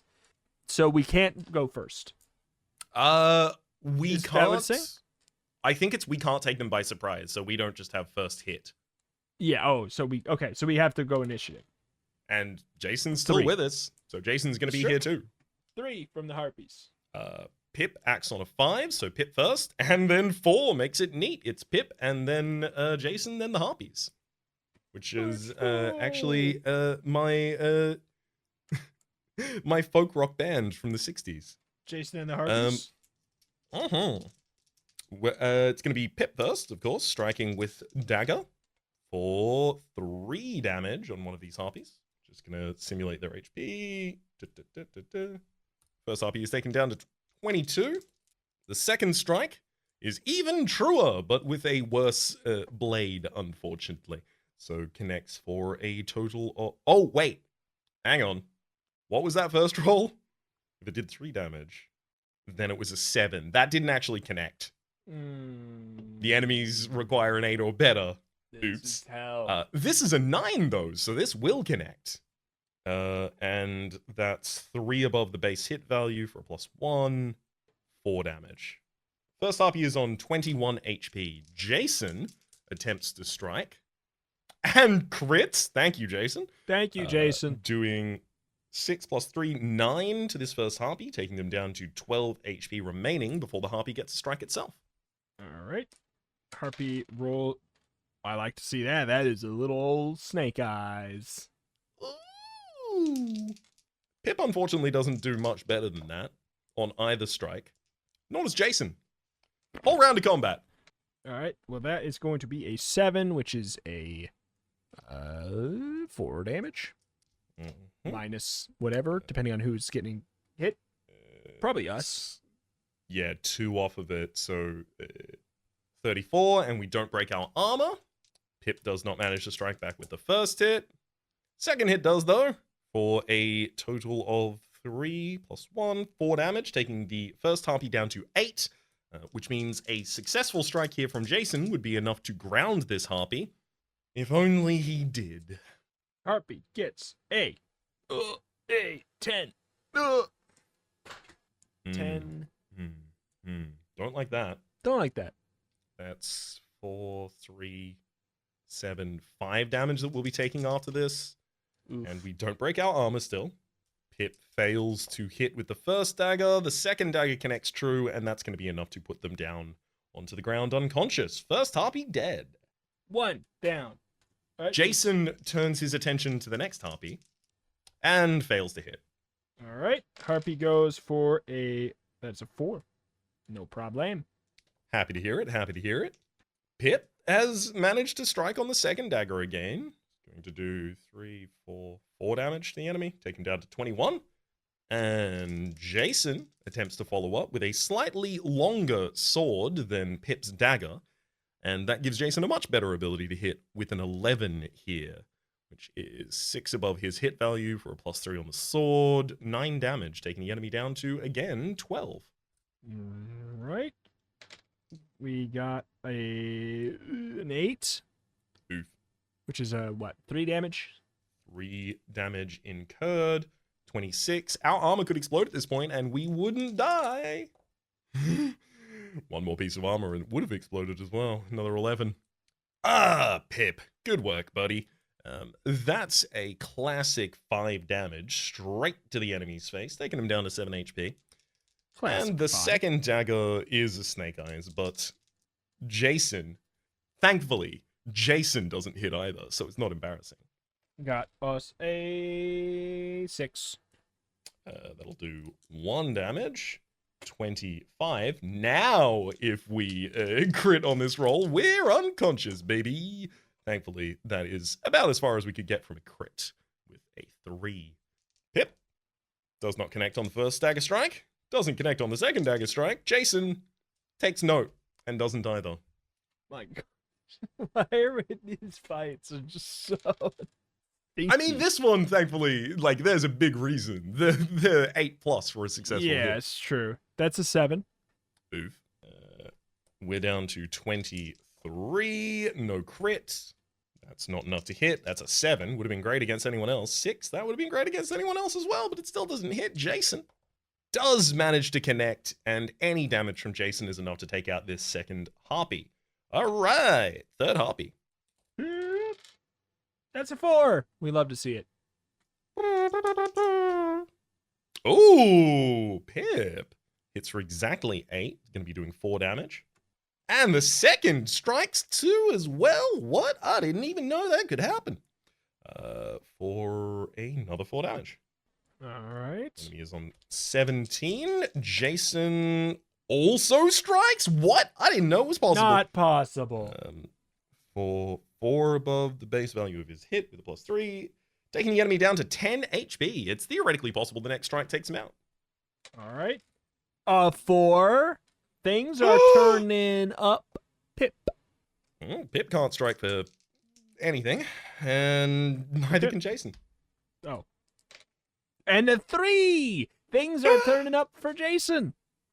Come on. Pip does manage to hit on the second strike for 4 damage, which is just above the death value of this character, leaving them on 6 HP, so they're not yet unconscious. Jason doesn't hit.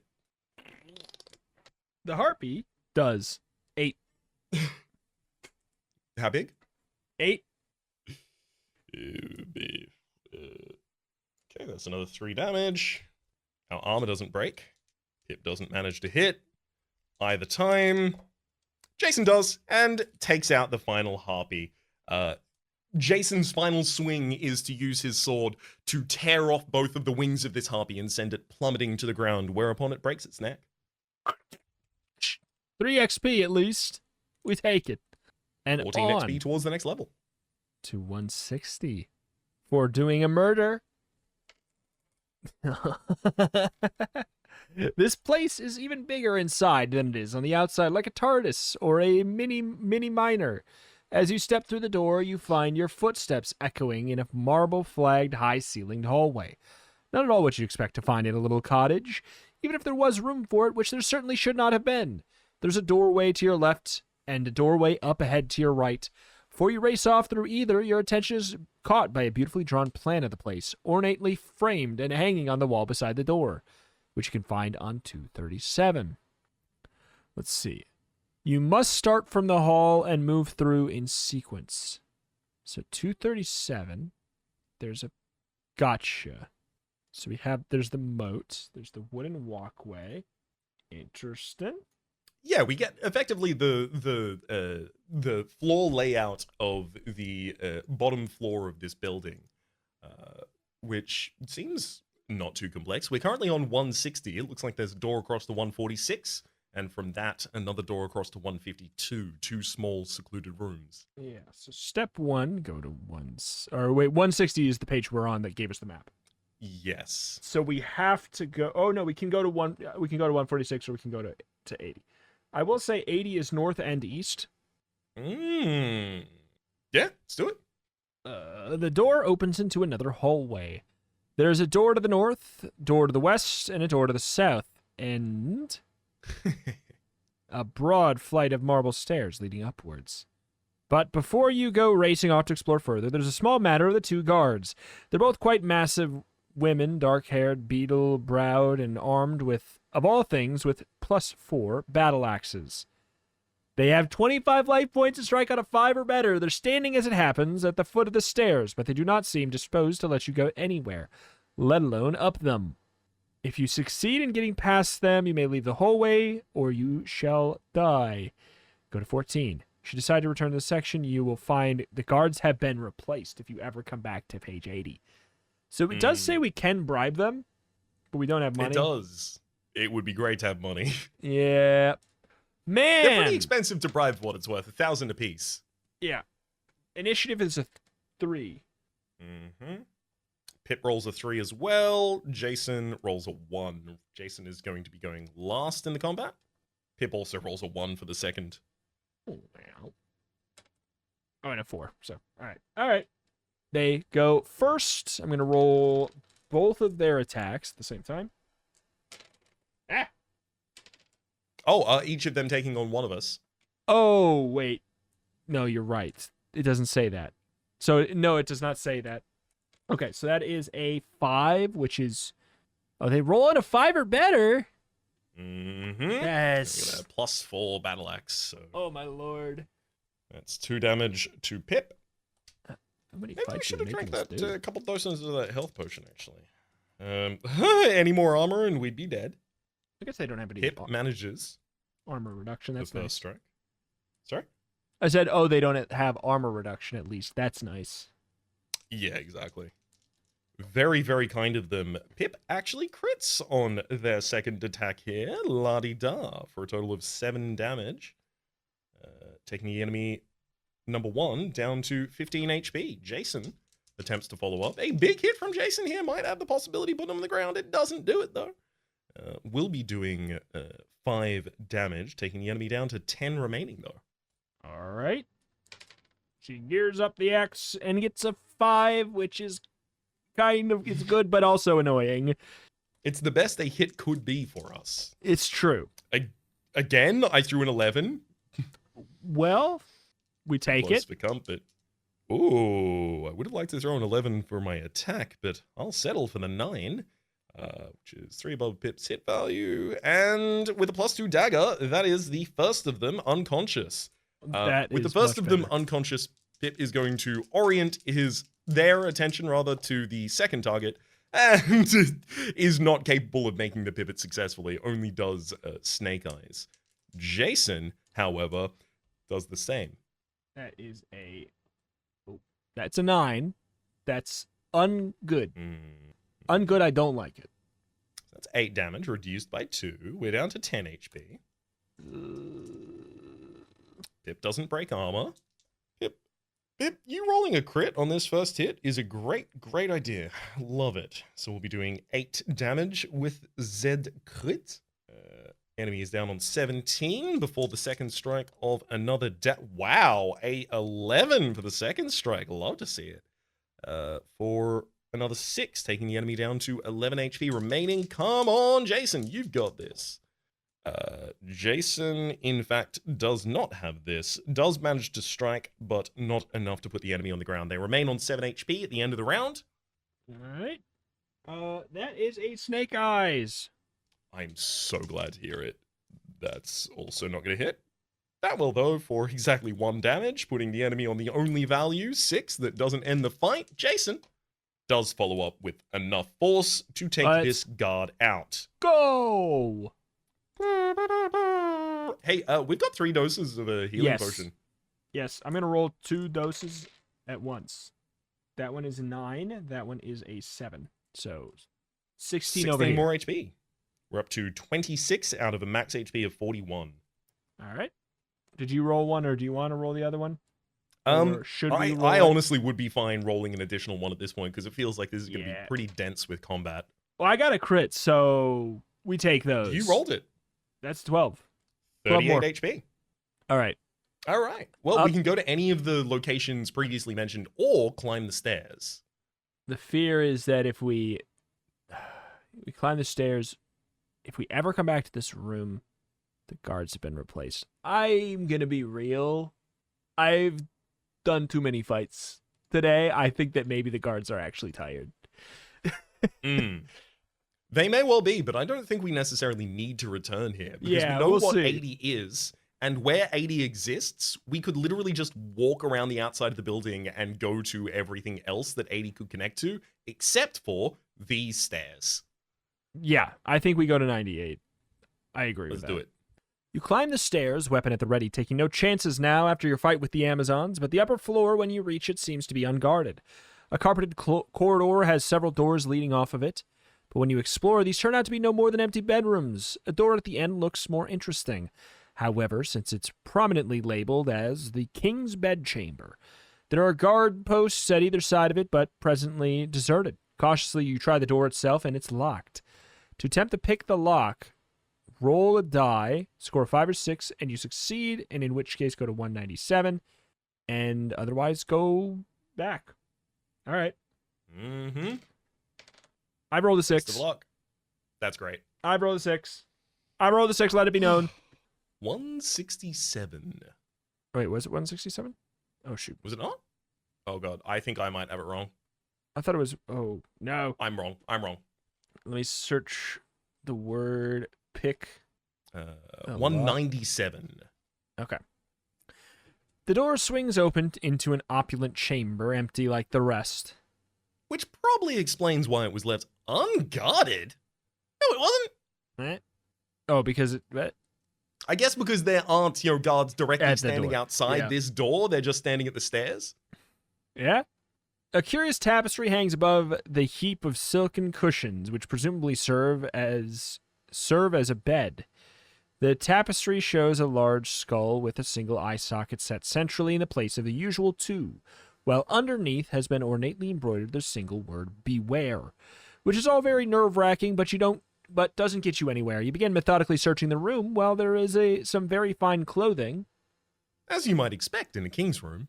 Nothing else of value catches your attention until you think to look beneath the cushions of the bed itself, and there you find a scroll. The penmanship is almost as bad as Merlin's, which suggests it must be a magical scroll. Wizards generally have handwriting almost as illegible as doctors, but after a few moments' concentration, you manage to read the wording. And it's a nice find, too. The scroll is headed Illusion Spell, and the instructions tell you how to create a marvelous magical effect. The spell itself is difficult, since it requires you to throw an 11 or 12 on 2 dice. Nothing else will activate it, but if you manage the proper score, you create an illusion of a massive flame storm so powerful that it'll destroy completely any enemy or enemy group, but only provided they believe it to be real. In order to check whether or not the enemy believes the illusion, you must throw one further die, score above a 3, and the enemy believes it. When thrown against a group, you must get the belief check for every enemy involved. Casting the spell costs no life points, and you can use it as often as you wish, but once an enemy disbelieves an illusion, it will never again become effective. All right. So we are going back downstairs. Do you want to move to 139 or 110? 110, because 110 could also lead us back into 136, I think is. Yeah, 110 being a big old hallway. Uh-huh. You've entered a wide corridor running along the center of which is a series of glass-topped cases. Inside are a variety of quite valuable-looking ornaments in silver and jade. If you decide to steal some, which will involve breaking the glass, go to 198. Surely. Guards. Yeah, I can imagine a world wherein the guards are just gonna suddenly appear. Breaking glass, that's a loud sound. It's one of the loud sounds. Mm-hmm. I mean, we can check our plan, which means we can go anywhere on the border of this hallway. So that is to the north, rooms 149 or 138. To the south, rooms 89 or 136. 138 is to the north and east. That sounds good to me. Yeah. You have just time to note this looks like an opulent living room before the guard inside the door biffs you in the head with a massive club, knocking you unconscious. Go to 114. Okay. You're in a darkened cell, no more than 10 by 10 in size. By dint of scrabbling around, you find the only door, which is locked. And you have one chance only to try and pick the lock. Throw 2 dice to determine how difficult the lock is to pick. Make note of your score and throw again. If you throw less on your second throw than your first, then you are unable to pick the lock. And you die. All right. You want to throw first or second? Oh, throw second. All right. Because I've been rolling badly. I have great news. I have great news. I got a rolled 10. 5. I rolled 2 5s. So Ooh. So- And for what it's worth, if you got only 5, you still would have been able to try again. If we were exactly matched, there It's would true. be an ability to try more. But we don't need that. We open the door. Let's nip off to 159. 159. 159. All the way down to 159. Ah, freedom! Nothing like a good escape to get the old adrenaline flowing. You bound away to 39, where you may pick any of the... Oh, which means that we're out of the castle now, right? 39 Yeah. is the 39 is island. the island, which I'm starting to regret being here. It's... Would you like to check other things before we come back? I think that's maybe the call. So All right. Well, we've got Demondium Island, Dim Island rather, and we've also got Dragon Island we could go to instead. Well, oh, I thought you meant check other places on the island before trying to come back to this. Oh, we can do castle. that as well. Yeah. Ay, ay, ay. So that wasn't the castle. I think that was, that was- us trying to go to yeah. the farm and getting mislaid. Or that was the cottage. Oh, that was the cottage. Right. The cottage, which was clearly a castle. Mhm. Okay. Oh God, what page? For which, sorry? The city or the island. 67. The island is 39. 39. Wow, I'm losing it. So yeah, we have the mansion, the castle, the The village. village, which we've also not gone to. Sure, yeah, And then 65. cottage, well, and lake we have. Let's go to the village in 65. Right, 65. Mm-hmm. What's going on here? You set out for it. Wait, we knew this was coming, didn't we? Yep. I forgot about it. I guess we would have known. Hey, I mean, we didn't... We knew this might be a pigsty. What we didn't know is that they would be immediately aggressive. What's going on here? You set out for the village and you've entered up into a pigsty. No question about it. The moment you set foot within the boundaries of the pleasant little village, it turned into a monumental pigsty, full of pigs too, although they're nothing to worry about. What you do have to worry about is the boar. It's ignoring Jason and attacking you. 35 life points, strikes on a 5, and can gore you with +3 tusks. The amount of fights is truly staggering. Mm-hmm. Especially considering we have terrible equipment. Making them... You can really tell this wasn't created with a podcast format in mind. I think we should use our poison dagger as our first strike and the +2 dagger as our second strike for our main, our Pip here, and that Jason will also help us here. There is only one enemy. I think we can get through this combat relatively quickly, but someone's going to have to roll initiative. 4. Okay, cool. Well, Pip is going after the boar, and then Jason after them. All right. That is a 6, which is a hit, isn't it? Yeah. Yes, for 4 damage, negated by 2. We're down to 36. Please don't explode my armor, though, boar, and you don't. Pip strikes back. This is with the poison stiletto. Manages to hit quite truly as well. The poison stiletto is a +1 damage weapon. So we'll do 5 immediately to this boar, taking him down to 30 HP, as well as 2 poison. Second strike. Woo-hoo-hoo, baby. Pip can't miss. And is just another 4 damage across the chest of this beast. 26. Then Jason is going to try and follow up with a sword strike. Does so, but not as handily as we might have hoped. Gets the enemy down to 21. They've got 2 poison, which triggers before the start of their round, taking them down to 19, and it's a boar turn. Who gets a 5, which is a hit, but not much. That's a hit for only the goring, which would have broken our armor if we had any more. Yes, for only 1 damage. All right, Pip. We don't manage to strike with the poison dagger, nor the other dagger. And then Jason barely strikes for another 4 damage to the enemy, taking him down to 15 HP. They'll take 2 poison damage before the start of their turn. 13 HP on the board. Their turn. All right. That is another 5. An annoying, a good annoying thing. Mm-hmm. There's been a lot of exact hits going on. No broken armor, though. Pip does manage another stab with a poison stiletto. There are 9 charges left in the poison stiletto. The enemy takes 3 direct to that and now has 4 poison on them. So any more damage, and then at the start of their round, they will keel over. And in fact, that's confirmed. We don't need to simulate any of the rest of the battle. The enemy is on low enough HP that as soon as they begin their turn, they are going to fall prone. All right. Let's see. If you kill the beast, you may return to 39 and pick a new destination, or 76 if you fancy searching the sty. I mean, at this point, we've done the dirt, the dirty. I think we kind of just try and get the reward. Let's do it. This is not a particularly pleasant place to search. But maybe you didn't think it would be. Nonetheless, you do find something. How many keys do we have? As of this key, 7. You find 3! you find a little golden key. Very small, like something you would see on a charm bracelet. Go back to town. Okay.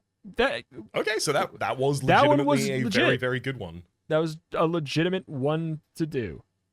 We only need 3 more keys. We were getting them like like candy at a parade, and then all of a sudden Mhm. we're getting them like candy as an adult when you feel too guilty to eat candy, which is like, I don't know, once a month if I'm feeling feisty.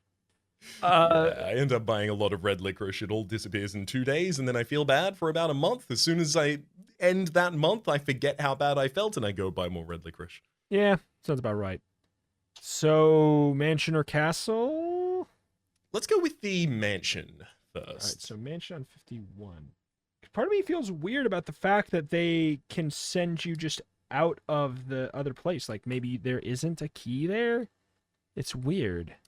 I think it's more likely there is something very big there, unplugged. and it's really trying to distract us from it. Yeah. What an imposing. Wait, 51? Mhm. Yep. What an imposing edifice. Corinthian pillars, flying buttresses, Grecian arches, bas relief. Bas relief.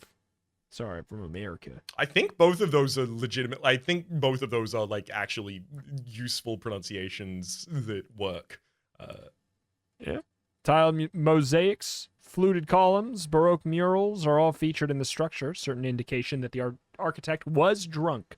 But drunk or not, it has a certain grandeur to it that must have cost a fortune to erect. There's no guards that you can see, nor is there any sound from within. Should you enter?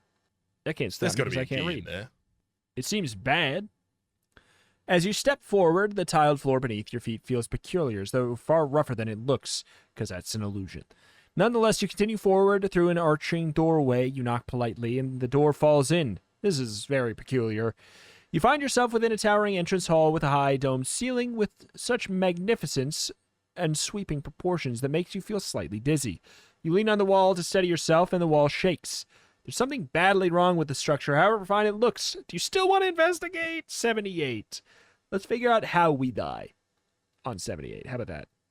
Yeah, I'm gonna say that it's a extremely rickety shack, and we try and interact with the door, and that brings the entire shack down upon us.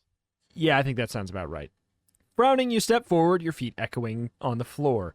At once, the entire place caves in, giving you a fleeting glimpse of a ramshackle, jerry-built structure, not at all what you'd been looking at before you plunge headlong into certain actual death. Which, yeah, we knew that much. That makes sense. Yep. So 61 and another death tally. This book is just absolutely chock-a-block full of murder. Mm-hmm. All right. 61 is the castle. The castle looms grimly over you as you approach. It's solidly built from granite slabs, a sinister collection of Gothic spires and turrets vaguely reminiscent of the Castle of Darkness, where you once put paid the wicked wizard Anselm. The recollection makes you hesitate momentarily, but where a lesser adventurer might have run off screaming, you are made of sterner stuff and press on stupidly. Hiss thud. Sounds as though an arrow has just whizzed past your ear and buried itself in a tree. But when you look around, there's no sign of it, so you press on. Stud. Another one. Again, you turn, but you can see no sign of the missile. All the same, it might be time to have second thoughts about this place. If you want to turn back, 126. If you prefer to turn back, you can. I mean, same deal. Like, just to make sure, are you thinking, Warpath into Yep. Death Wombo combo? I think at this point, I think at this point we have to. Yeah. With a wary lookout for the hidden archer, you move forward again, then stop bewildered. The castle, which was looming stoutly over you a moment ago, is now a crumbly ruin, roofless, part overgrown, little more than a few walls outlining what was once a proud building. You step back in amazement, and the castle's back strongly built and sound as ever. Step forward again, you're looking at a ruin. Doesn't take you long to decide what's going on here. Magic, that's what. Some sort of spell cast around this place so that it looks like a castle at a distance, but dissolves into a ruin as you approach closely. That was explained like Goosebumps. Mm-hmm. You pull yourself together and kick a wall. It's definitely a ruin. Ruin of an ancient castle. It's also a haunted ruin. You can see right through the archer who is approaching you, a phantom arrow notched in a phantom bow. Do you stick around to deal with this spooky creature? If so, 84. Or go back to town, deal with the spooky creature, or I think we should deal with the spooky creature. I feel as though, as much as another fight is spooky, I think that the ruins may contain things useful. Bingo. Bango. Ahoy there! You call? Don't think you can frighten me with your ghostly bow. Your ghostly arrows will go right through me without doing any true damage. Ah, I see. That is true. Agrees the Phantom Archer in sepulchral tones. But against that, my ghostly touch is so chilling that I can drain half your present life points every time I get my hands on you. What? With which he drops his phantom bow and launches himself upon you with bare And somewhat transparent. hands. No getting out of this one. Your only consolation is that he can't actually kill you, since dividing your current life points in half, however often it happens, will never reduce them to 0, but it could render you unconscious, in which case you'll come to at 39 and will be forever debarred from visiting the ruined castle again. If you are successful, you can do... Okay. All right. Interesting. The Phantom Archer has 35 life, points. I like that. And hit successfully on an 8 or better, removing half of your current life points on each successful strike, whatever the dice show. What health do we have right now? So we actually crit on the re-health roll from that recent death, so we have 57 HP. I have good news, part 2. He rolled a 1 on initiative. I have great news, part 3. We roll a 6, Jason rolls a 2. Us, Jason, Ghost. Us, Jason, Ghost. Us, Jason, Ghost, dead. Oh my good giddy gosh. That's a big old dagger strike. The enemy, 5 above the hit value, 7. They're going to take 7 damage to this. They go down from 35 to 28. And that's just the first strike. We follow it with a, wow, another. Also good. Significantly less damage, but also good. For 4 more, taking the enemy down to 24 remaining HP before Jason steps up to the plate, swing, batter, and connects cleanly, but not powerfully. Is going to be doing another 5 damage to the enemy. They take down to 19 life points. I have question mark points? All right. Bless my die, reps. Bless, bless, bless. That's a snake eyes. Thank you for the bless. I've rolled more snake eyes today than I've ever rolled in GrailQuest so far. But I've also rolled more today than I've rolled in GrailQuest so far, so... Yeah, that's true. There's a lot of rolling going on in this one. Whoa, 8. That's also a successful hit for only 4 damage, but that's enough to get them down to 15 HP. They're below half value. They are bloodied, or they would be. They're ectoplasmed. They are leaking whatever material constitutes a ghost. We strike again with another 3 damage, taking them down to a total of 12 remaining. Argonaut, you could totally finish this with a 6 on both die if you wanted to. Unfortunately, you don't. You will be dealing 6 damage, taking the enemy down to the only value that doesn't make them unconscious. 6. Hit me with the bless again. Bless. That is a 6, which in another situation would be maybe kind of annoying, but in this situation is fine. Dagger 1 doesn't connect. Dagger 2 doesn't connect. Plus. Jason, however, does. And in doing so, binds the spirit to a gemstone in the pommel of his sword, trapping it there forever. Beautiful. We are now free to explore the ruin on 173. Which, if this has a key, I'm going to be confused. Because since we can't ever... I mean, we'll see. Mm-hmm. There have to be more than 10 keys in that instance, right? 173. The ruins were well worth exploring. Beneath the remains of a crumbling wall, you find a smallish casket, with which inside is a second casket. Inside is another, and another, and another, and so on, until you're down to a teeny-weeny little casket no larger than a snuff box. You open the final casket, then step back in alarm as something bright orange expands out of it, growing larger and larger till it looms over you like the side of a candy-striped house. It's a balloon, a hot air balloon, complete with collapsible wicker basket. What a find!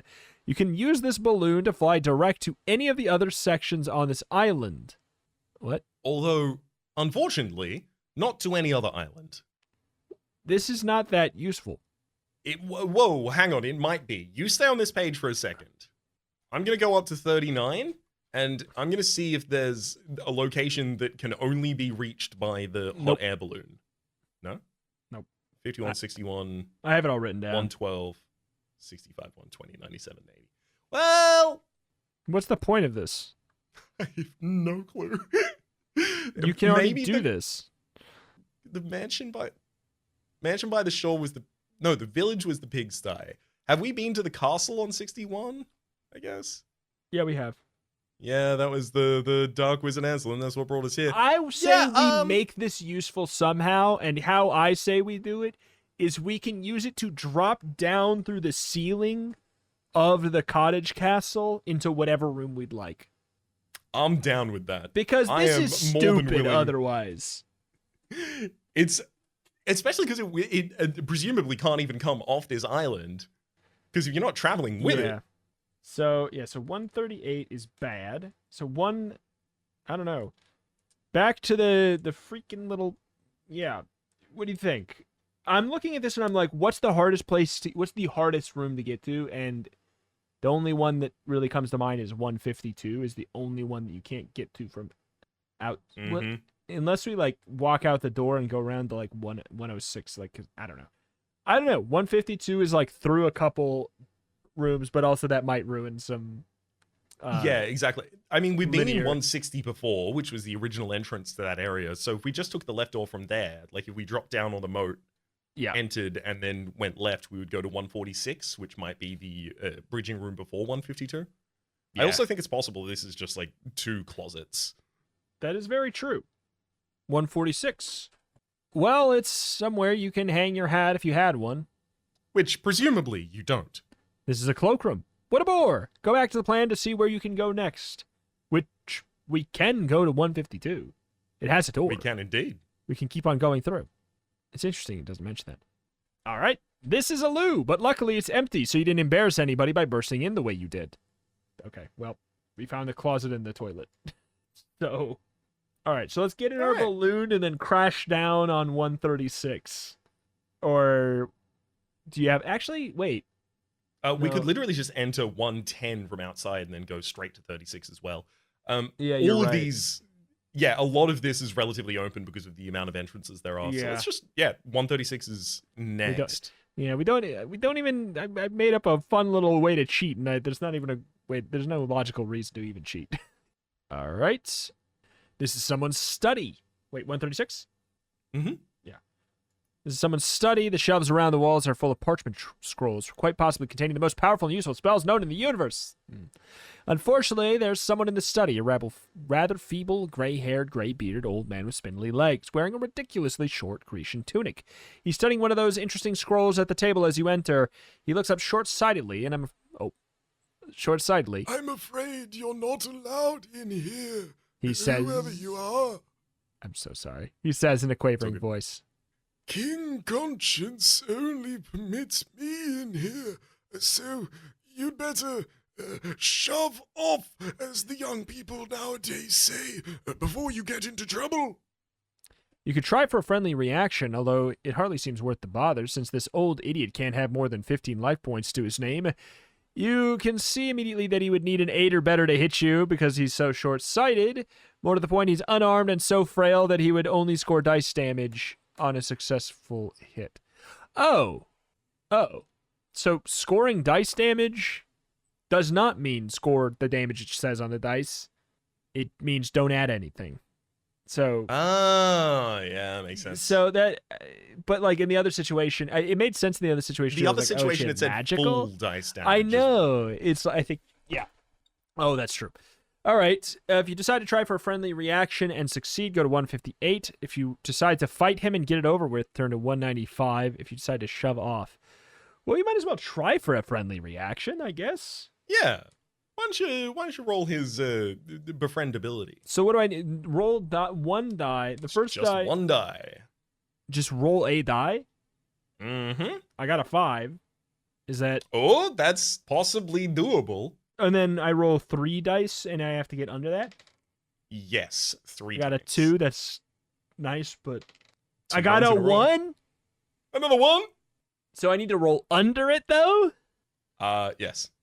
I'm gonna need you to roll this last one because I don't. I have awful news about my final roll. Okay, then I'm gonna roll it. I got a 6. Dang. Let's kill him. We're gonna kill this man. I wish I didn't have to, but Let's use the spear. stab him straight. Let's do it. I mean, he can only hit every second round as well, so roll for initiative. 6. He's very ready, though. Ooh, okay. Well, Pip is going to be going last, but Jason also rolled a 6, so roll against Jason for 4. 6. He's so ready. He's so ready to do I'll get you, little creeps. basically no damage. All right. He rolls a 4. Can't hit us. Jason strikes back for 4 damage, leaving the enemy with 11 life points to their name. And a 5 and a 5 from Pip with the first dagger is 4 above value, 2 more. So again, puts them on 6 HP. Wait, hang on. 4 above, 2 more. So takes 6 away from them, so they're on 5, which means this enemy is unconscious. Murdered. 195. I'm going to feel bad about this. He's too easy to kill. He must be good. Yeah. I mean, it certainly can't be good, but hey. 195. How about you, you senile old fool? You cry, leaping towards him with a triumphant whoop. But the senile old fool waves a senile old hand and mutters, Scrunch and Azuma bath nectar bane Dummkopf. at which case you find yourself seized by a magical whirlwind similar to those used by Merlin for his teleportation spells, which transports you up into your hot air balloon. As you spin dizzying in darkness for what seems like an eternity before you emerge back on your hot air balloon, and you can go where you want. Smile. Do you object? It sends us back to the boat. Oh, not at all, especially because it says you'll have to Yeah, it risk, says you can come back. Yeah, exactly. Risk beginning the whole island at the beginning if you succeed. We have a hot air balloon. Yeah. That is true. Wait, this is actually that's actually the only real use for the hot air balloon. Wait, you're right. Not even cheesing it. Okay, back to the freaking castle cottage. Yep. I hate this Not going to place. be able to make him friendly.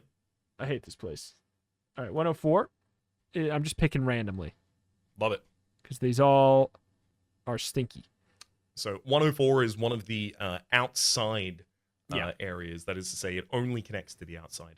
It's a fuel storage, which has wood mostly neatly chopped and stacked with a mound of peat drying off in one of the corners. There's an axe just inside the door, very sharp, but too unwieldy to use as a weapon. You can nick it if you would like, although the chances are it will weigh you down with no great benefit. If you want to search further, turn to 94.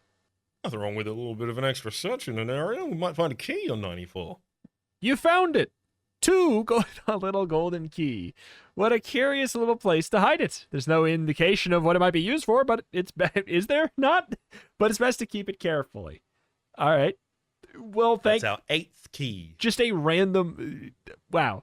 There's so much struggle and turmoil in this place, and then the keys are just sitting on the floor in like the pigsty and just like the fuel room. What the hell is going on? All right, so 89, I suppose? 89 seems good, so that would be ducking into the long hallway and I'm taking an immediate left. All right. What a pleasant room. A private temple of some sort, to judge by the appearance. The walls are painted light blue, as is the ceiling, and there's blue carpet on the floor. Towards the center of the room stands a twin pair of blue crystalline pillars, and behind them a blue altar. Blue light shimmering from the blue pillars. Blue himself with a blue little window and a blue Corvette. A pool of blue illumination on the carpet. On the altar stands a crystal chalice, which contains a liquid of some description. Interesting options here. You can, of course, simply leave the way you came in without doing anything. Alternatively, you can try drinking the liquid in the chalice, in which case you have 2 further options. Approach the chalice through the pillars, which means standing in the pool of blue light, or by going around the pillars, avoiding the blue light completely. Last time we interacted with blue light was the triathlon, and it teleported us back to our boat. That is true. So should we try 130? Is that going... Yeah, I think we should definitely walk around. All right.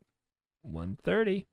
Yuck! It tastes foul. What's more, the potion has weakened you so that the next time you fight, you will automatically score 1/2 the damage.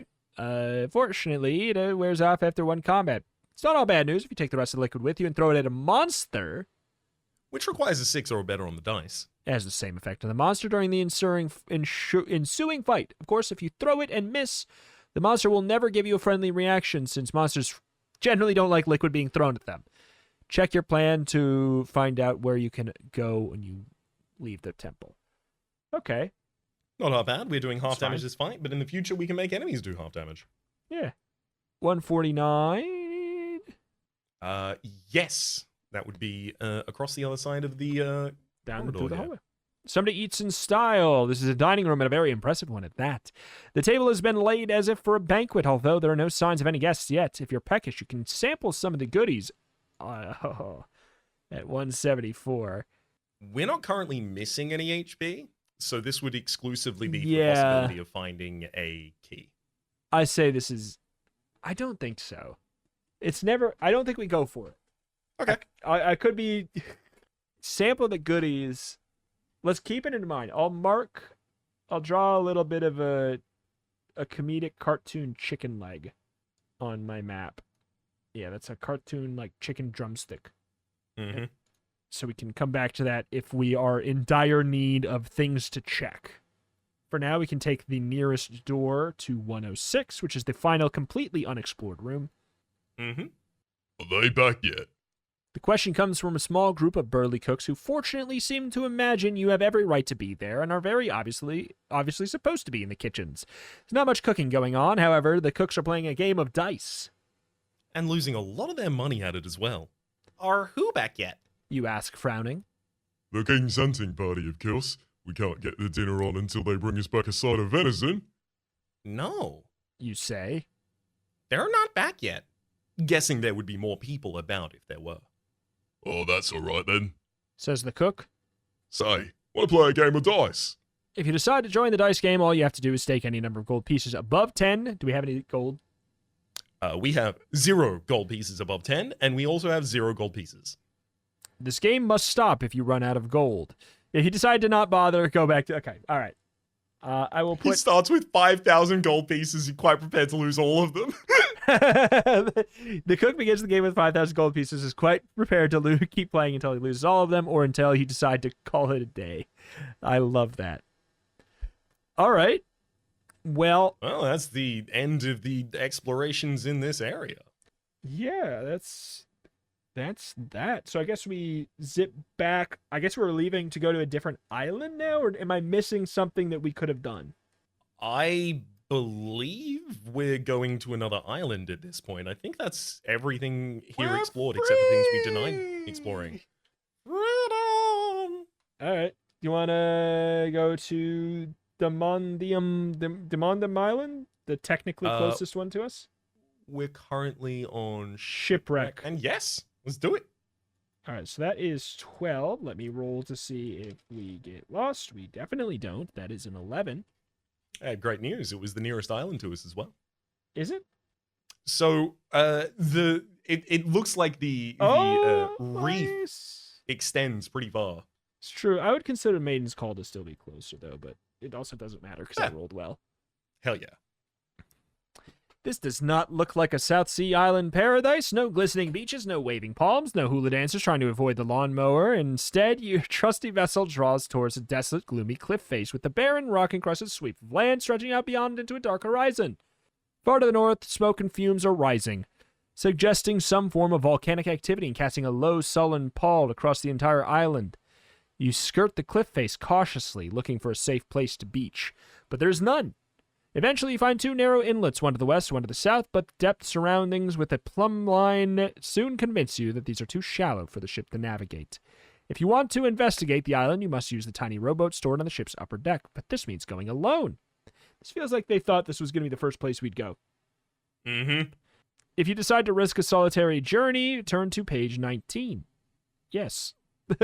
Yes. Yeah, man, might be a key here. A brave decision!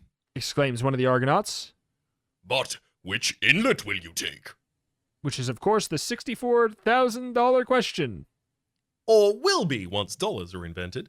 Western Inlet, 23. Southern Inlet, 33. Neither of these are... Raps, I hate these choices. Neither are north nor east. Damn it. In the world in which we prefer north first and then east, that should mean, in theory, we prefer west over south. Due to the fact of south being more opposite the one we prefer most. I like it. So Let's go we to have the now west in determined that 23. west is now tier 3 because of this. And of course, south is the worst. Of course. As you pull bravely towards the inlet, a sweep of white water across its mouth catches your attention. And while you're new to the seafaring business, you suspect it indicates a line of reefs. The problem now is you can navigate them safely, and since you have no chart to guide you, it seems to be largely a question of luck. Can you navigate them safely? It's a question of luck. You could always turn back, but of course, if you do, your crew A superstitious lot who believe in golden sheep. will insist that you leave this island alone from now on, but the choice is yours, and you have the option of selecting another destination from your chart. Roll 2 dice. There's 3 different options. Go ahead. Do you want to roll both or one of the die? I'll roll 1. I got a 4. Oh, I roll a 1, so we get our 5 to 9 option on 63. It's the middle one. Doesn't necessarily mean it's the middle best. It's just the one that's in the middle. Swiftly, decisively, you turn your boat in the direction of the reefs, and bravely you pull upon the oars. Terrifyingly, your craft is seized by current. Closer and closer you race towards the white water, and you don't really want a graphic description of what happens to you next now, do you? You just slip away quietly to page 14. We die. 49 max HP for this new life. Uh, All right, do we want to try the other inlet? Sure. Which one did we 23 or 33? Which one did we take? We took 23, so we're Alright, let's go to 30. this time going to 33. All right, that's another mark of death for us. Mm-hmm. That's 5 deaths. That's too many. Drawing steadily on the oars, you approach the southern inlet. The stretch, I will say, since we have died, the potion also theoretically wore off of half damage, right? Yep. Theoretically. Beyond, you can still see the barren beach and the sullen pall of the island, lonely, menacing island. What will you find there? What adventures await you? What? If you had been paying attention, you might have noticed the great head emerging out of the water directly in front of you. It's approximately the size of a horse. The head of a horse. And somewhat similar in shape, except for the fact that it has the most remarkable fangs you've ever seen, fully 6 inches long and dripping in green slime, fully attached to a long, sinuous neck. Courageously, you pull the boat around and you try and run for it, but the creature moves far too swiftly for that maneuver, and in a moment it is reared up and towering high above you, poised to strike. You hardly need telling this is trouble. What we have here is undoubtedly a sea serpent. A big one.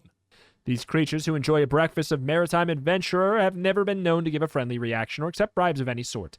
Thus, it's fight or be eaten. Oh my lord. Oh my lord. It's got 80 health points and strikes out a 6 or better, plus 4 damage with those fangs. If you get really lucky and kill it, you'll lose your... Wait, if you get really lucky and kill it, you will lose your boat, weapons, and equipment in this fight. But you'll reach the shore without further hassle. What?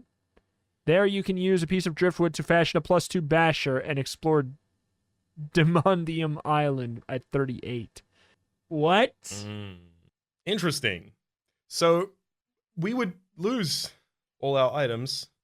I mean, we don't have great items, to be fair. That is true. I think if the game is okay with the idea of us losing all items and being on the shore with a +2 basher, that it might be trying to insist that we don't need all of them in order to succeed. But yeah, not entirely certain about that. What I will say I'm certain about is that we do have an illusion scroll if we wanted to try and fool the enemy into not fighting us. I like that. Alternatively, we also do have 10 Argonauts, 1 Hercules, 1 Jason, and 1 Achilles fighting as well as us. No, we went off alone. Oh, we're off alone here? Okay, Yeah. oops. It said we went off alone. So, the options in my eyes are, we are so far in. We could check the other path and see if there's another, like, successful route. Mm-hmm. We could simulate the inevitable death that this fight is going to be, and then come back another route and, like, keep this as a, like, I'm gonna draw a big old evil dragon breathing fire. Mm-hmm. and we could come back to this if it seems like we literally have to, and then we'll see what's up there. I not an alternative to your plan, but possibly cojoint with it. If we do that, I think we should do 2 steps as well in our zoomed over reliving of the experiences we've had up until this point. And that would be, number 1, we go to the Easter Island head and we pull the right lever, gaining for ourselves 3,500 gold, as it turns out. And then number 2, we go visit Gopi Krishna and pay him enough money to hang out with us, because this is a serpent. You are right. This is a serpent. I think you're right, and I think we do that, because at this point, this is getting so absurdly long that I think we need to make some concessions. It's we got to make some concessions. I say that, and that's not even really a concession, it's just speeding up the fact that we absolutely die to this. Like, unless we get really lucky, and if we get really lucky, it will still take a really long time. So I think we do that. I think we should do that. But I think that before doing that, I would like to try and use the illusion scroll, because it's possible we could just end the I guess that's true. All right. I will roll for that. What did we need? An 11 or a 12. I got a 10. Okay. It's not going to do enough. All right. I'm going to say it just breaks our ship in half, and we are in our new life. We die, save state, back to... Okay, so we go back, we pull the correct lever. We know the answer is 2. We pull the lever, gold coins rain down upon us, and we hold our arms out wide, and we scoop up 3,000 gold coins. We get the little amulet that makes it so the first attack of every fight from an enemy has -1, which is not even that, it's not that crazy, but it's something that is true. We have that as well. We swoop on over. We spend 10 gold per zone that we have Gopi. And we do that to move to Demande Mile. And we are back here. Demande Mile? And then the southern? Yep. And then we say, sick 'em, boy! All right, I see there's a serpent ahead of us. I'm going to get it, and I'll be back in just a moment. Oh, it appears to have died of a heart attack upon seeing me. I'll still require pay.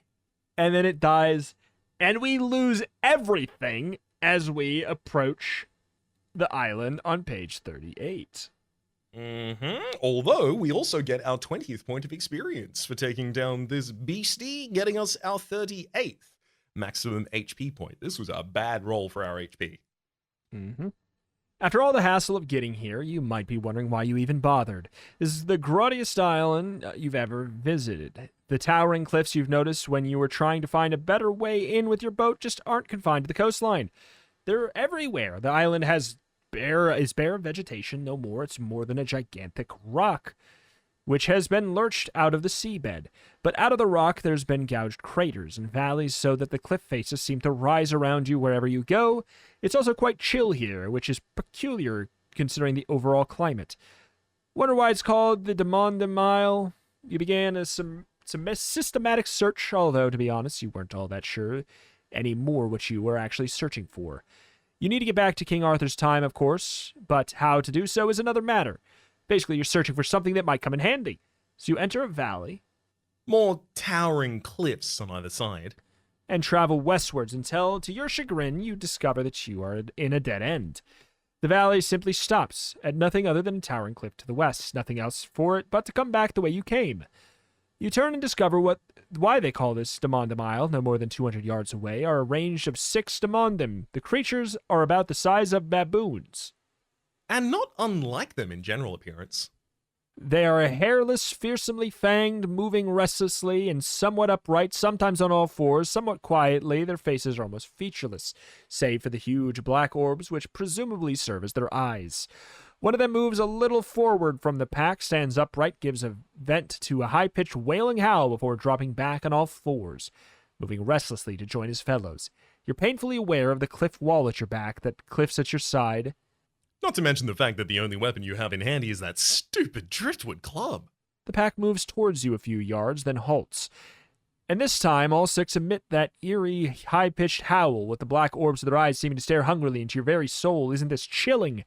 You grip your club firmly, sensibly look around you for some means of escape. At first, there seems to be none, and suddenly you notice a cave mouth.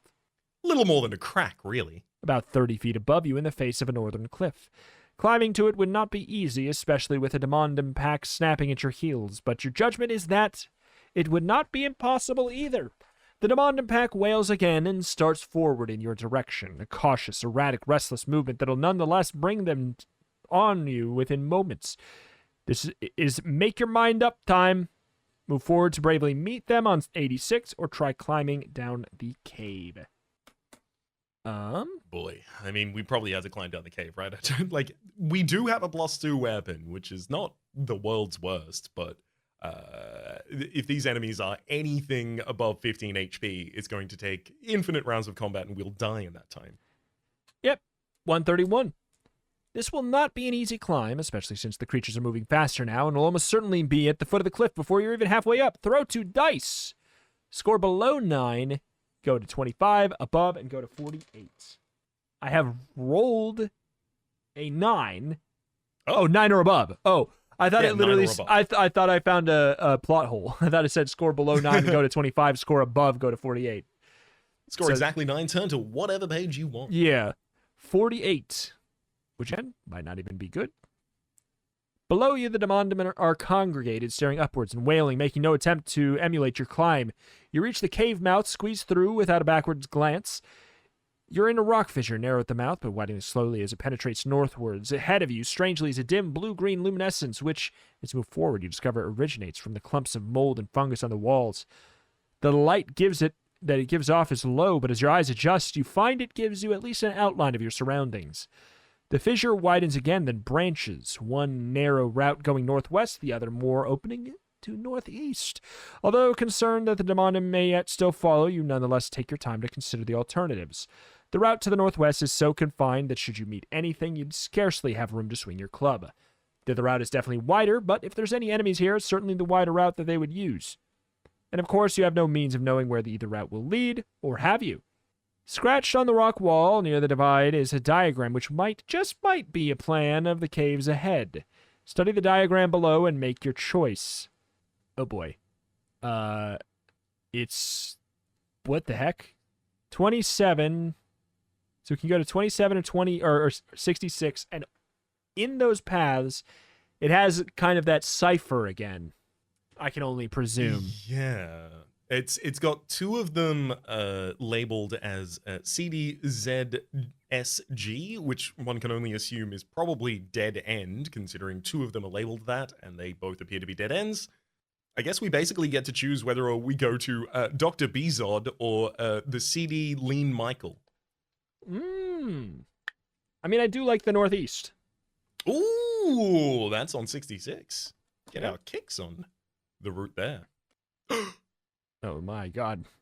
You negotiate the wider passage to the northeast without incident until it opens abruptly into a large cavern, and now that your eyes have become accustomed to the fungus glow, you notice immediately that the cavern has 3 exits, leading due east, due north, and a third to the northeast. Or if you wish to search the cavern you're in, go to 151. I mean, you know what? Let's not search the cavern we're in. 55, northeast. That's always right. Okay. 50 55. It's quite bright in here, very bright in fact. The light is coming from what looks like a lava pool bubbling at the very center of the cavern. So cautiously you approach the pool, half convinced the heat will keep you up from the edge. But in fact, the fiery surface of the pool lies somewhat 10 to 15 feet down a natural shaft, so that while you're sweating profusely, by the time you reach the edge, you remain unburned. You peer over curiously. At that precise instant, the lava erupts, throwing an absolutely delightful and spectacular fountain of fire upwards. You appreciate the memory of this natural wonder all the way to page 14, where you are killed. Okay. Ouch. So, okay. 34, 36. Is that, yeah? Sorry? 34, 36? 34, 36? 34 is Where east. is this? 34 is east. Yep. Our new HP value is 49, by the way, and that was our 7th death. This is not, by and large, the one place you'd visit naturally or would choose for a picnic. You're in a vast natural amphitheater open to the sullen sky, with rock terraces packed to capacity with the demandum. The noise is terrifying since the creatures continually call to one another in weird, high-pitched, trilling voices as they leap from the terrace to terrace, squatting to regard you grimly with those huge black orbs of eyes. On the amphitheater floor itself, lonely as a Roman gladiator, you stand prepared for the worst, wondering vaguely why you ever let Merlin talk you into these lunatic adventures, especially since the old fool can't even get his spells right. You look around you, desperately searching for some means of escape, but there's none. The entrance to the arena is now sealed by a solid wall of demonic fighters, grinning muscular creatures armed with granite clubs that look as if they could do plus 10,000 damage even on a near miss. In the exact center of the arena is a granite slab, suspiciously like a sacrificial altar, with a basalt pillars set at either end. Even in your present extremity, those pillars intrigue you, for they do not seem to be natural formations. Embedded in each at intervals are tiny shards of mica, are both topped by multifaceted blocks of crystals. But before you have much time to contemplate the mystery of the pillars, Or worry about that sacrificial altar, come to that. the horde of the demandum fall abruptly silent, and you swing around at a tiny sound behind you to find the demandum fighter guards have been parted to allow the entrance of a tall robed figure, face totally hidden by the heavy hood, through slits in which two red eyes glitter ferally as they lock onto your own. The figure, Which seems more human than demandum by its posture. walks slowly towards you, carrying an extremely nasty-looking curved and crystal-bladed knife. Although the demonium seem immune to attack, you might try your luck against them on attacking this hooded figure on 58. You could try cunning by falling down on the ground, drumming your heels, frothing in the mouth, and generally trying to convince them that you are essentially a harmless lunatic. Or you can just wait and see how things turn out on 45. Go down swinging. You think we'd try and go for a murder? Oh, what? I guess we can just wait and see how things turn out. I was thinking, like, this seems like a situation where it's probably most warranted to attack or die. I could be wrong. I mean, I'm ready to go at 58. Let's do it. Let's do it. I see two keys around his neck. I splat! You shriek, using your best martial arts war cries. You fling yourself upon the hooded figure, who, however, dodges nimbly aside. An excited trilling erupts from the demandum terraces. But the fighter guards Rather surprisingly. make no move to interfere with you, Stop and desist, adventurer bold. exclaims the hooded figure. Although you may find yourself in days of old, this impetuous move may yet prove not exactly worth its weight in gold. What an odd thing to say, but odd or not, will you take the advice and stop attacking the hooded figure on 45, or continue with the attack on 143, or you decide belatedly that you're going to pretend to be a lunatic on 71? Okay, I'm open to alternative options at this point. I mean, he's speaking in rhyme. I'm thinking this is the poetic fiend. Okay, I like that. Take the advice and stop attacking. Yes. 45. Shoot.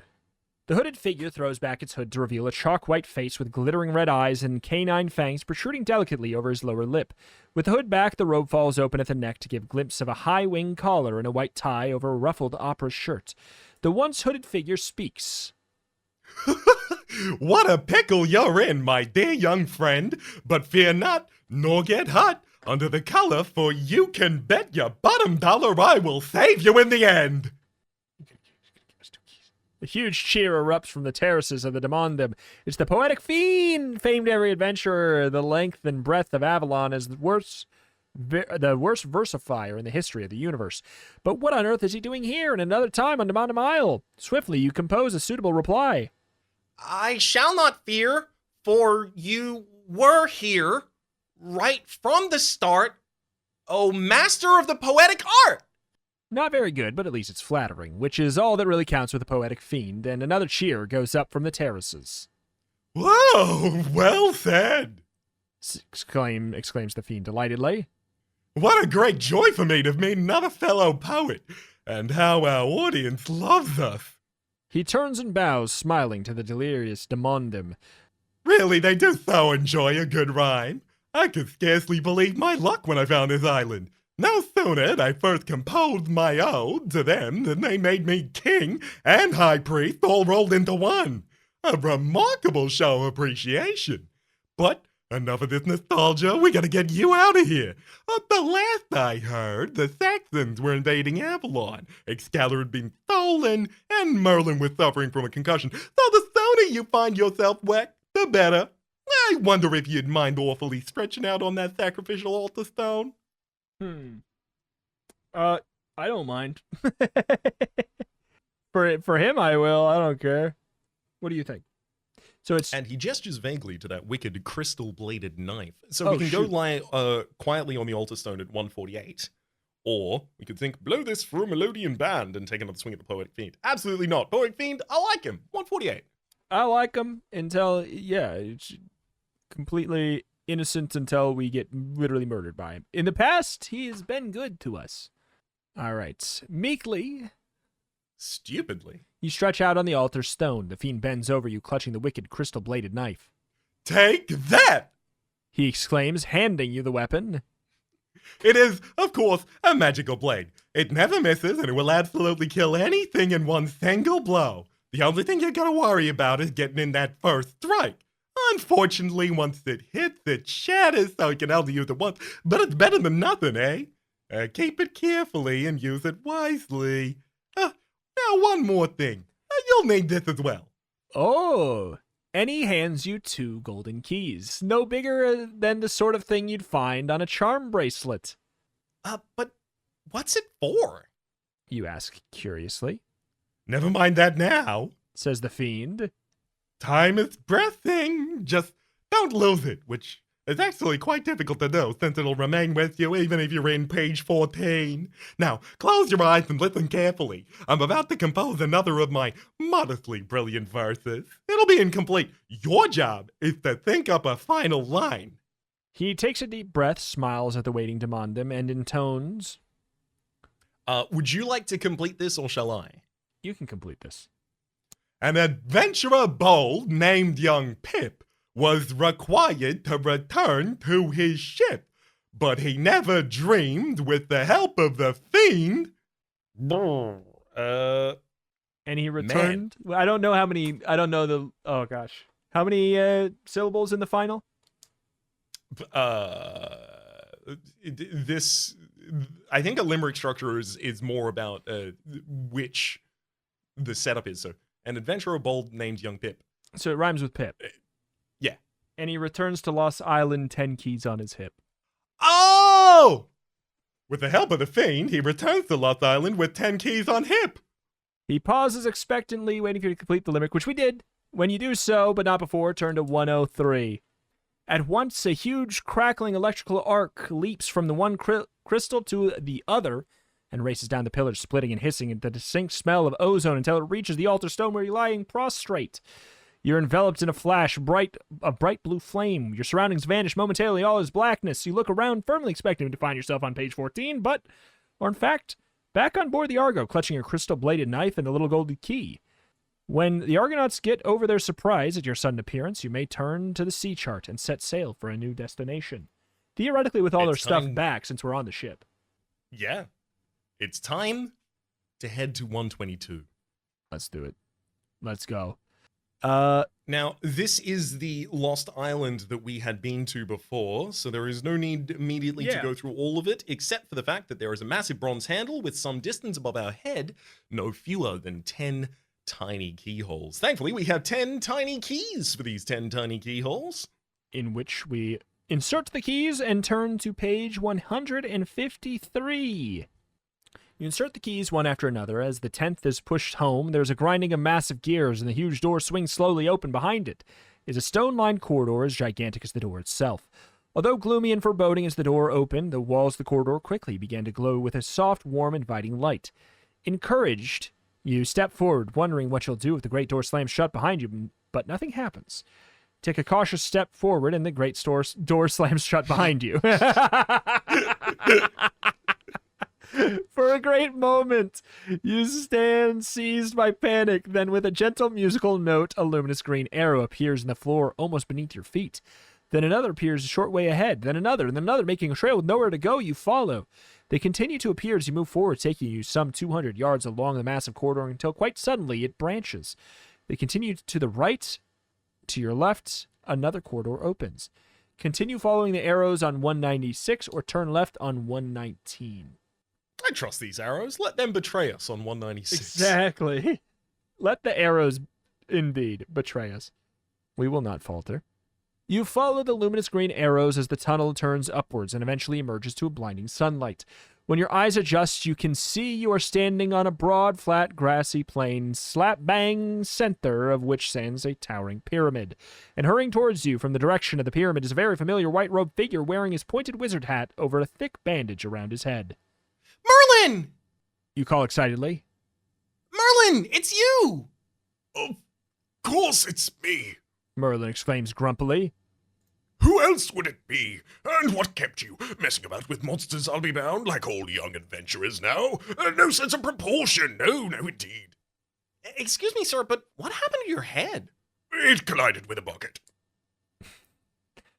Merlin tells you irritably. But never mind that now. While you've been amusing yourself and lolling about in the sun, the Saxons have been invading Avalon. Hordes of them. Great hairy men in great hairy ships. Worse still, the king has lost his sword. Excalibur itself mislaid it, or it was stolen, or some such. Or he can't even fight now. So we have to get back. At least you do. You're the only one who could stop the Saxons. And find Excalibur, come to that, although that will have to be later. Now, you've dispatched the Saxons first. Quickly now. I'm afraid I don't have my sword with me either. You tell him apologetically. I mean, I haven't had old EJ on this whole adventure. Sword? Asks Merlin. Sword? Why are you blathering about a sword? You can't see off a whole army with just a sword. Oh, however good it is. No, you need magic. Great magic. Superlative magic. Magic of almost unimaginable potency. I'm afraid I don't have any of that either. Nothing that would be paid to the entire Saxon army. Oh, neither do I. Says Merlin. But there's something suitable in the pyramid. All we have to do is get it, and we'll be back off to Avalon. He hesitates, almost imperceptibly, then adds, Watch out for the mummy. and since Merlin never gives you a choice about anything, you better enter the pyramid on 203. What? You notice with growing alarm that Merlin is ranging well back as you step into a gloomy tunnel which plunges into the heart of the towering pyramid, but there is nothing else for it except to press on. The tunnel runs level for about 100 yards, then ends in a flight of stone steps downwards. You descend into what seems to be a cubical stone-lined crypt, in the center of which is a granite sarcophagus. There's nothing else at all within the chamber, not even a hint of the superlative magic that Merlin mentioned. You move forward to examine the sarcophagus. The lid has been beautifully carved and decorated to resemble the reclining body of some ancient pharaoh. Egyptian hieroglyphs have been cut into the sides. The workmanship is so perfect that it takes you nearly 5 minutes to discover the hidden clasp. But to discover it you do, and when you release it, the lid of the great granite coffin swings soundlessly open. Hello, sucker! Says the mummy within, reaching for you with a huge bandaged hand.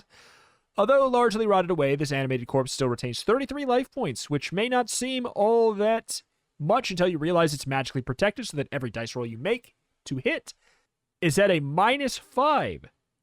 Even magical weapons, which would normally hit against things automatically, require a roll of 5 or better to work against this horror. The mummy, on the other hand, scores full dice damage No pluses.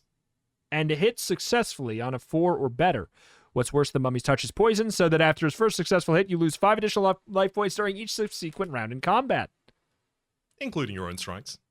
Oh my goodness. Due to the poison eating away your insides. The only good news is if you manage to kill the mummy, the action of the poison stops. Should you fail, it's off to 14, although you may return directly to the island at 122 with the golden keys intact. When you've re-rolled your life points, should you manage to slaughter the mummy, you'll find the black ebony staff in the sarcophagus. Okay. So, even with magical weapons that will normally hit automatically, is that relevant? So we have the thing that can kill immediately if it hits, right? Yeah, but if I recall correctly, that dagger still requires a 6, so Yeah. it hits at a -5, so we have to roll 11 or better to hit.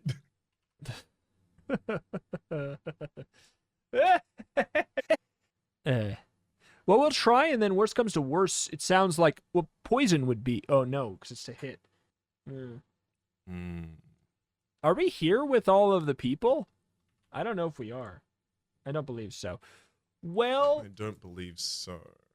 perhaps we try and... Well, first of all, initiative, I guess. That's a 3. That's beatable. I'm just very quickly checking if I can find the rules for the crystal knife anywhere. I did have it, and now I don't. I'll roll for our initiative, though. So, we checked out the crystal knife's rules, and it is a magical weapon that never hits. Never misses, rather. Which means it is going to be rolling at a -5. Upon a single strike, though, it will take the mummy out. No, it's... wait. Even magical weapons which require a roll of 5 or better to work. Wait. Even magical weapons which would normally hit automatically, which this would require a roll of 5 or better. Okay, so it just needs a 5 or better. Yep, and it's a dagger as well, so we get 2 attack rounds. We rolled a 6 for the combat initiative. You rolled, was it 2? Oh god, I can't remember. It was somewhere between a 2 and a 4. Yeah, I know it was below my 6. It was not a and 5 or as a 6. result, while the mummy is reaching up and saying, "Hello, sucker," we're going to try and extend one of the, or rather, extend the crystal dagger straight into its outstretched palm. That's a 6, baby. That's a hit with the weapon that instantly kills and then shatters because it killed. That's an embarrassingly low roll for this guy, but I mean that's also what that dagger's for. Well, should we manage to slaughter the mummy, we find a black ebony staff in the bottom of the sarcophagus. Take it quickly and then read on, which I assume means just start reading this next page. So first of all, what happens to the mummy as we stab it? Like, since if we're at least gonna kill it so instantly, so quickly, does it? Can I get our final brief picture of combat? Absolutely. So as it outstretches this palm, again, "Hello, sucker," we just extend the crystal dagger into the palm, riding up through the hand. Of course, this doesn't make the creature bleed, as it has no blood at this point in time. But what it does do is reverse the aging and putrefaction process of this mummy until it is back in a completely corporeal form as a real being. Unfortunately, it has a dagger stuck directly in its wrist and bleeds to death ferociously after it takes it out and tries to use it to strike us back. All right. So we take the black ebony staff from the bottom of the sarcophagus and read on. To new chapter, the Saxon invasion. The sun glints on the armor of the massed armies facing each other across the sweeping plain. The only sound to be heard is the soft clink of the harness for the great war horses and the occasional creak of armor binding as the knights move restlessly, waiting for the signal. On a rise above the battlefield, King Arthur leans disconsolately on a large, but definitely unmagical, broadsword. By his side is faithful Sir Lancelot and the old warrior, King Pellinore. The faces of all 3 men are deeply troubled. "Many good men will be killed this day," Arthur remarks sadly. "no matter which side emerges victorious." "Mais oui," agrees Sir Lancelot, who sometimes reverts to his native tongue when he is particularly nervous. "Pity we couldn't find that old fool Merlin," says King Pellinore. "A little bit of magic would have gone a long way in this situation." "He's never around when you need him," sighs the king. "I suppose I'd better give the battle signal. However much I regret wars, we can't have the Saxons overrunning the entire country." He turns away from his companions and raises his sword high above his head. At once there's an answering cheer from the men below, and a roar of outrage from the warriors across the plain. Like opposing tides, the 2 great armies begin to sweep towards each other, weapons flashing bent on slaughter, and a lightning flash of brilliant orange explodes across the plain between them. The leading cavalry on both sides rein in with much plunging of the horses. On the instant, a stunned silence falls across the plain. In the wake of the gigantic lightning flash, a small figure carrying an ebony staff, and very curiously dressed in old Grecian-style tunic, has appeared between the opposing 2 armies. "Who is it?" asks Pellinore. "I can't see from here." "Well, I think the build looks familiar," frowns Sir Lancelot. "By George!" exclaims the king. "I think it's Pip." The men of King Arthur's army seem to have come to much of the same conclusion, for a massive cheer goes up, rolling to the heavens like a sudden thunderclap. The small figure takes 3 steps towards the startled Saxons, then strikes once with the heel of the ebon staff on the ground. For a moment, nothing more happens. Then softly, a distant thunder, the low rumble swells from somewhere deep beneath the feet of 2 opposing armies. The noise grows louder, a rolling vibration which shakes the very ground until the land moves itself. A fountain of brilliant violet light surges upwards from the staff, then curls down and spreads swiftly to embrace the entire Saxon army. The mighty warriors are limited with a sparkling violet aura, then it fades abruptly, and for an instant all is still, softly at first, but increasing. The low grumbling begins again, like the approach of some gigantic juggernaut, and at this time the land surges up for all the world as though it were a tidal wave at sea. Earthquake! Screams someone in the ranks below the king, but the ground of Arthur's army remains rock steady. The wave begins to move, rushing forward at a gesture from the small figure with the ebon staff. The Saxon army erupts in a noisy panic, howling with delight. King Arthur's men surge forward, and the Saxons break and run, pursued by the great wave which, though it has swelled to mountainous proportions, yet passed over Avalon without the slightest hint of damage. It's a rout! Exclaims King Pellinore. The invasion's been halted with not a drop of blood shed. Pep's done it again! Roars the king and leaps upon his horse to ride down and greet the greatest hero his realm has ever seen. The end! What's the wallbanger ritual? I need to know! Yeah, let's go Wait, find out. I guess it's theoretically possible you can keep the wallbanger ritual for a later book. Fine. No wallbanger ritual for me. Can you? I don't. We were Okay, able I'll to tell keep, well, I guess you get to recast them sometimes. Here's what we can do. How about this? Mm. We will not use it in this episode. We will get the next book. We will examine for any traces of if we can keep it in the next book, and explain what it does if there are no traces of it. Incredible. As a little bit of a cliffhanger, while also it's like it's a 1-2 punch of being a cliffhanger, but also more importantly not accidentally spoiling something that maybe we can possibly keep for the future. Very, very fair. So I think that's the best way to do it. But holy moly, this has been a long one, probably the longest. So we've been chopping it up into so many chunks across multiple days. So I don't even know what the total is, but I'm pretty sure it is a hefty chunker. So I think we probably let this get on the move here. I think we do indeed, except I just want to very quickly, before we move past and on, say that this book, this adventure, this may be controversial for me to say, extremely good. I think it's really good. I think it's badly suited for podcast with the fact that they intend for you to die multiple times and have to go back in a bunch of different directions and replay the book and things like that. They give, like, in the previous books, they're like, if you die, you obviously don't get any of the loot that you would have otherwise gotten. Whereas in this one, there's compulsory loot that you need to have. So they give you, specifically, mechanics that reinforce wanting to die and come back to life. And that is just unfortunate with how that interacts with 2 readers rather than 1. It's true. It's true. Thematically, I like this a lot. The island approach, I like it a lot. Being lost in time and trying to figure out your bearings and finding other characters who are lost in time. Ooh, baby. Ooh, give me more of that. Ooh. It's true.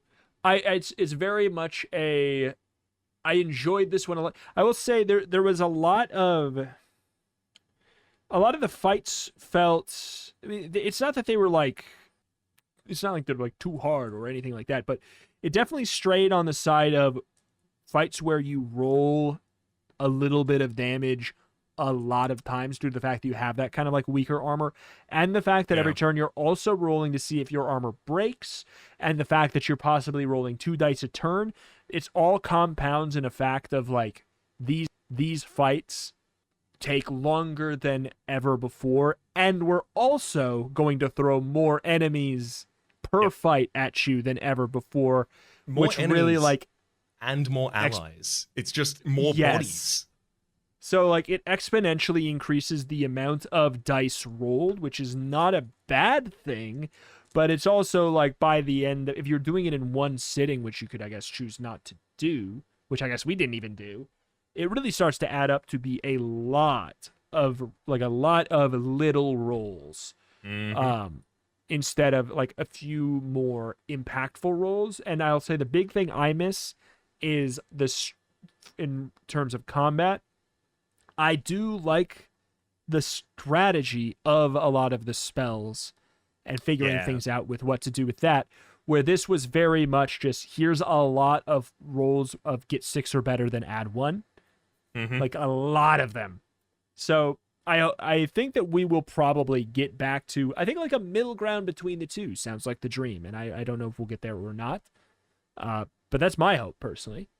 Very, very similar. It feels like we have much more options to deal with many different enemies and many different kinds of effect that was trying to be simulated through. You can choose to have a spear, a sword, or a dagger, but those just do that until it's done, which takes away a little bit of the interactivity on part of the player in terms of those fights. Yeah. Either way, I did like it. It is, it would be something where if I was just reading it for not podcast, I would definitely just be liking it the most, I think. Like, in terms of it's also one that could be read standalone, like 100%. Yeah, it's very true. It's just, you don't have to read 1, 2, 3, 4. You could start at 1 or start at 4, and it's completely kind of like more or less irrelevant, aside from a couple like referencey things. But generally, you're in a world that's not even that familiar to your own, except for the beginning and the end. But alas, you want to thank our lovely supporter. Absolutely will do. A special thanks to newest supporter over on the Patreon. That's patreon.com/turntopagecast. And above the hardcover tier, our executive producer for this episode is Scary Burgers. Thank you, Scary Burgers. Hugely appreciate the support over on Patreon. Thank you so much. And again, a huge thank you to everybody who's supporting over on Patreon. Patreon.com/turntopagecast. If you want to help out, support this podcast, as we've been putting in a lot. So if you want to help make it, a little bit smoother, that'd be wonderful. Any support over there is always a wonderful thing. And a massive thank you to everybody who has already done it. If you want to help in a free way, a good thing you can do is just, subscribe on YouTube. It's a completely free thing to do.